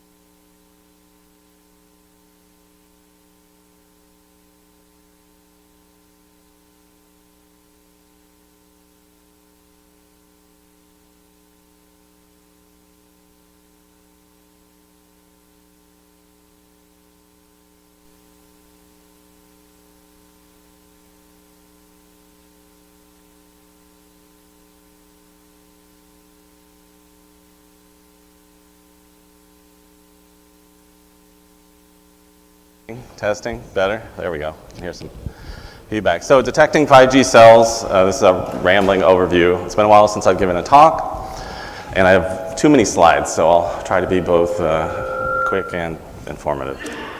So who am I? So my name is Aaron Madsen. I have a bachelor's in mechanical and a master's in electrical, so as you would expect, I write software for a living. Go figure. I started back in the day at Motorola. Initially used that mechanical degree. I did finite element analysis, thermal and reliability. Got into software doing that. Got my electrical degree while I was at Motorola, and with that I transitioned to working for the GSM base station group, which does slightly date me because that's sort of an old thing. From there I worked on Motorola's first UMTS Node B, and eventually I migrated to software-defined radio. I actually used a USERP when they were relatively new, and GNU Radio, of course. Eventually left Motorola, co-founded Epiq Solutions in 2009, 12 years ago. It's been a good run so far. My job there, I work on cellular applications covering 2 to 5G. Done some point-to-point radio links, various signal processing things. And I primarily work in C, so I'm not a big GNU Radio person, but definitely done some waveform work, and that's what I'm going to talk about in this talk, is a waveform that some of you may not have much experience with, but is obviously very ubiquitous, and at this point will become even more so. That's 5G. Since this is a sponsor talk, I'll tell you a little bit about Epiq Solutions. We're a small company located outside of Chicago. Have about 50 people. We're growing. We have all the disciplines you'd need to do software-defined radio and software-defined radio applications. So we have people who are experts in cellular, hardware, RF hardware, software, DSP, signal processing, and we do UIs as well. So, like everybody, we're hiring. I definitely want to throw that in there. Some of the products we make that you may have seen, we make a family of software-defined radios, primarily swap optimized. The form factors there, mini PCIe and M.2, so these are very small, high-performance radios. We have some more capable systems based on VPX, FMC platforms. with more channels, more bandwidth, all the bells and whistles. Our software side, you may know less about. We have some applications focused on security. Flying Fox is a wireless detection system, and Skylight, which actually is where the genesis of this talk came from, is a cellular survey application. So why would you want to detect 5G cells? So detecting a cell is the first step for many applications. There's obviously commercial cellular survey, like I mentioned, that we do. It's used for drive test, installing equipment, configuration and provisioning. The government applications, primarily related to kind of knowing what's out there when you roll into a new area, public safety related things. And of course, there are people who want to do bad things to cellular networks and communications in general. So detecting threats to networks is an important aspect. And more in this area, for you guys, I know education and research is a big deal. And in my opinion, cellular does represent the state of the art for wireless communications. A lot of very smart people work on it. A lot of money goes into it. There's literally billions of devices. So if you can understand how cellular works, you'll probably learn something useful to apply to your other wireless applications. So this talk, very fundamental thing, how do you detect something? So there's 3 basic steps. You're going to capture some IQ at the right frequency and sample rate. You're going to correlate it with something that should be present in the signal that you're looking for. And if you got a nice peak, you found something. So not super complicated. In more detail for 5G specifically, what I'm going to talk about is there's a lot of acronyms and numerology in the cellular world. So I'm going to cover some of that so you have some insight into how that works if you've never seen it before. There is a specific sequence for 5G called the SSB PSS that you need to generate. And if you do a correlation with that and you have everything else right, you'll get a nice peak in your correlation. And that means you've found a 5G cell. So we'll start with the boring list of acronyms here. So somebody out there, I'm sure, made a lot of money coming up with the acronym NR. It stands for New Radio. Yes, so much better than 4G, which was long-term evolution. But somebody in this room may come up with the acronym for 6G, so keep that in the back of your mind. You could be that person. So there's something called FR in NR1, stands for frequency range. There's 2 frequency ranges for 5G. FR1 is the lower band of roughly 400 megahertz to 7 gigahertz. That's sort of associated with traditional cellular. They added something new up higher, FR2, also known as millimeter wave, from 24 gig to 52 gig. So definitely up there. Bands and channels are a big thing for cellular systems. For NR, the bands can be either TDD or FDD. They have downlink bands and uplink bands. For FR1, sort of the way they number them is they start with an N. So there's N1 to N99, and there's some gaps in there. There's not 99 bands, but it is a lot. FR1 is those, and the channel bandwidth associated with those bands are anywhere from 5 megahertz up to 100 megahertz. So there's a lot of flexibility. FR2, the millimeter wave, has higher band numbers, and the channel bandwidth, because it's up higher, is much higher. So the minimum bandwidth for those bands is 50 megahertz up to 400 megahertz for a channel.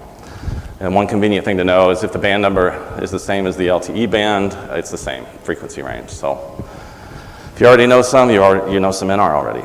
There's 3 primary acronyms you want to know when talking about NR channels. The least useful is NREF, but it's the most fundamental. NREF identifies frequencies on a raster. Below 3 gigahertz, the raster is at 5 kilohertz, and above 3 gigahertz, 15. The next one's probably the most useful and common is NR ARPSN, Absolute Radio Frequency Channel Number. That's basically a set of valid NREFs for a specified band. It's not simple. It's literally pages in the spec because they have exceptions and qualifiers, but that's the term. The final one I'll come back to later, but I'll mention it here. It's GSCN, the Global Synchronization Channel Number. It's a subset of NRFs and some other frequencies, NREFs, that are valid for specific type of network called a standalone network. So where do I get all this information? So the internet has everything, as you would expect. And in particular, the website 3gpp.org is where you want to go to get specifications for 5G and all the earlier ones. So 5G is defined by the 38 series, radio technology beyond LTE. There's a lot of detail in there. I put a little snippet of a spec defining the GSCN, which is, by the time they get to that, they're already on page 49 of a 400-page document that's just about how channels are numbered. So, like I said, there's a lot. There's also some calculator sites out there that are pretty useful, and there's other sites that have done a really good job of going over 5G. And I mentioned some of them in particular because when I was putting these slides together and wanted some pictures, people have already done some great pictures, so I kind of borrowed their images. All right, speaking of images, I love 5G memes. We live in a time where we're lucky enough to have memes, and people have decided 5G is worthy. So this is the 5G horse meme, if you haven't seen it. If you happen to see a horse made of pure energy wandering around, that's actually 5G. Now you know. Okay. Some more boring numerology. For those of you that have worked with OFDM before, this should look familiar. You know, you got your resource grid on the x-axis. I'm talking about the picture in the middle of the slide there. You got the symbols on the x-axis, and on the y-axis you have your subcarriers. So very typical OFDM, nothing complicated there. For NR, they've divided things up where there's 100 frames a second. Each frame has 10 subframes. And then there's some number of slots per subframe. That's the picture in the lower left. So depending on the subcarrier spacing, the subframe duration, or sorry, the slot duration changes. So you have from 1 to 16 slots depending on the subcarrier spacing. And again, this is just to give you some overview of what you're looking at. Basically, if you've seen OFDM before, there's just details. So these are some of the details. Okay, so now we covered bands, channels. You can look up a frequency, figure that stuff out. There's one more thing to cover before I talk about what we're actually trying to detect, and that is that there are two types of 5G networks out there. There are standalone networks and non-standalone networks. So non-standalone means that the 5G network is actually still using LTE for the packet core, sort of the part that transports the data and where you register and all that fun stuff, networking. So they did that, of course, so that the people installing all this stuff wouldn't have to redo everything all at once. They used the LTE core with 5G user plane. Standalone network, obviously, it's just everything's 5G all day long. So one of the interesting things about this is that a non-standalone cell can be on any valid NR arfsen, and some of the bands are very large, in particular the FR2 and some of the TDD bands in FR1. So I think because of that, and because they're using the LTE for the control signaling, the LTE anchor actually tells the UE directly where to go for 5G by sending in a message saying go to this NR arfsen. The UE does not have to find it. And for standalone, I should say also there's an interesting little detail here that a non-standalone network, NR network, can be overlaid directly on top of LTE with something called dynamic spectrum sharing. So they literally share the same spectrum and coexist. LTE, of course, is not aware that NR is there, so it has to be sort of faked out to create holes, and then NR lives within those holes, which is interesting that they got that to work. So the standalone, I mentioned before the GSCN. On the standalone network, there is no LTE anchor to tell you where to go. So that's why they use that GSCN raster, because it's much coarser, a lot less channels to check. All right, speed this up. What are we trying to detect? The synchronization signal block. So that's transmitted for both types of network. It's always present. It's OFDM. You got to figure out what the subcarrier spacing is. They didn't keep it simple. So FR1, it's going to be either 15 or 30K. FR2, it's going to be either 120 or 240. And if it's non-standalone DSS, which is mostly what's in use right now in the United States, it's going to be 15 kilohertz, because that's what LTE is. Here, finally, we've reached the picture of the SSB. The SSB, and this is that same kind of like OFDM style diagram. So you got symbols on the x-axis, subcarriers on the y. So you got 4 symbols worth of data. The first symbol contains the PSS, which is the primary synchronization signal. Then you've got the start of your PBCH, which is the broadcast channel that contains the MIB, which is the master information block. Finally, you got a secondary sync. It's interesting to note, different than LTE and every other preceding standard, this signal does not have to be in the center of the channel. It can be located at an arbitrary NR RSIN or GSCN. So that introduces some confusion. It confuses me. Definitely makes things a little more tricky. They use weird terms like offset to point A. You're like, what's point A? I have no idea. But that's not important right now. The PSS itself, finally, very simply, only is one of 3 possible sequences, which is transmitted, like I said, at least every 20 milliseconds. It's real valued. It's specified in the frequency domain. I've generated and given you the actual sequences and also put a picture of the math. It's not super hard to generate. So now we have everything we need. So some more memes to fill up the rest of my time that I don't have. So we got 5 guys, which is what actually killed Uncle Ben, right? It was the 5G. Okay, so you're out there with your laptop, you got your radio, you're gonna capture some data, you need to know what band. So you gotta look on the internet, you're gonna find out the US uses a certain subset of bands. You're gonna go to Wikipedia, you're gonna look up their network, there's a list of what network is on what band in Wikipedia. You're gonna go to the coverage maps for the carrier. You're gonna see, hey, do I have it here or not? This is what we had to go through at Epiq, when we first tried to find 5G. I drove downtown when they turned it on. I'm in my car with my computer looking totally, innocuous, nothing weird's happening. It's a good way to have police like slow roll by, it turns out. So you want to capture at the right sample rate. That's the one thing I haven't covered yet. So like I said, it's probably going to be NSA on top of LTE, so it's going to be 15 kilohertz. We want to capture the entire SSB. So 256.0 FFT, multiply it out, 3.84 megasamples. Good to go. Here's the spectrum view of band N5. I think I got this at my house. So you can see there's a number of, exactly what you'd expect. There's a number of channels going on. Who knows what they are? Well, I'm lucky. I have access to a survey tool that does LTE, so I can cheat. And I can tell you that widest cell in that picture is a 10 megahertz LTE cell at a particular frequency. So I can figure out in that 10 megahertz bandwidth, there's a certain number of possible places that SSB can be. And I can either capture on those individually at that right sample rate, or I can do a wideband capture and channelize, whatever your favorite method is. You just basically got to get the data in and then look at it. So here, I've pulled in some data at a specific NR RFSIN in that LTE channel, and I plotted it slightly differently. You can see, there's some stuff that looks like data there. There's some repeating stuff that crosses the entire bandwidth that could be an SSB. And sure enough, on the bottom graph, it's like impossible to see, but there's some really beautiful correlation peaks every 20 milliseconds. So we did it, and on the far right there is a frequency corrected and time synchronized view of the SSB that was detected. It looks just like textbook perfect, so it all works. All right, how much time I got left? I definitely have too many slides.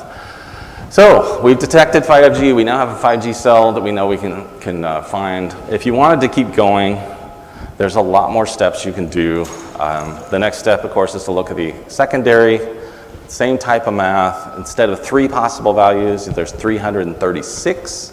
So you figure out which one it is. There's a little formula there in the bottom right. From that, you can get the cell ID, physical cell ID. Then you can try to recover that PBCH. So I stole a nice little diagram here from MATLAB, and shout out to MATLAB. They have a nice NR toolbox, but they also have a lot of great stuff on their website just about how NR works. So you're going to try to recover that PBCH. You're going to do traditional OFDM type stuff, right? You're going to frequency correct. You're going to want to equalize based on some kind of reference symbol. So NR uses reference symbols that vary depending on something called the ISSB or beam index. So this is a good time to talk about beams. I know Matt Edis gave a talk earlier about beam forming. NR is all in on beam forming. It's a little confusing, but the basic idea, like I said earlier, you know that there's going to be an SSB at least once every 20 milliseconds. It turns out there's 8 different ways you can send SSBs depending on the frequency, the band, time of day, I don't know, all kinds of stuff. And they have these different ways, and the idea is that each beam index is actually sent in a different physical direction. And that's what the picture on the right is trying to show, that a UE will receive different beams at different signal levels and can like figure things out about how it should get additional data once it's decoded the control channels. So that beam index is used to locate and determine the values of those reference symbols. The picture on the far left there shows like how they move around. It gets a little involved. The people who write these specs love these kind of like intricate little formulas where everything depends on everything else. I don't know, it's like I think they get patents or something. It's almost like there's a reason. So what do we need to generate these reference symbols to try and figure out which one it is? We need the cell ID, that's one of the factors. You need the maximum number of beams that there could be, which you get out of the spec. That depends on the band, the frequency, the subcarrier spacing. For each beam, you have to try all of the possible beams, which is up to 64 for FR2.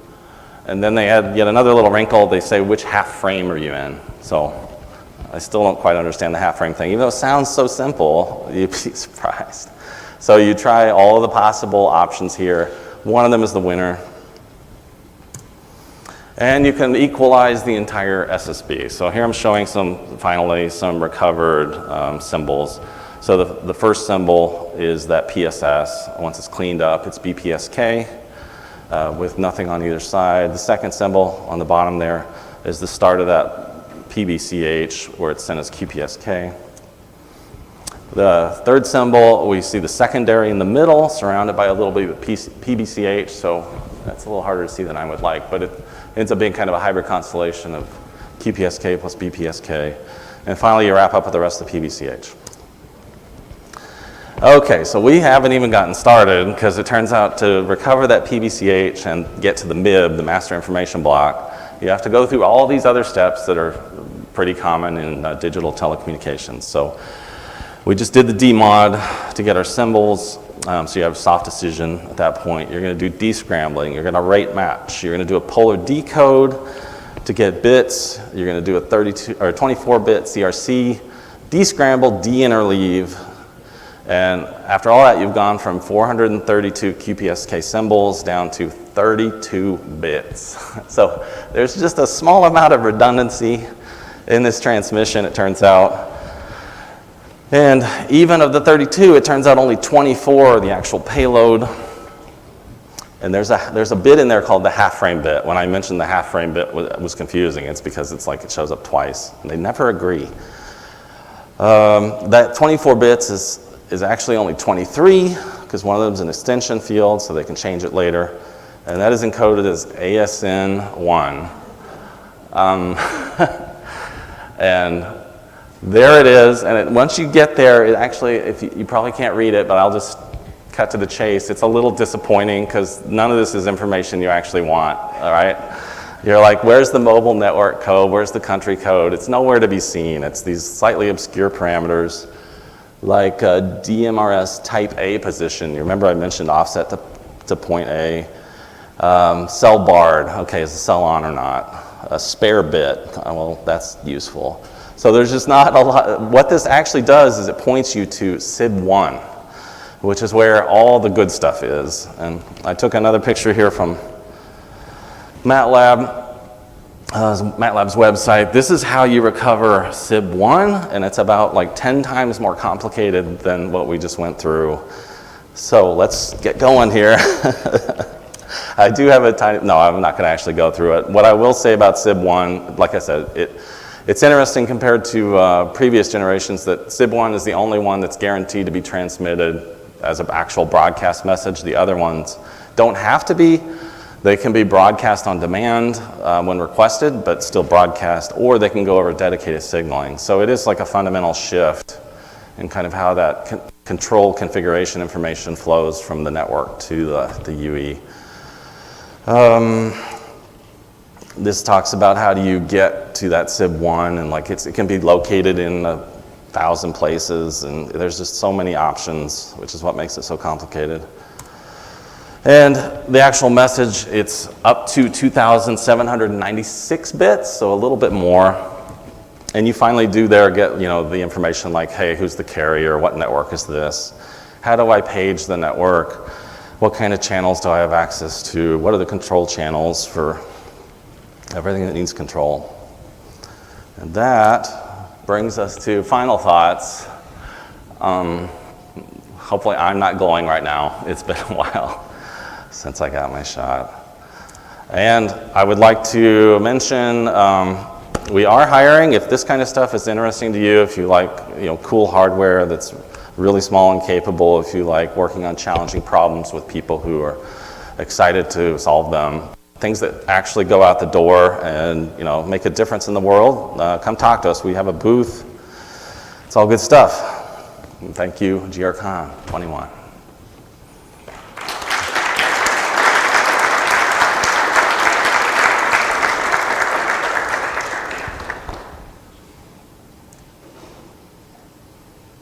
Questions? All right, do we have any questions for Aaron?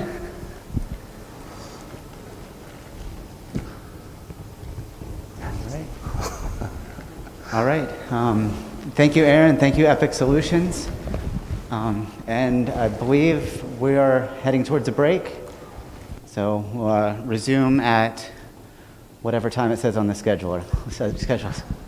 What time is that? 15 past. 15 past. Thanks, Derek.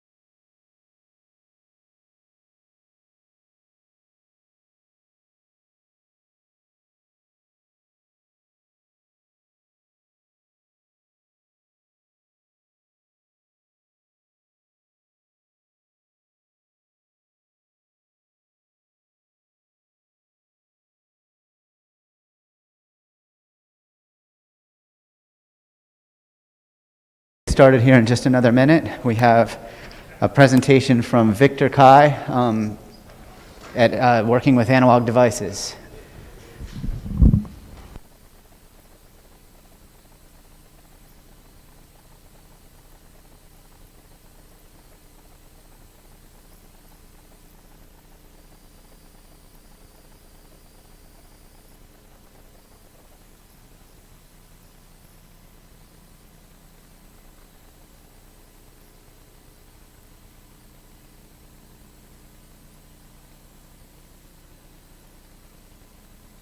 Hi, my name is Victor Kai with John Kraft from Analog Devices, and our project is on channel leakage cancellation for SDR narrowband radar interferometry using GNU Radio.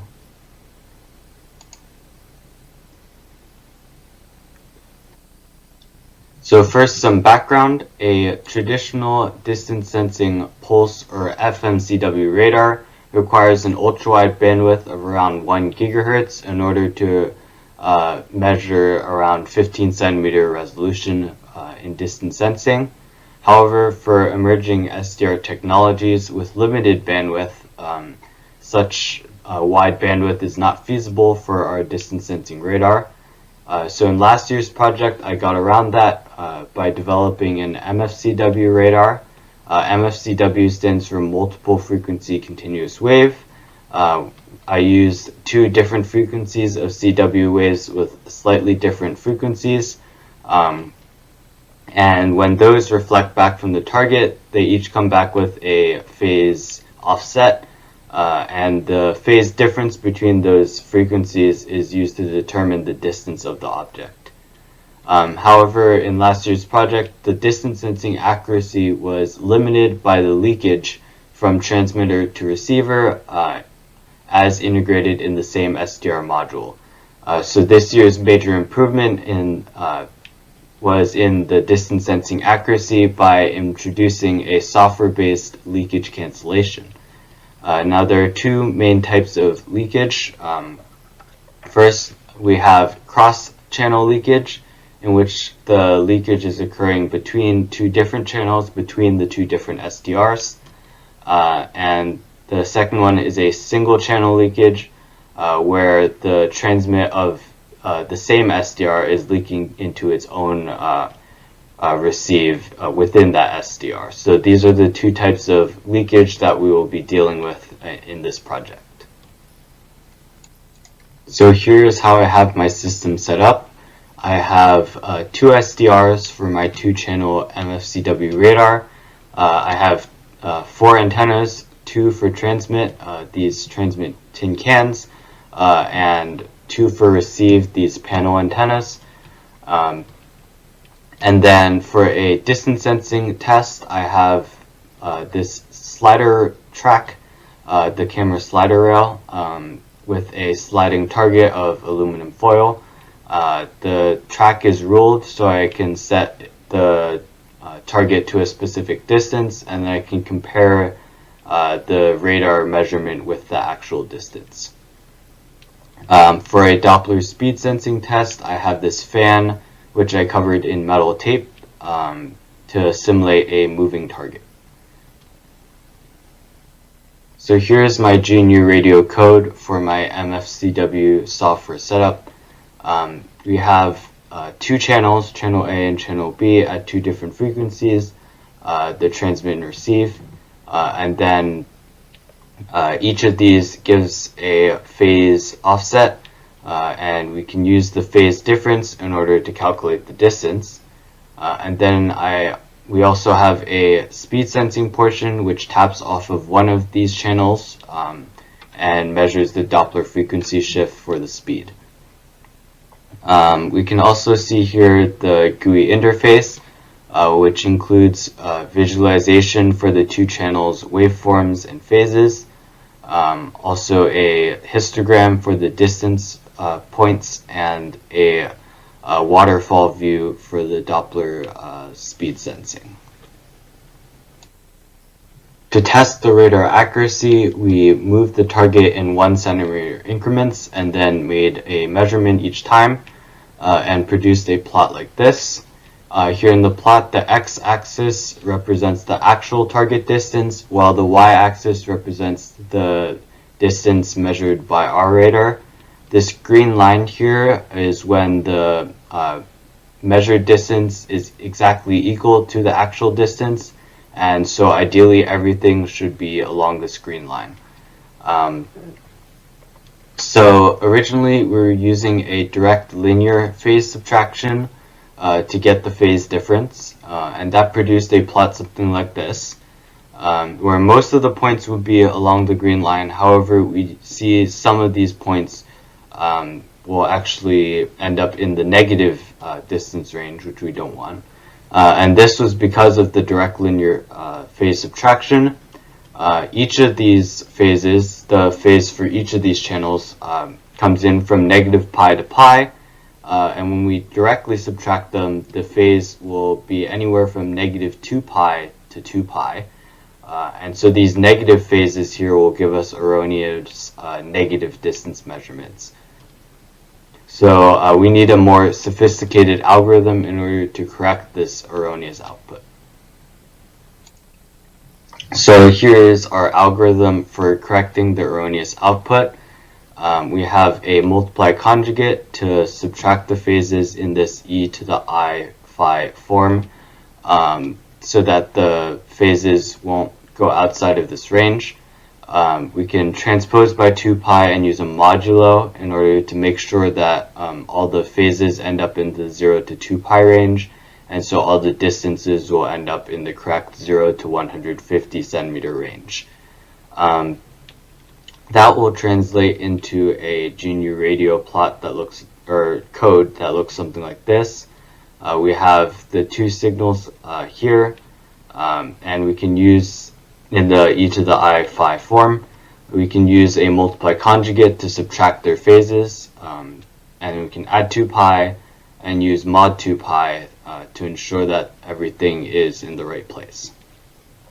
So if we move up to this top right chart here, we can see that all the points now lie close to the green line, and none of the points gave us a erroneous negative distance. This gave us a 25 centimeter distance sensing accuracy, which is pretty good. But we do see a slight problem here where there's this periodic oscillation, this sinusoidal systematic error that is occurring. And we will be attempting to use leakage compensation to flatten that out. So here's how we simulated the impact of a leakage signal using the GNU Radio companion. So we added a portion into our code where we're injecting an adjustable percentage of transmit leakage into each receiver. So we're taking this transmit signal and adding a adjustable percent of amplitude and adjustable phase of it, adding that into the receive in the simulation. And then we can plot that and it'll give us something like this, where we can see the same signature sinusoidal-like shape to the error. And so this, these simulations, adjusting these parameters, we're not only able to have confidence that the error that we're seeing in the previous slide was a leakage issue, but also be able to estimate how much leakage there is in each of these channels. So here are the techniques we use to actually implement a leakage compensation. So we add an open air leakage calibration step where we remove the target. And when the target is removed, we can see here in this diagram the transmit signal will transmit into open air. Basically, it won't come back. And all that the receiver will see then is only the leakage from that transmit into the receive. And this is exactly what we're looking to cancel out. So with a similar technique as the last slide, we can take a bit of the transmit and adjust these parameters and then add that into the receive portion. and basically adjust these amplitude and phase parameters so that this transmit can exactly cancel out the leakage, and then we don't have to worry about that. So we do that for both channels, and we'll get a result something like this. The red line here is the transmit, the blue line is the receive, and the green line is the leakage compensation. So by applying the leakage compensation that is equal to the negative of the leakage image, we can make the receive side flat line, which is exactly what we want. We don't want to be seeing any of that. That means that we successfully canceled out all of the leakage. Here's a test we conducted to quantify the amount of leakage.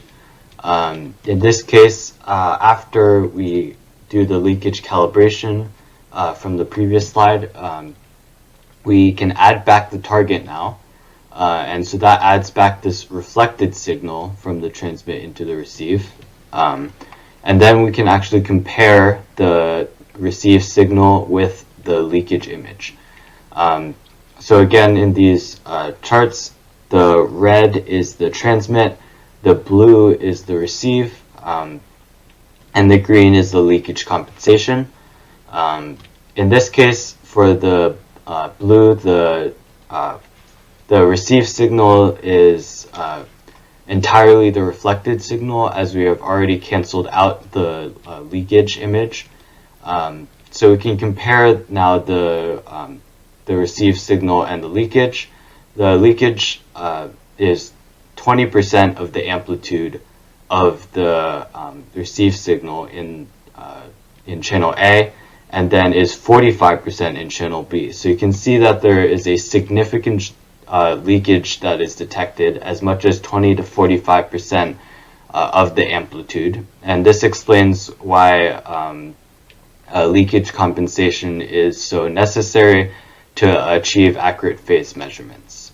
Now this was a single channel leakage. In this project specifically with MFCW, the cross channel leakage is actually negligibly small, as each SDR is on a different channel. They're each transmitting and receiving different frequencies. So that cross-channel leakage is minimized. So the dominant leakage here will be the single channel leakage from transmit to receive within the same SDR. So here are the results of the MFCW radar distance test after the leakage compensation was applied. Here we can see that the open air leakage calibration successfully flattened out the leakage signal. This RX is flattened out to 0. And this chart on the right shows the data. With this leakage compensation, the distance sensing accuracy was significantly improved from 25 centimeters to 12 centimeters. As you can see, all of the points lie closer to this green line than before, especially in this near end range below 50 centimeters. We have actually an accuracy of single digit accuracy below 50 centimeters. So there is a significant improvement in the radar accuracy thanks to this leakage compensation. So here's a better visualization of the before and after of our leakage compensation. Again, on this chart, the actual target distance is on the X, the measured target distance is on the Y, and this green line represents that the measured distance is equal to the actual distance. That is the ideal. We can see that the gray line here is without the leakage compensation, and the red one is our data from after we did apply a leakage compensation. And noticeably, the red line hugs this green line a lot closer than the gray one, especially in this below 50, this short range area. it's flattened out these humps significantly and has done quite a bit in flattening the later humps as well. So our leakage compensation is definitely working. So in addition to improving the radar's distance sensing portion, we also implemented a velocity sensing portion, which in MFCW comes practically for free, as our velocity sensing with Doppler only requires a single CW wave. So you can just tap off of one of the MFCW channels and then find the frequency shift for the Doppler. So in our case, we're using a fan here in our setup. We're using a fan with the metal tape on it, which emulates an object of a constant velocity that is either moving toward or away from the radar. And how the fan works is when the fan is blowing away from the radar, then this frequency shift will be negative, as the fan blades are quote-unquote moving away from the radar while they push the air forward, or I should say away from the radar. And on the other hand, if the fan is turning such that the air is pushed toward the radar, then these fan blades are also moving quote-unquote towards the radar, so that Doppler frequency shift will be positive. It will increase the frequency. So we used an FFT and a waterfall format to display that. In this waterfall format, the FFT of these frequencies is the frequency offset is shown on the X, and then each of these FFTs is pushed upwards as new ones are created, so we can see backwards in time. So starting a while ago, we see that the fan was turned on to half speed, which gives us a frequency offset of 56 Hertz.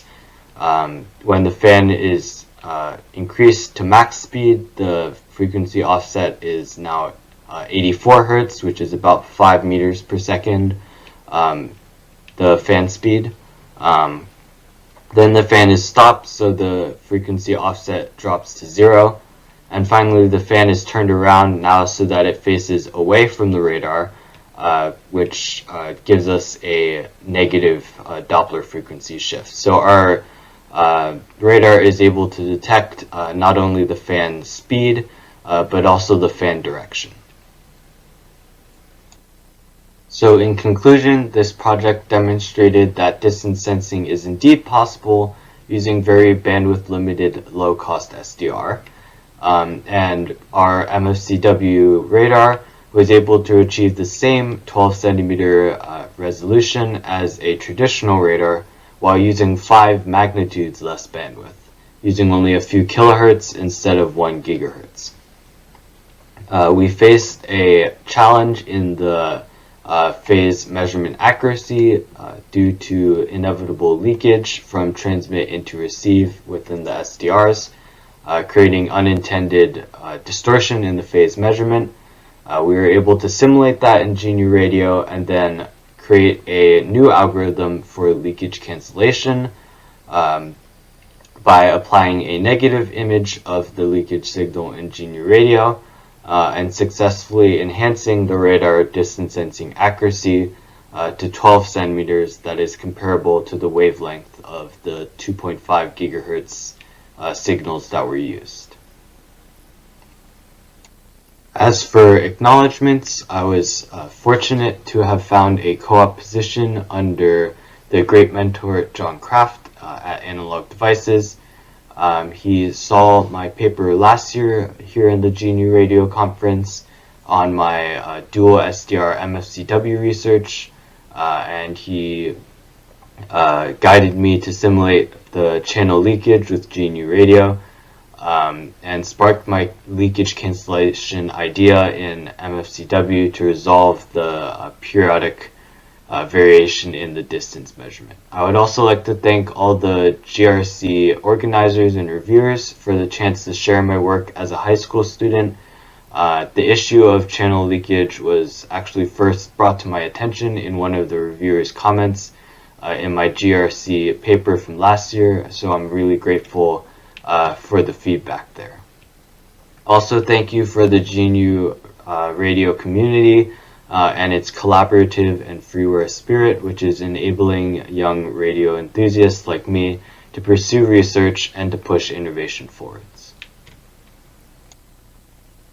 Finally, here are my references. I would like to thank you all for listening to my talk. If you would like more details on my project, you can find them in my paper as in the proceedings. And I hope you guys have a great rest of your day.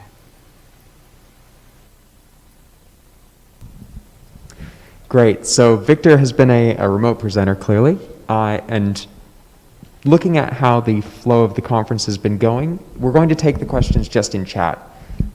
He is present in chat right now, and so if you have any questions, please do post them there. We have just a minute or two of break, I think, before the next talk is scheduled. Rylee, though, if you could come up and get set up, that would be great. And we'll just take a few minutes and then restart.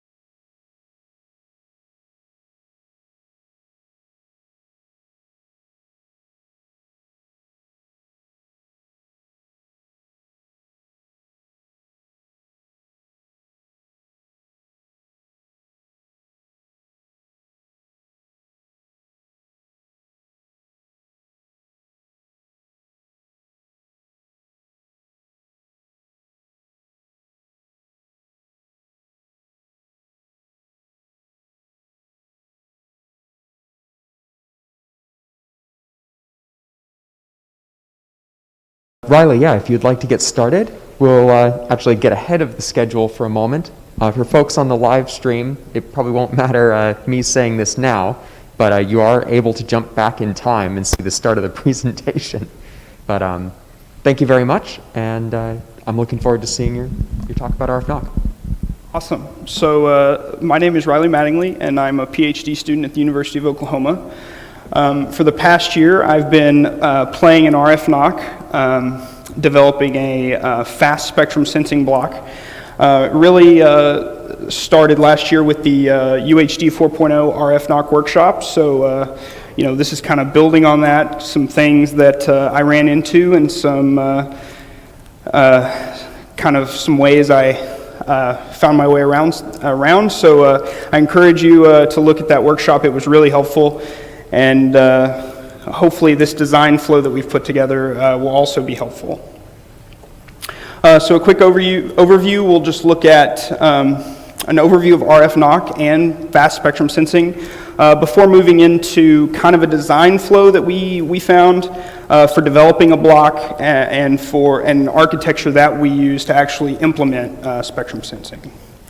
So jumping right in, RFNoC is a framework that runs on the FPGA in EDIS USRP radios, and on devices like the X310, there is additional FPGA floor space available, and we can utilize RFNoC to put our own signal processing blocks on the FPGA inside of this network architecture.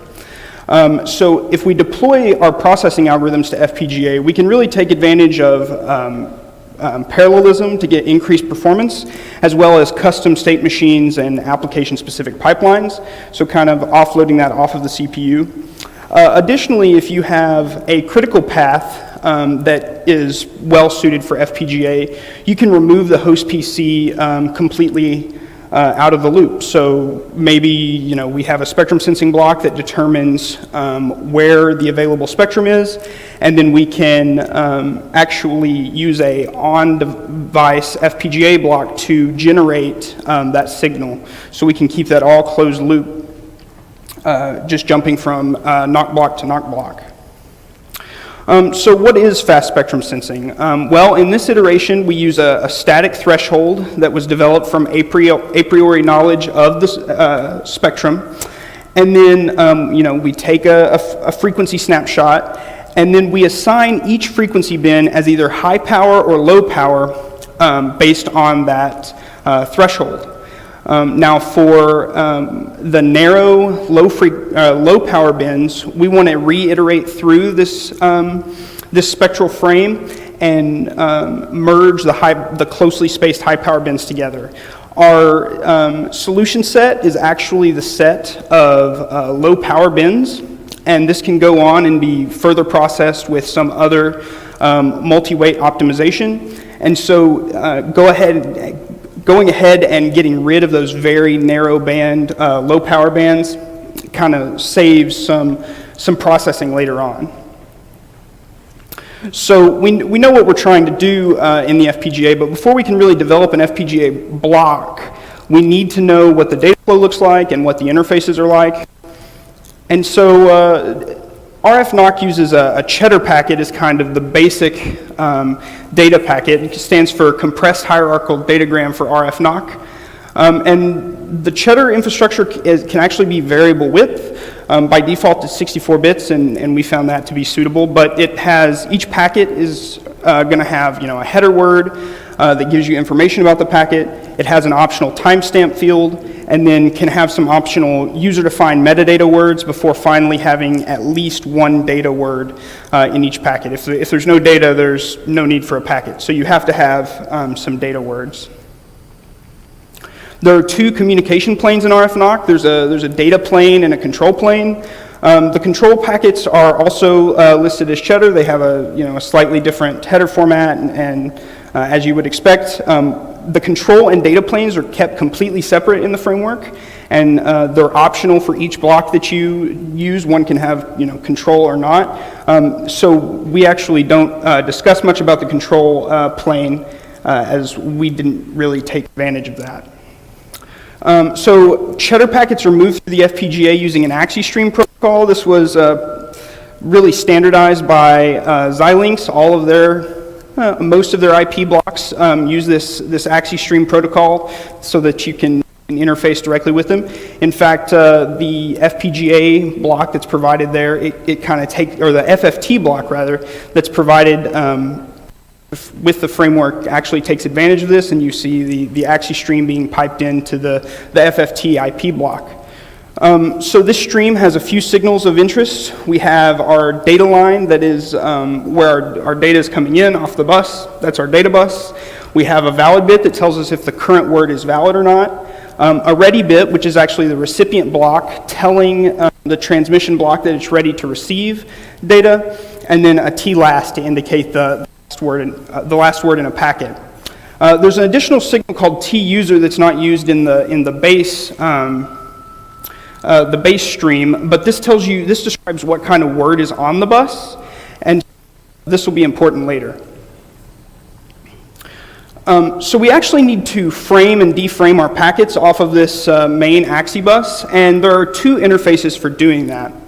So first we have the AXI stream data bus, or interface, which allows us to take in the data on an AXI stream. So this has all the signals we talked about before, without T-user. All of it's going to be your data words. And then the other important header information is piped into the block using static signals. So you have the timestamp, the length of the packet, a bit to indicate if it's the end of a vector, and a bit to indicate if it's an end of a burst. We found this can get a little bit complicated, especially if you're trying to change these values as headers go out, where so that timing can be it's not ambiguous, but it can be hard to keep track of. And so if you really want control over that header information, there is another interface, which is the AXI stream payload context. And this gives us two AXI streams coming in. One is has all of our context information. So this is the header, timestamp, I suppose metadata if you would like, and then a payload which has your data. Now these are linked in time, and you can do, they support various things like prefetching of the header and timestamp. So there is a little bit more to manage, but this really gives you great control over all of the data fields that you may need. So we've defined the interfaces, and we actually use that payload context interface. So now let's define the architecture for our block. So the FSS algorithm can provide a reference to all of the low power bands in a specific frequency frame. And merging is critical to provide that full set while also not bogging down any later optimizations. But we actually want to go ahead and optimize for the greedy case, which gives us the widest continuous open spectrum. And this also allows us to get rid of the merging, because if you would merge away that specific solution band, then it's obviously not the largest, or you hope anyway. And so you can use that merge distance as a parameter to say, if that is your largest, then there's just simply no open spectrum. So what are some of the goals that we want to hit while designing this block? Well, we want an uninterrupted data stream through the block. There's really no reason why we should cache any of the data. So we really don't want to halt the stream. We want to tie the input and the output right together and just let it run straight through. But then how do we send information to the next block about our results? Well, if we had cached the data, we could maybe insert some metadata into the next block that the next block could pull off and use. But we actually, again, we didn't want to stop the data to facilitate that, and so we just went ahead for a full secondary port. And this actually on the block, which actually gives us, we can actually do whatever we want with this data now. We can pipe that straight out in GNU Radio. We can drop it straight into a file sync and save all the data we want. So that really leaves us unconstrained. Well, since we're going out of another port, we're going to need more than just our basic FSS state machine. We're going to need a send state machine to generate the header data and facilitate sending it out that secondary port. So as far as the FSS state machine goes, we want to represent our low power bands in buckets, and each bucket needs a bin and a size, or a start bin and a size. And so when we encounter our first low power bin, we can create one of these buckets. And we can count for every consecutive low power bin what our size of that bucket is going to be. When we finally encounter another high power bin or the end of the frame, we can freeze that bucket. But if we're only looking for the largest bucket, then we don't need to generate what could become mini buckets for each frame. We only need 2 buckets. So it's whatever our previous bucket was, whatever the bucket we're currently writing into is, and then when we encounter another low power band, we can just overwrite whichever bucket is the smallest. So then our final structures that we need to facilitate all of this is a counter to track which bin we are in the frame, and then pairs of registers to represent our buckets. And then finally, a third bucket is used just to hold our send information. This way, when we encounter our T-last and we take that into account to make our final decisions on buckets, we can take our largest bucket and send that on so that our FSS state machine isn't waiting on the send state machine to complete before it can take on the next packet. So here's our FSS state machine in all of its glory. Again, we start in that search state, and then when we encounter a low power bin, we look at the sizes, and then we move into whichever state to fill the bucket for the smallest size. If both are 0, then we just go into fill bucket 1. We stay there and we count the low power bins until we encounter a high power bin, in which case we go back to search, or if it's T last, then we do our resets and we copy our largest bin to our SYN bucket and reset the state machine. The SYN state is much simpler. We have our SYN flag that we can assert when we encounter T last, and then we can send our header out, wait for context T ready to go high to indicate that the recipient block was ready to consume that word before moving on to our SYN data. And we send that as either, we send those 2 data words along, and then we do our cleanup. So we set our SYN flag low, and we reset our bus and wait for the next packet to complete. So now that we have defined our state machines and we have taken the hours, days, or weeks to get that all nice and tested in Verilog as its own module, we can actually generate the RFNoC Verilog to actually accept our module. So to create a block, we can use the RFNoC mod tool, and we can use the new mod command to set up a module that can contain our blocks. This creates a directory, and there's a bunch of files inside, and it gets our file structure all set up. And then from inside that directory, we can add our new block. Other than the name, we just use the defaults for all of those options. There are 6 main files that we had to get a block with that's, I wouldn't say complex, but has a few things in it. So we have our 2 Verilog files. Our NOC shell block name.v file actually, we don't need anything in there. That's where our interface comes from. But our RFNoC block name.v file, that's where our module is going to be instantiated, and there's the location of that. Our imagecore.yaml, that is actually where we can instantiate a bunch of all of our blocks that we need in our image and synthesize those to the X310. And then we have our implementation.cpp file. This is where we can add other registers, add our other port on the software side, tell the software about that. And then we have our blockname.yaml, which describes the block that we're designing, and then a .block.yaml, which is used by GNU Radio to show what that looks like in the GUI. So first, let's start by defining our block parameters in our blockname.yaml file that's generated by mod tool. The first section is the clocks. These should be ready to go just as they are. I will caution you. I accidentally deleted something here or in the connections, and debugging a random signal being used as your clock is not the most fun thing in the world. So pay special attention there to that CE clock. And then we have where we define our data ports. You can see here our FPGA interface is AXI payload context, and there are some associated parameters that need to be defined specifically for that interface. For the other interfaces, I encourage you to look at the RFNoC specification to see what those are.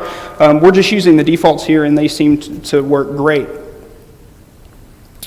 Okay, so we've kind of outlined what our file's supposed to look like, or what our block's supposed to look like, and now we want to regenerate those .v files so that they reflect what our block should be. For this, we use the RFNoC create Verilog Python script that is in the utils folder in the UHD directory. And here we can call that script, giving it the path name to the block description file, and the path to where that Verilog should be written.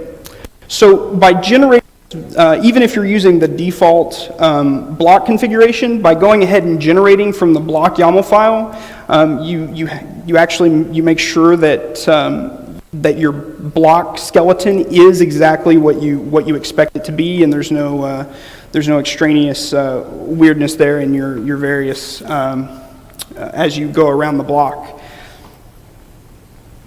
So we now have our Verilog files in a state that we think they should be in, and we can actually take our module at that point and put it down at the bottom of the block Verilog file, the blockname.v file. Now we can actually add some registers and ports. Inside of the Verilog file, before we overwrote it, so apologies about that, there was a really nice register implementation for a default register. There was a single register in there with the address 0, and we can create another register by obviously instantiating the hardware register and then setting these two parameters. Now, for your address, you want to increment by 4 because the registers are 32 bits coming out. That's what comes across, and so we want to increment by 4 there. And then we have a default value. Now, the example code that's provided in the Verilog files is actually really great. It uses case statements to do this, so you should only have to go into each of the 2 or 3 case statements and make sure that behavior for your additional registers is mirrored there. So now we can move to the software side, and I will admit I don't know everything about what these functions are doing, but these are the things we had to add for each new register and each new port to make them function. So this is kind of a checklist. So there's a call to a register property for each register and port. There is a property object that you need, and then for each additional port, there is a add property resolver. So each block has a default input port, output port, and register in there. So there is example code in there, and you just take that as your own, and change your parameters. Your port numbers have to be incremented, and your register numbers have to be incremented. So now we can look at the GNU Radio integration. Of course, we want to look at these in GNU Radio, get a nice block that we can use. So this is where the .block.yaml file comes in. So in that top section, we want to initialize our register callbacks. And so that's, again, there's some example in the default file there that you can follow right along with. And then we can customize the labels for each of our input and output. That way it's a little more helpful than in1, in2, out1, out2.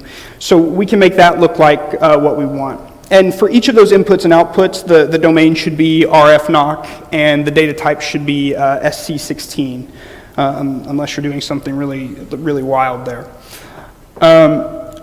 Okay, so we've defined all of our parameters, and we've got what we think is some good Verilog. How do we define the image and go and synthesize that? Well, so the block can be added to an image for synthesis, and we do that in the imagecore.yaml file. The first thing that we'll discuss is how do we actually connect that. So inside, this is straight from the specification. So if you've been digging around in there, this will look familiar. But there are 3 crossbars in RFNoC. 2 of them are important for the data plane. So you have your static router, which at synthesis time connects all the blocks together. So if you connect 2 blocks inside of that static router, they can't be changed at runtime. Once they've been synthesized together that way and placed in the image that way, they're always going to be connected. But if you want to change how your blocks are connected from between runs, then you're going to want to connect it up through that cheddar crossbar, which is a fully connected full performance crossbar. And to do that, we statically connect our block to these streaming endpoints. Well, that's probably what you're going to want to do most often. That's what we wanted to do. And so we can define streaming endpoints for each additional block that we need to add to this image. So for our endpoint, say endpoint 1, we don't have any control information, so we can leave that false. But we do have data. And then we found, for my particular block, I didn't find that the buffer size really had an impact on my performance, so we just left that as 0. Then we can define our NoC blocks. So I didn't want to give away how many living iterations of my FSS architecture I have. So I just went and used the gain example here. So here you see the block description. You just pull in that block name.yaml file, and through the magic of the mod tool and all the make files, it knows exactly where to find that. And then importantly, here are our connections. So you see our endpoint is being connected to our gain block, and then our gain block to the endpoint. So that kind of completes the loop for getting data in and out of the block. And then again, very important, we come down here and we have our clock domains, and we want to connect our block to the CE clock. You don't want to be running down random signals acting as your clock. So for design synthesis, we can make a build directory from our module, and we can go in there and we can use CMake with the directory to the UHD FPGA path, go through our standard make incantations, and after we make install, this is when we should actually see the block in GNU Radio. So that kind of tells you if you're on the right track, and you can see what that looks like. Then the fun part, when we run this make with the image core name without the file extension, it will go ahead and make that image. This is your opportunity to go get a snack while you make that image. We saw anything from 45 minutes to an hour and a half were pretty standard, and if we were doing something really fun like instantiating block RAM, it could be a day or something. So lots of fun with those types of load times. So that creates a bit image, a .bit file, which is located in this directory. So you can go and your XG or HG, that'll vary based on what type of image you created. So I have an XG image here because we're using dual 10 gigabit Ethernet. And then we can use our image loader, the image loader command to get this onto your device. So you use your device arguments that you would usually use to connect and interact with your radio, and then you give it the path to that .bit file, and it will load that onto the radio for you. So we have our FSS block, and it's running. So how did it perform? Well, our block's kind of, the great thing about RFNoC is it gives you this isolation against all the headaches that you would normally run into when developing on an FPGA. But that also, how do you define your latency when you have black boxes on either side of you? So we came up with a couple of our own metrics. We first have this data latency metric, which tells us how many clock cycles between the receipt of the last sample happened before we transmitted that last sample to our recipient block. And then secondly, we have our product latency. How many samples did it take after we received the last sample for us to actually find the FSS results and send that along to the next block out of its port? So our data latency was 1 clock cycle. We never halted the stream. Normal caveats apply that the recipient block down the chain didn't throw up didn't deassert its T-ready flag. So this is assuming it's always ready to take on the stream information. But we never halted, from our block, never halted the stream. And so it just came right through. And so we had a single data cycle of data latency. And then for product latency, we actually were able to take into account the last sample of the data in the clock cycle that it arrived. And so we really only had the time it took to transmit the data. And so that was, so then to put the header on the bus and for it to be consumed then to put our data products on the bus and for that to be consumed. And so that was 3 clock cycles. And we did successfully get this running at full bandwidth. We had this running out at 200 megasamples per second. So we were really happy with that performance. So here we just kind of wanted to go through a process that we found useful for developing RFNoC blocks, kind of a checklist of things that had to be touched and looked at to really get it functioning. And we also, I presented here just a fast spectrum sensing architecture, and it was developed using this method, and then gave a quick performance analysis of that resulting spectrum sensing block. So we had a few references for FSS and all of the fun specifications. So thank you.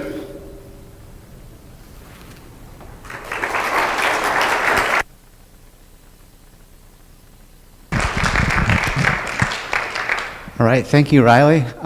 Are there any questions for Rylee? All right, we do have a question. Aaron. Thank you. I'm wondering what sort of pain points you ran into in the process of creating your own RFNoC block, and what we might have been able to do to ease that process. I think really the big hurdle was I think once I found the generate verilog.py script, once I found out that was available and easy to use, that was really helpful. I spent a lot of time trying to figure out how to add multiple ports, and when the Python script, when I found that, most of that went away except for the little bit that had to be done in the implementation file, the implementation C file. But really it was just learning the interfaces and figuring out what everything was. There was a couple weeks at my desk with the specification in my lap as I hacked away at Verilog. So, but otherwise it was just learning everything and figuring out where everything was. All right, any other questions? All right, thanks again, Rylee. Thanks for the talk. That was excellent. Oh, I'll grab that. All right, so our next 2 talks represent our poster session. So we invited our poster presenters, because of the hybrid format of this conference, to also present lightning talks. So the first poster is a pre-recorded presentation from a group out of IBM Watson Center, and I will begin that shortly.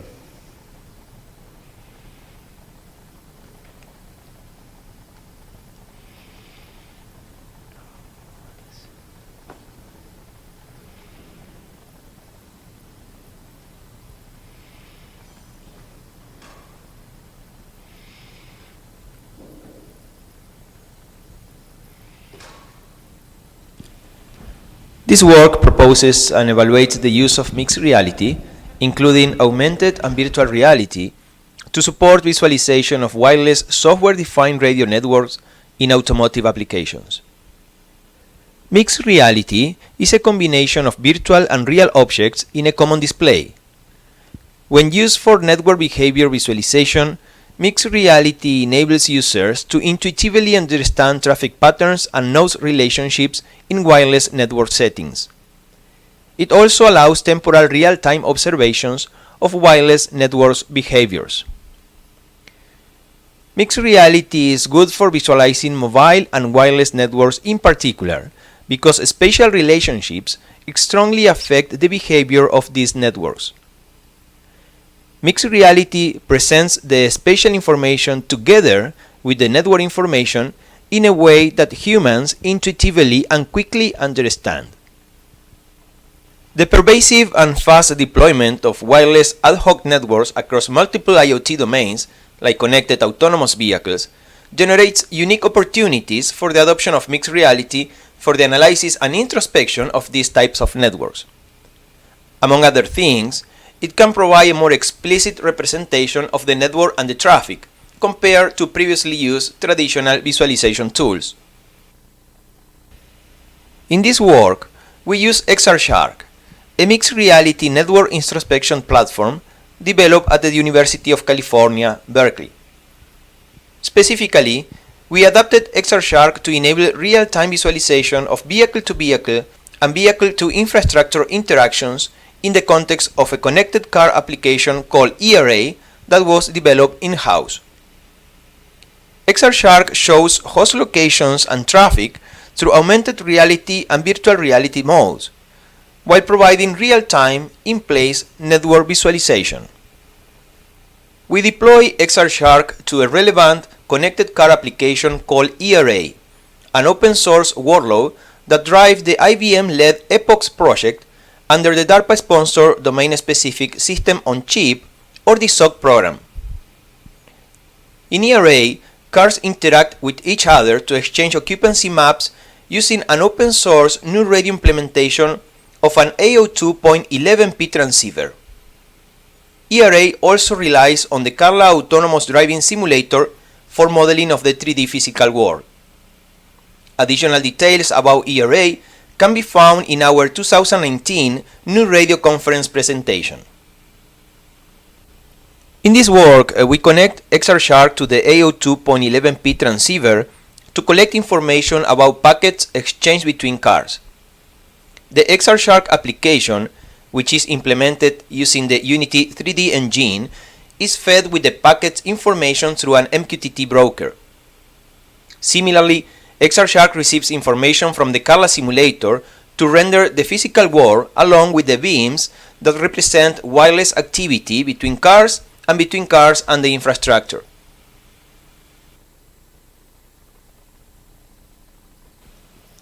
The XR-Shark ERA integration can emulate vehicle-to-vehicle communications between two or more cars, as well as message exchange to the cloud through vehicle-to-infrastructure communications. When a line or beam appears between two network entities, it means a packet was just sent and received in that instant. In XR-Shark, the line fades over a user-configurable amount of time to capture a sense of recent history and in particular bandwidth. The more packets that are sent between two entities, the more lines appear. Users can get an idea of relative bandwidth usage over the time window by visually comparing how many lines are between various entities. Small balls of light represent packets traveling from sender to receiver. The balls provide a sense of recent history. Their movement makes directionality clearer and make certain traffic patterns easier to notice. In particular, the balls illustrate how far apart in time the packets were sent. Through this approach, we unveil more intuitive vehicular network analysis, which is not possible using state-of-the-art tools. Moving forward, we will use the XR-Shark and ERA platforms to explore new opportunities for spectrum analysis and threat detection in cooperative automated vehicles. Thanks for watching. If you have any questions or inquiries, please email us at info@epoch-project.com. Thank you. All right, thank you. And I believe that the presenters from this poster are available in the chat, though I can't verify that. Also, the posters for the poster session are up on the GNU Radio events page. And so next up we have William and Zheng from Penn State University. And they also have their poster in the back in the events room, and it's, I believe, posted online as well. So, guys go.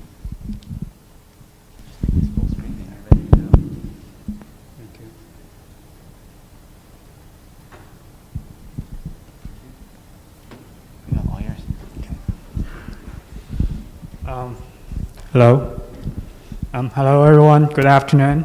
Welcome to our poster presentation. A new experimental setup for collecting NRF 2.4 and LoRa devices signature for machine learning based device authentication. Longest name ever. My name is Jane Zhang. And I'm William Heminger. And we are currently a senior undergraduate student at Penn State Barron. And this work was supervised by the faculty advisor, Dr. Abdallah.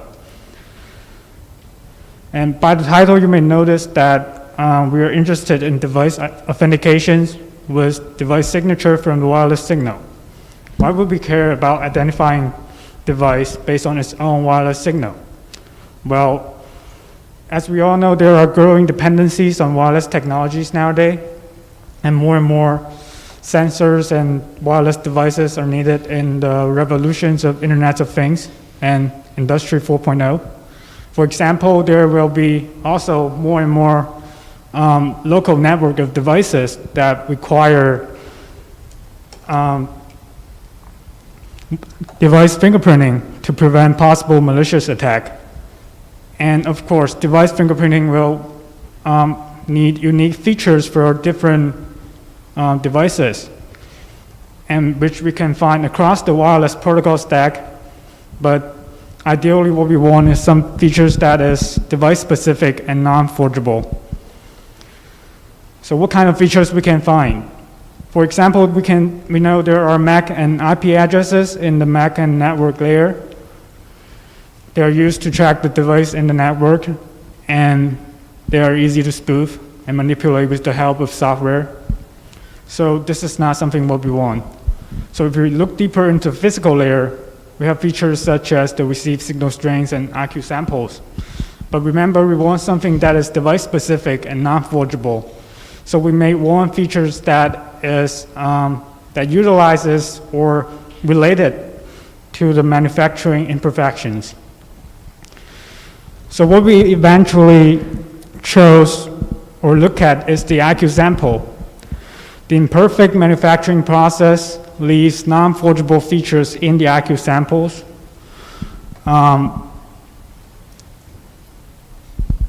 No perfectly identical ICs could be made even with modern manufacturing technology. The question is, could we classify them?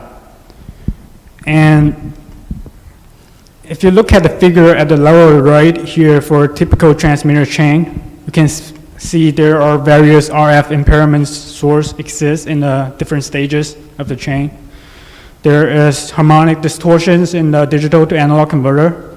There is nonlinear distortion in the power amplifier that comes with its nonlinear behavior. There is the most important IQ imbalance that because of the phase or amplitude error in the quadrature signal it generates. So as we all know, such imperfection exists in our devices. We should be able to collect and classify this information using a similar approach as facial or fingerprint identification with the help of neural network or another possible machine learning techniques. So to collect the desired IQ samples, software-defined radio naturally becomes our very first option because of its extreme level of configurability, allowing us to collect data for different kinds of RF devices for future processing. So let's look at what we did in this summer. What we did is that we created a setup that uses software-defined radio to collect IQ samples for the chosen RF devices. And we chose two types of devices in the markets. The first one is this Haltech Wi-Fi LoRa 32, and the second one is NRF 24L01 Plus. You can see what they look like in the figures here. And we chose the ADAS USRP B200 to collect our data set. Okay, so why did we choose NRF and LoRa? Well, first of all, both of them are very popular in Internet of Things applications. For example, NRF is extremely popular in the Arduino robotics community, and it uses Gaussian frequency shift keying, which is the same modulation scheme that is used in your Bluetooth devices like your wireless headphones, keyboards, speakers, etc.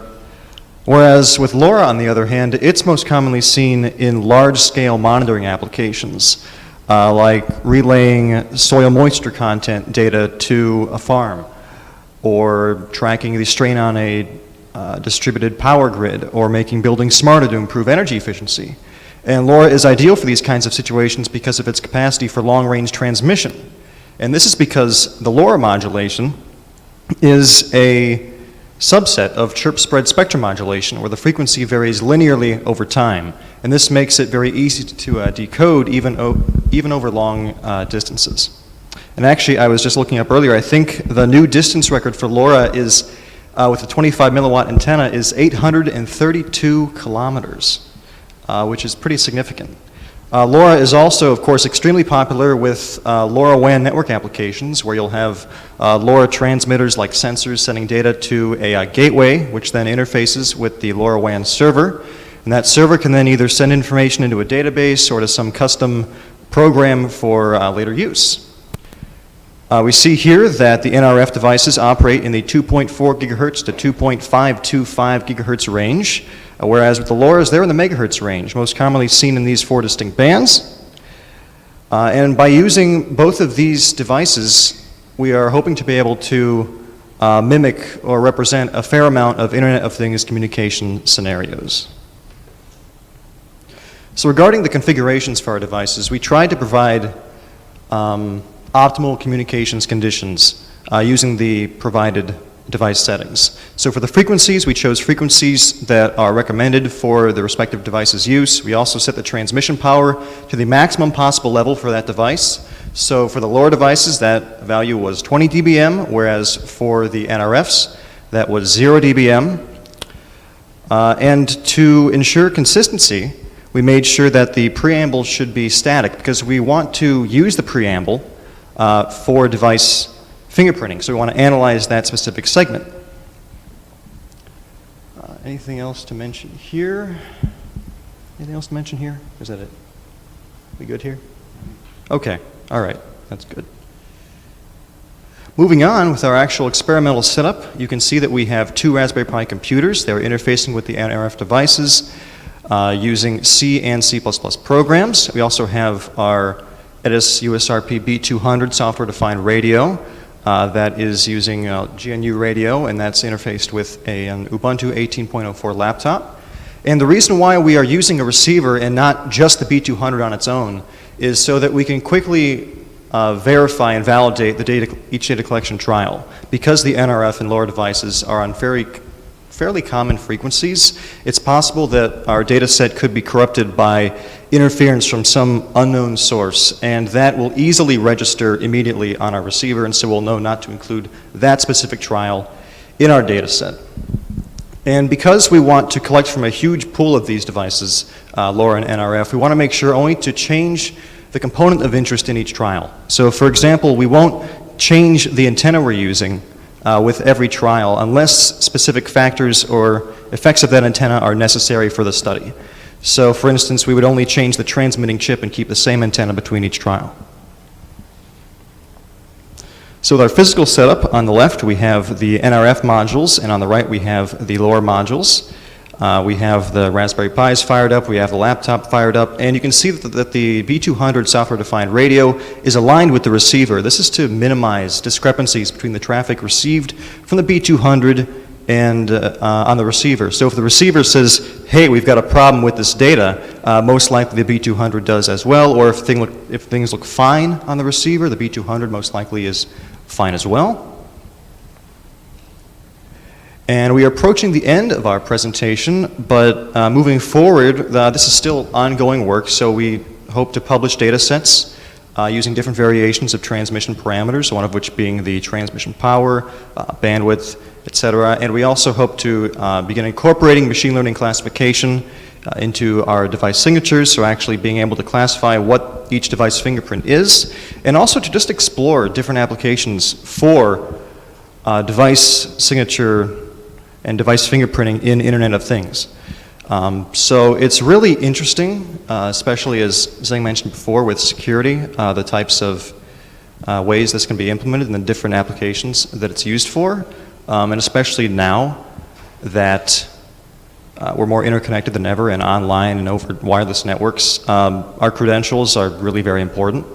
So our last slide, we want to thank you for having us here. Again, we're undergraduate students, so this is a really impressive conference to attend, and it's been really wonderful seeing all of your presentations as well. If you want to see our work, we have our GitHub link down below. Also, our contact information isn't listed here, unfortunately, but you can contact us. You can reach out to us personally. While we're here, we'll be here until Thursday. And if you want to see our poster, it is in, again, the exposition hall where the food is for lunch. So we should all know where that is. And I believe that is all that we have. So thank you again. Thank you very much.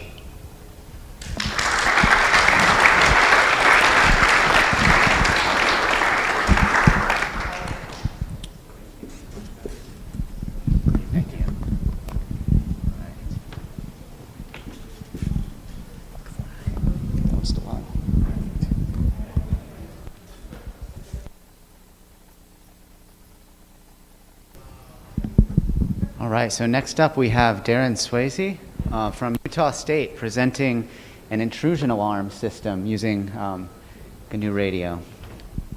Just give us a second to switch over.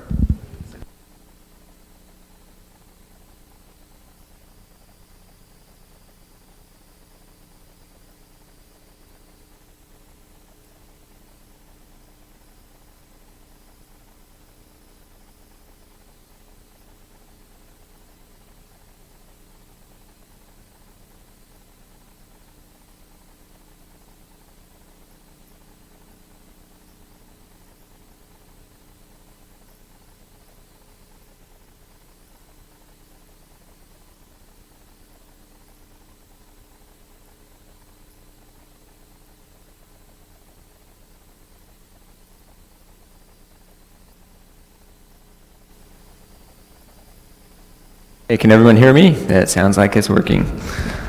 All right. My name is Darren Swayze. I'm an electrical and computer engineering student at Utah State University in my senior year, and the project I've been working on over the summer is this really long title, but to shorten it, it's a burglar alarm using GNU Radio and the USRP N310. And our goal in the research we've been doing is to be able to secure an indoor area using RF signals. The main intent is to use Wi-Fi, but at the current stage of development, we're using QPSK to prototype and develop those algorithms we need to do that security.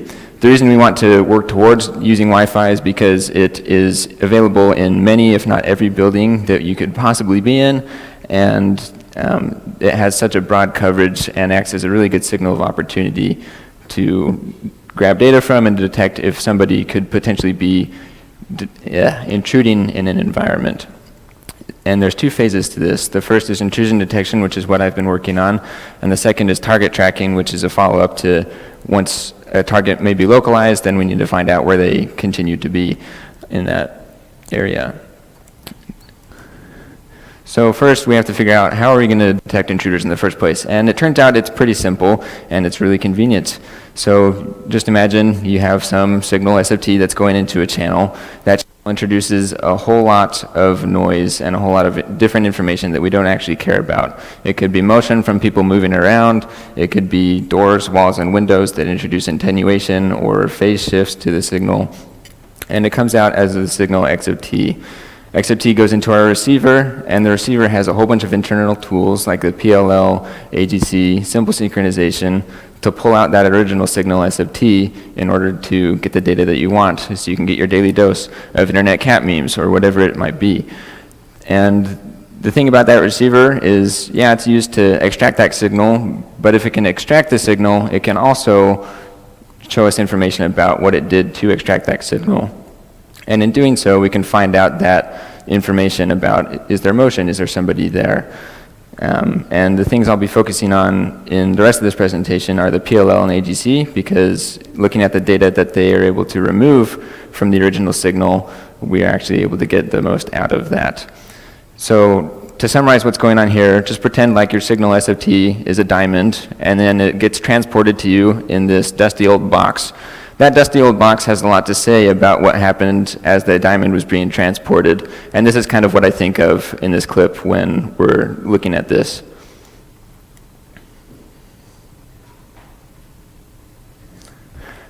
The box says everything, and that's what we're focusing on here. So in order to find out aspects about that box to use to find intruders, we need to set up some initial tests and do basic evaluation of the data we get from them. Do we even have enough information to run intrusion intrusion detection in the first place. So this is the GNU Radio flow graph that we used for the majority of the testing. It's fairly simple. The top half is the transmitter, where we use pre-recorded IQ data sent through a QPSK modulator. And on the bottom half, we receive through USRPN 310. The signal gets basebanded, filtered, then runs through the simple sync and a PLL.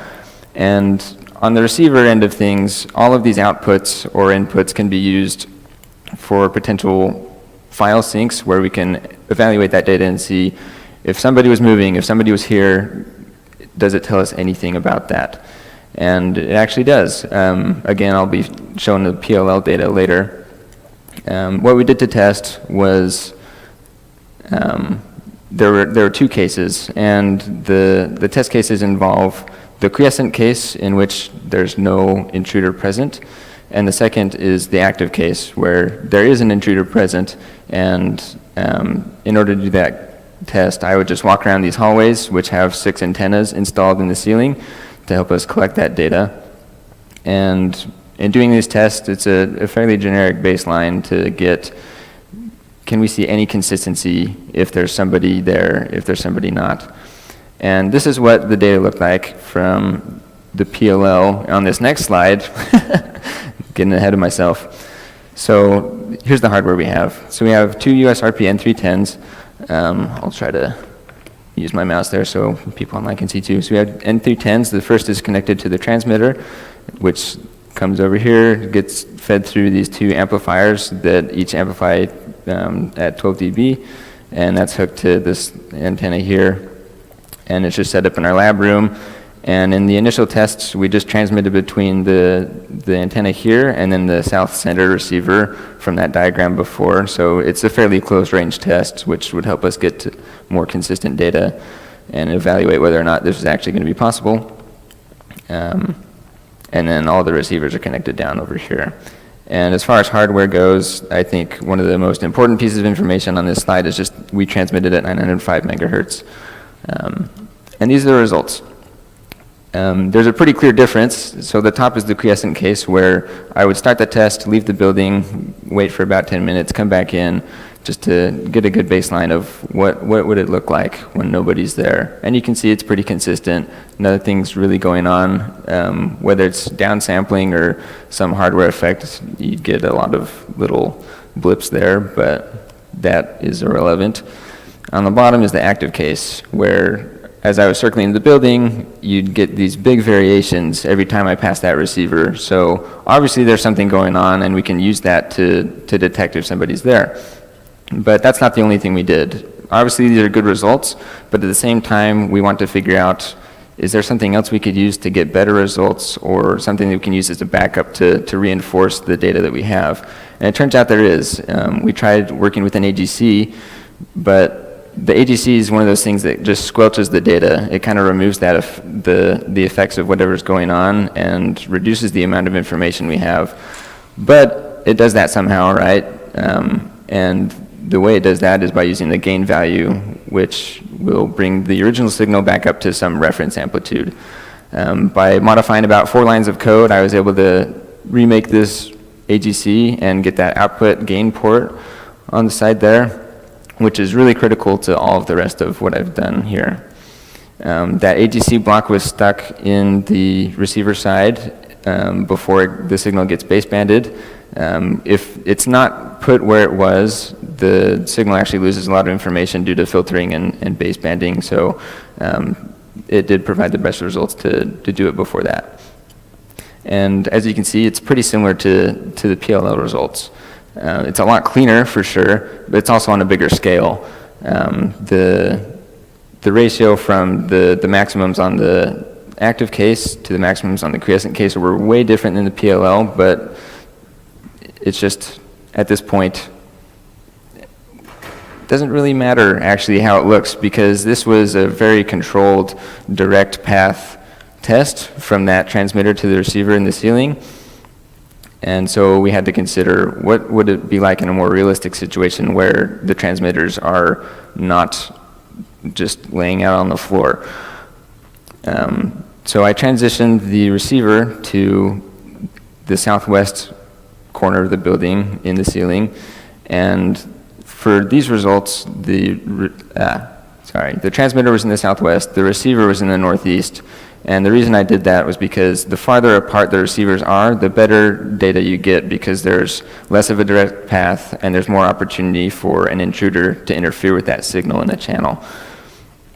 So on the left is the PLL results. It looks pretty much the same as what it did in the original tests, and that's what it looked like for the active test in that case.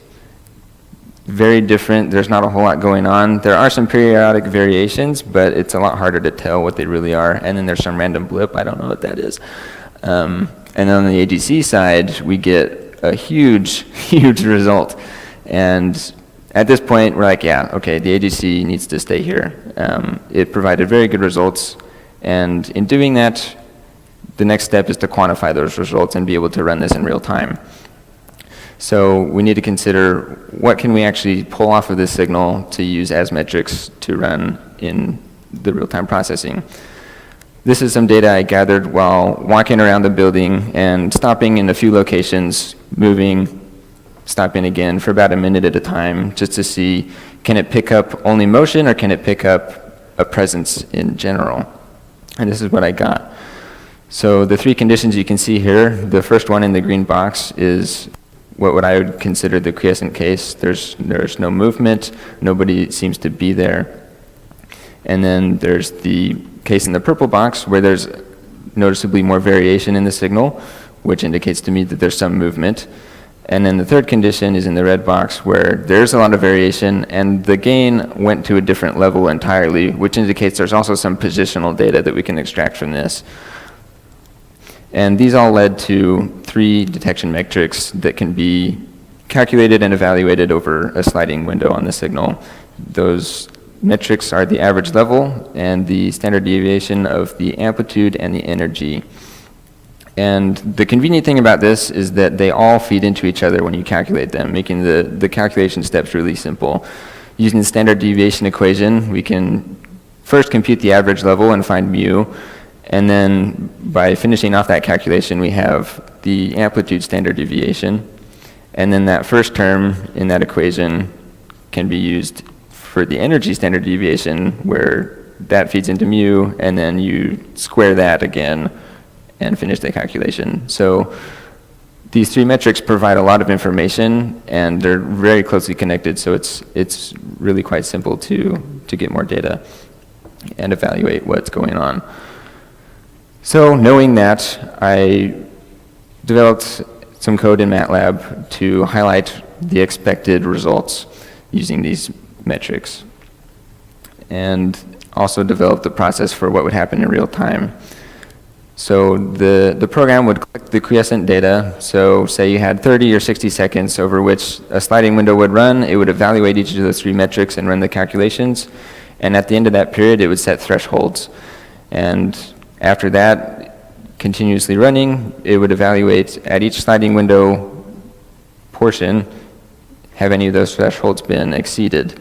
And the top piece of data here is just for the amplitude standard deviation, where the pink is what it highlighted using a 1-second window with no overlap. And it caught a good amount of what I would expect it to. And those are pretty good results. Then you add on the level detection on the bottom, and it highlights basically everything. So I was really happy with these. We were able to stick it into GNU Radio after we figured that out.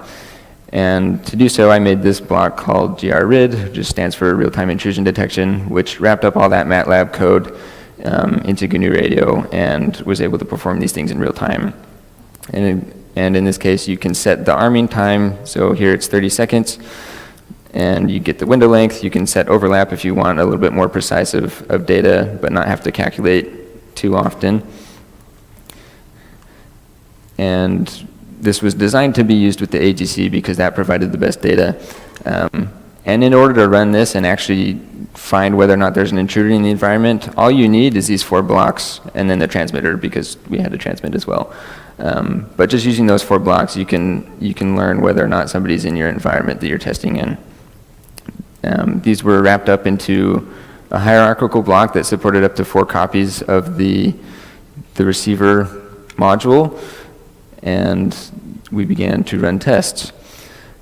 So this is a very simple test. I had the transmitter in the southwest corner of the building again, and the receiver was the south center in this first case. And then the second clip shows a little bit less motion and how sensitive things can really be with the transmitter in the southwest and the receiver in the southeast of the building. So we'll just watch that.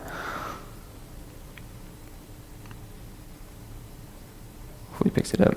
Oh, no sound.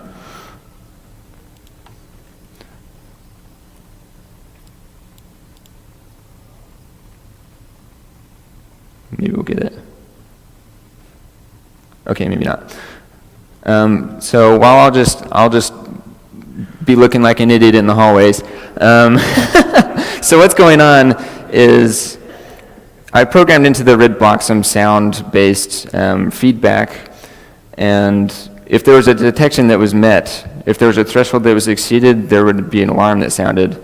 And depending on what conditions there were, it could sound one particular sound, it could sound a different one. It depends on if there were one or multiple metrics that had been exceeded. Unfortunately, we didn't have that going, but is it? Oh, I thought it would have been through the HDMI, but. 2 seconds, just pop that into your headphone jack. Okay, we'll try this again. And then you can see that I am actually doing something important and not just running around in the hallway like in Mad Men.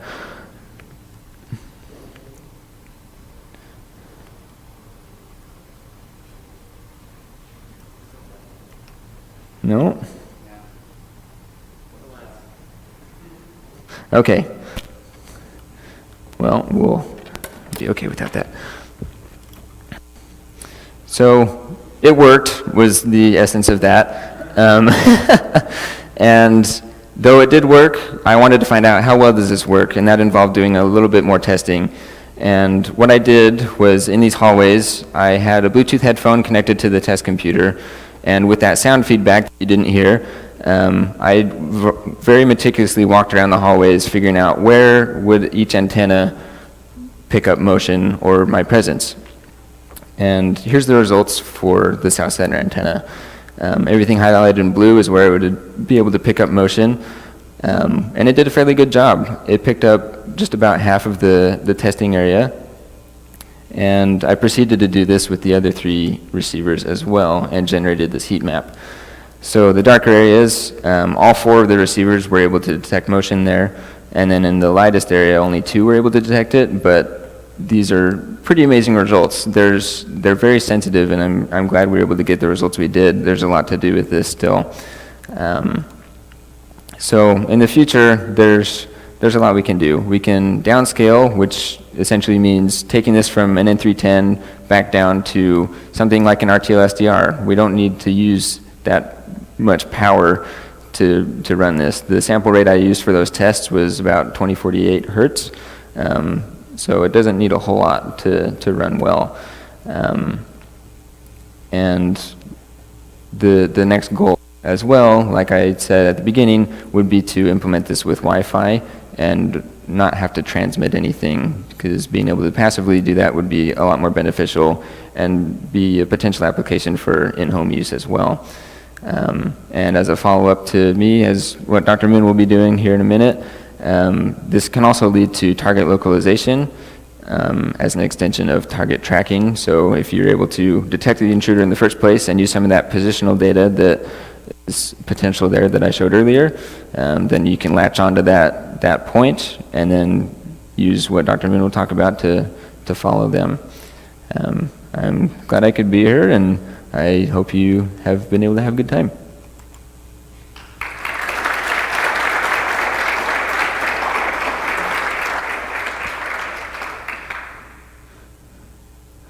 Thank you very much. Are there any questions at this point? I think this is a 2-part talk, so we can do questions in the middle.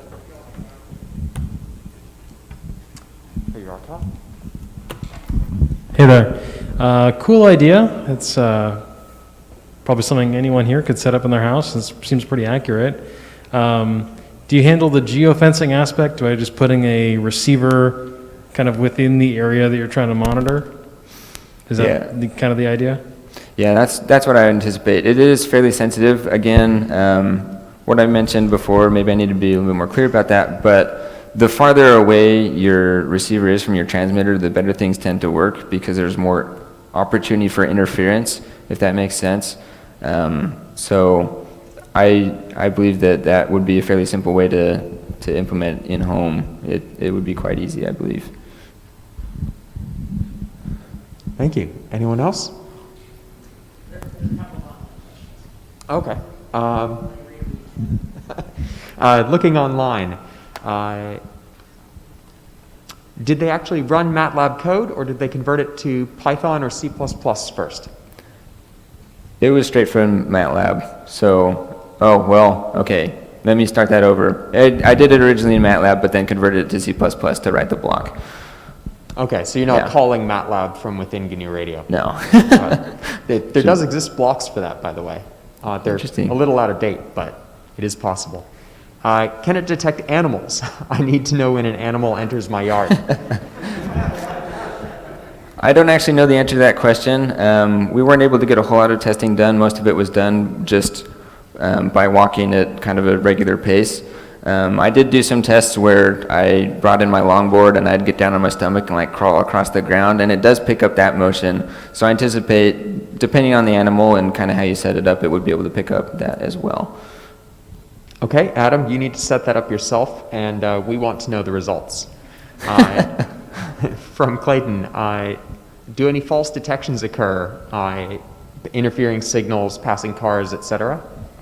This was tested in one of the engineering buildings at Utah State, and so it's fairly isolated from nearby traffic, at least. As far as false alarms, it really depends on how you set up the system. With the RID block that I made, you can set tolerances for each of those detection metrics.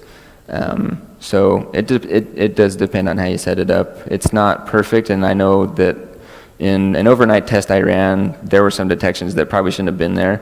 But that's just kind of part of the process. It's a tuning thing, and it's figure out what would be anticipated for your normal environment, and then go from there. Great, thank you. Unless there's any burning questions, we should probably move on to the second half. Great, thank you very much.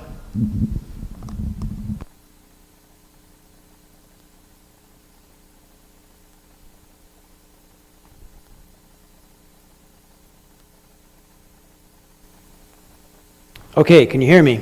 Guess so. So I'd like to thank Darren for the introduction and the good work he's done. Let me just emphasize, he's just starting his senior year, and he just started this project in May, so he's come a long way in the last few months. It's been a really fun working with him. So as he talked about, after you've detected an intruder, you might want to know where they are, and that's what this is about. If you can indulge me, I want to take about 30 seconds and let us watch a little bit of George Clooney, and I hope you can hear this. It's better with audio. By the laser field in the Great Hall. Aha! The laser fields. Well. Oh, no. Thanks for the power supply, whoever that is. I thought I had a lot of charge on that. We might not get to watch George Clooney. Okay. Wow, that's farther out than I thought. So while this is booting, basically what we're going to do is, after we've detected an intruder, we want to find out where they are. So what we're going to do is we're going to take these antennas in the ceiling, and we're going to collect signals that are reflected off from the intruders. So think about that. Someone's walking along, and as they go, the RF signal hits them and bounces off and goes into the receiver. This is a very weak signal. Many dB down compared with the direct signal. And we know that's the case because our receivers, our Wi-Fi receivers and so forth, are able to detect without any trouble whatsoever, because the interfering signal in the time-varying channel is weak enough that they just get around that. So this is some work due to another student who just finished his master's degree, Thomas Bradshaw, and we are looking at the tracking problem and doing the Doppler estimation and then the state estimation after that. And wow, we've got, that's just weird because I've got half a battery here. Okay, let's just bring up our PowerPoint. Sorry about this.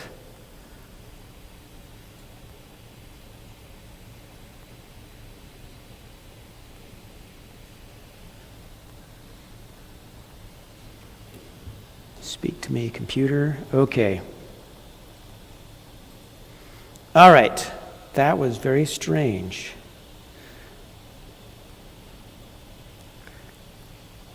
So let's get rid of that.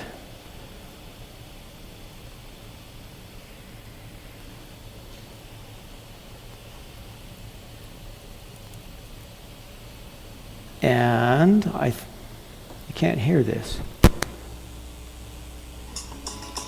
I can hear it.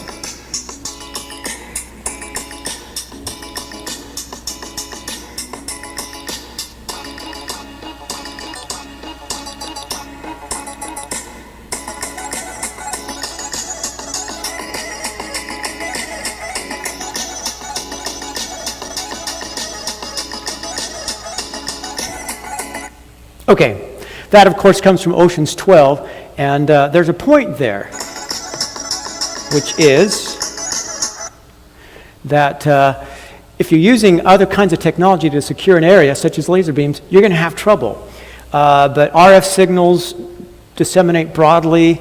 You can't dodge an RF signal the way you can a laser, and so you have the opportunity of better security. Wi-Fi is everywhere. You don't have to deploy lasers. You don't have to install switches on your windows.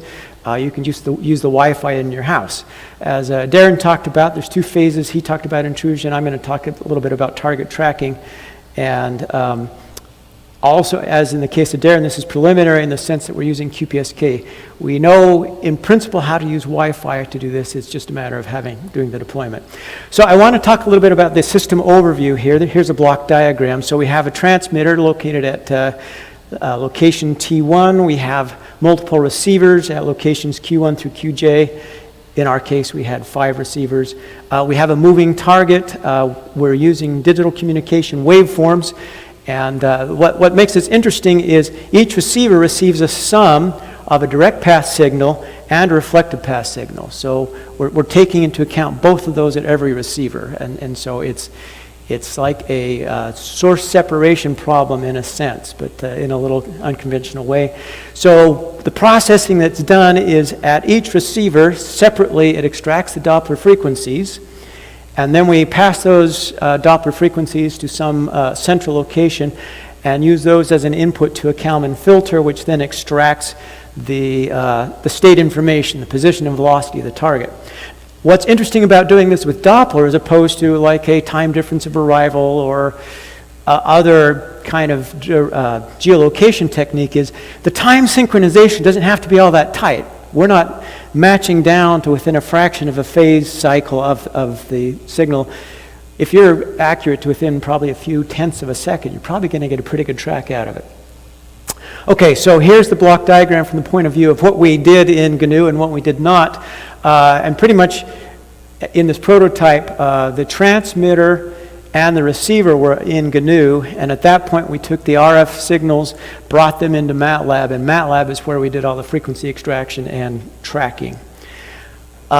Just to show you, kind of motivate that this could work, what I'm portraying here is the equation which relates the Doppler frequency, F sub D, on the track from I to J, transmitter I, receiver J, and it depends, based on the physics of this, on the position of the target and the velocity of the target in a rather complicated way. So what we do is we take that messy equation, we linearize that, and we use that as the observation equation for an extended Kalman filter. And then in our extended Kalman filter, we use a Singer model, which is used for maneuvering targets. So that's sort of down the road. We're not going to say a lot about that, but we had to get that part working. So let me say a little bit about the signal. As I said, we're assuming a bauded signal, so we have a time-varying amplitude and phase, which we represent as a sum over some symbol times of a symbol A sub k with a baseband pulse shaping function P of k and a single carrier here. What we're assuming, because we're in a building, the time difference between the direct path and the reflected path is small enough that the baseband pulse shaping function is essentially the same over those time differences. So if we call tau sub ij the direct path delay and tau sub ij tilde the delay on the reflected path, the pulse function is essentially the same over that. And so we can simplify what happens in the signal model. And the basebanded received signal looks something like this. We have two terms. We have a term here corresponding to the direct path with a coefficient alpha sub ij, which is the complex gain on the path from transmitter I to receiver j. And then we have an alpha ij tilde, which is the complex gain on the path from transmitter I to receiver j on the reflected path. And the key concept here, or a key concept, is that the magnitude on the reflected path is much, much smaller than the magnitude on the direct path. By much, much smaller. It could be 10 to 20 dB smaller. Kind of weak signals for us to be doing the signal processing that we're doing. Another term that I took into account explicitly is we wanted to use a different transmitter than receiver. Everything would have been so much easier if I could have used the same transmit clock and receive clock. But looking down to where we're using somebody else's transmitter and our receiver to do all this, we wanted to account for that difference. And in fact, with the GNU hardware, or the EDIS hardware that we were using, especially the older EDIS hardware we were using, this carrier frequency offset was significant. And in fact, that drift in carrier frequency offset is just about the same frequency range as the Doppler we're trying to extract. So we had to work very hard to deal with that as part of our signal processing. So there are two receiver models that we used. In the first place, we took the received data and we ran it into a PLL, where we wanted the PLL to track out the carrier frequency offset. And what was observed, rather perversely and annoyingly, is that the PLL, as it was moving things around trying to track the carrier frequency offset, due to the dynamic and nonlinear nature of the PLL, it actually introduced some frequency components that were the negative of the Doppler frequency that we were after. Well, if you're just trying to do a receiver, you wouldn't notice that. But if you're trying to get the Doppler out later and dealing with this very weak signal, that's a problem. But we still use this because the Doppler components were weak enough that I could take the PLL output and do a reliable symbol detection and get the symbols A sub k out of this. So our other receiver model is we said, forget about the PLL, let's not try to track out the carrier frequency offset. Let's just run it through a symbol timing match filter. And in this case, you can model the receiver output as we have the symbol, we have a direct path amplitude, a reflected path amplitude with the Doppler on it, and then this whole thing is spinning around due to the carrier frequency offset. And so we used this signal that we fed into our signal processing in an attempt to try to track the Doppler out. Here's our receiver. We don't have time to say excuse me, a lot about that, but there's kind of two receive path components that do these two models there. So how do we get the Doppler out? Well, first thing we do, as I said, is we detect the signal A sub k, and we divide that out. I have this symbol I call D2 of k, where I just divide out the symbol, and now we're left with the direct path amplitude, the Doppler amplitude. Again, it's all spinning, and the Doppler component is much, much weaker. So in essence, and taking the carrier frequency offset out, we have a DC component, and then this other component here that's spinning at the Doppler rate. So we took that signal and estimated from that the carrier frequency offset. We tried both DFT-based methods and music-based methods, found that we could make some progress with both of those. For music, we found that if we increased the dimension of the noise space, actually, it worked a lot better, suggesting that it really is not white noise that we're dealing with. So then what we did is we took the carrier frequency offset out, basebanded the signal. That left it with a DC term. We did mean removal, and so now the direct path information is actually gone, and we're left with only the reflected path. And then we did another frequency estimation step to extract the Doppler frequencies. Because of the noise on the system and the weakness on the signal, we had to clean up the Doppler frequency estimate. And so what we did is we took the sequence of frequencies that came out of that and we ran that into a Viterbi algorithm. So we created a trellis where the states of the trellis represent different candidate frequencies, and we had transitions in those frequencies corresponding to movement from one frequency to another. Since physically the Doppler frequencies have to be continuous, that suggested that we were going to have a path through this trellis that wouldn't have a whole lot of motion. And so we set up a Doppler branch cost, which captured the frequency information, and then also a cost associated with moving too far from one frequency bin to another. And then we also implemented a BCGR algorithm on the same idea. And this illustrates a little bit about it. This was actually a situation where the transmit antenna was right there, close. We had a good strong signal, not in the ceiling, so it was an early test.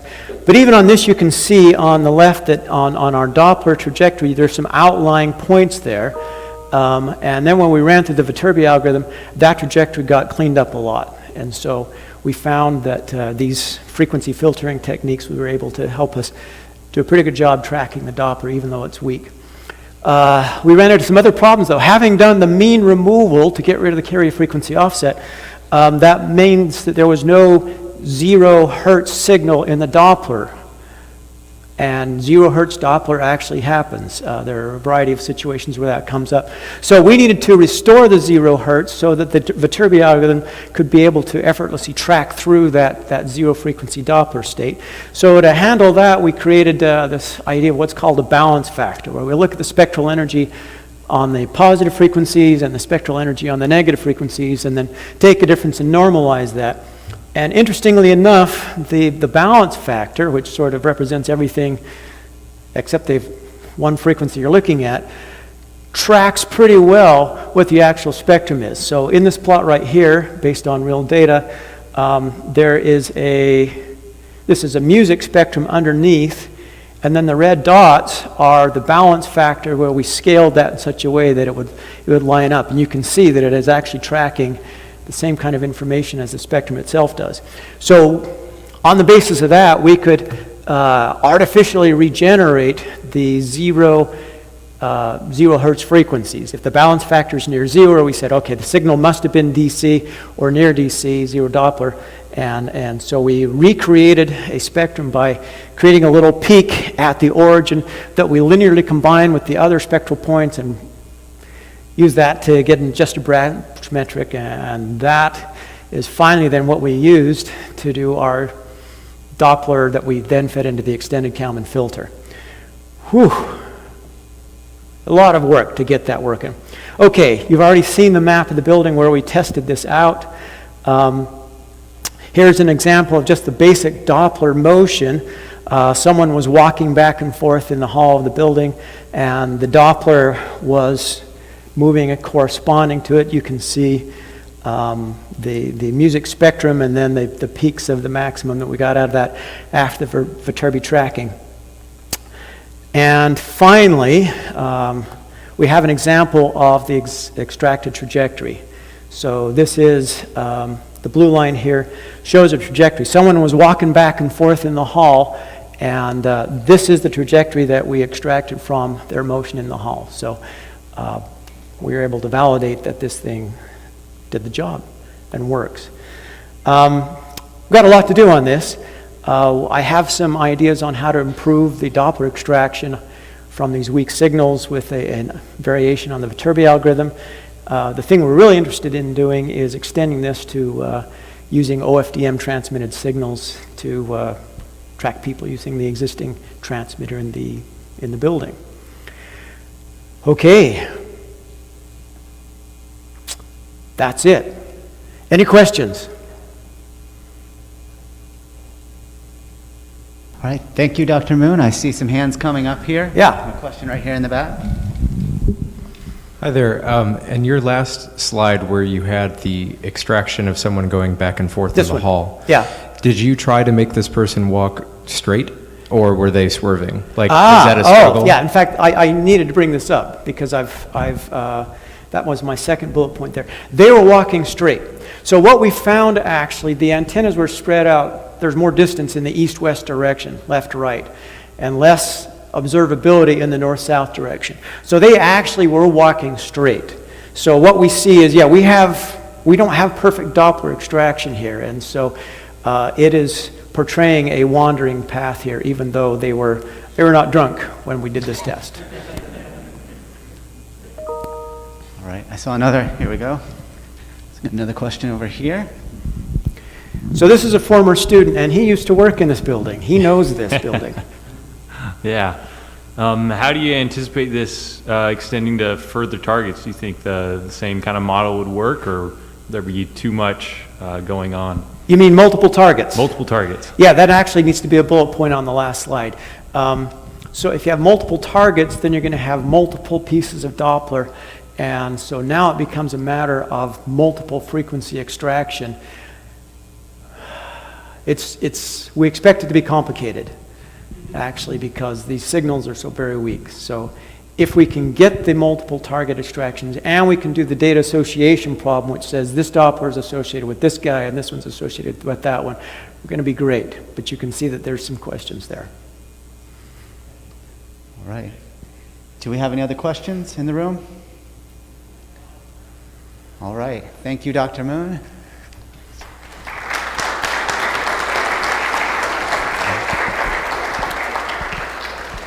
All right, and we have one last short talk.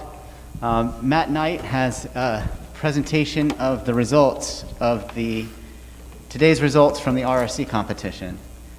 So we'll pop those right on.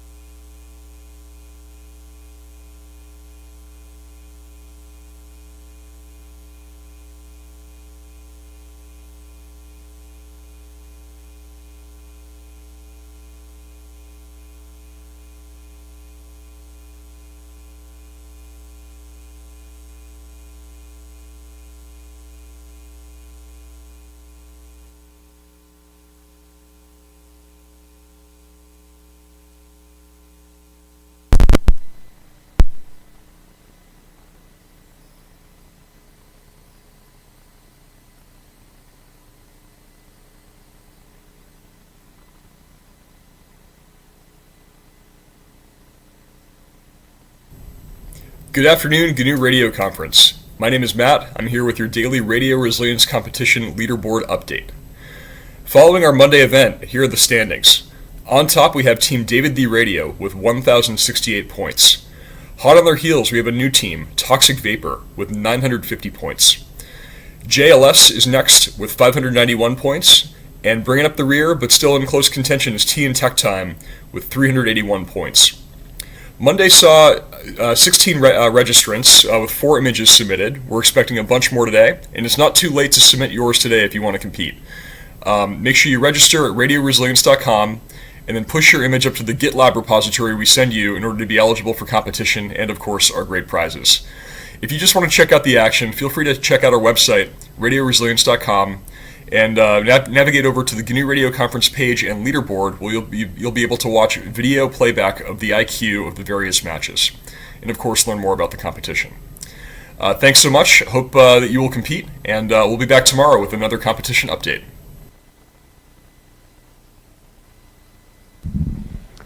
So that's the end of our main track for today. Thank you so much for coming.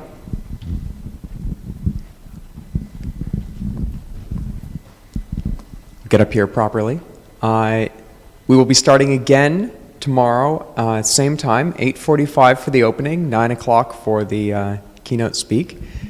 And there is no social tonight, so we encourage you to rest, relax, get to know more attendees. We have a virtual social, however, starting in just under 1 hour. the information for joining that, and that is free to anyone who is watching online, or local, of course. The information there is on Indico under the virtual attendance page. We'll be posting info in the chat, of course, as well, and we hope to see you there. That's using Zoom. And tomorrow's social, just as a heads up, here in Charlotte, is at the NASCAR Hall of Fame, and that is a short ride from here. So do start planning your transportation now. You'll have an hour and a half, starts at 6:30 down at the NASCAR Hall of Fame. Also, wear your racing shoes. We've been told that they have 10 to 14 NASCAR simulators, and they'll be running races for any attendees who would like to compete against each other. And then the end of the night will be a best of race. So look forward to that, and we'll see you again tomorrow morning. Thanks.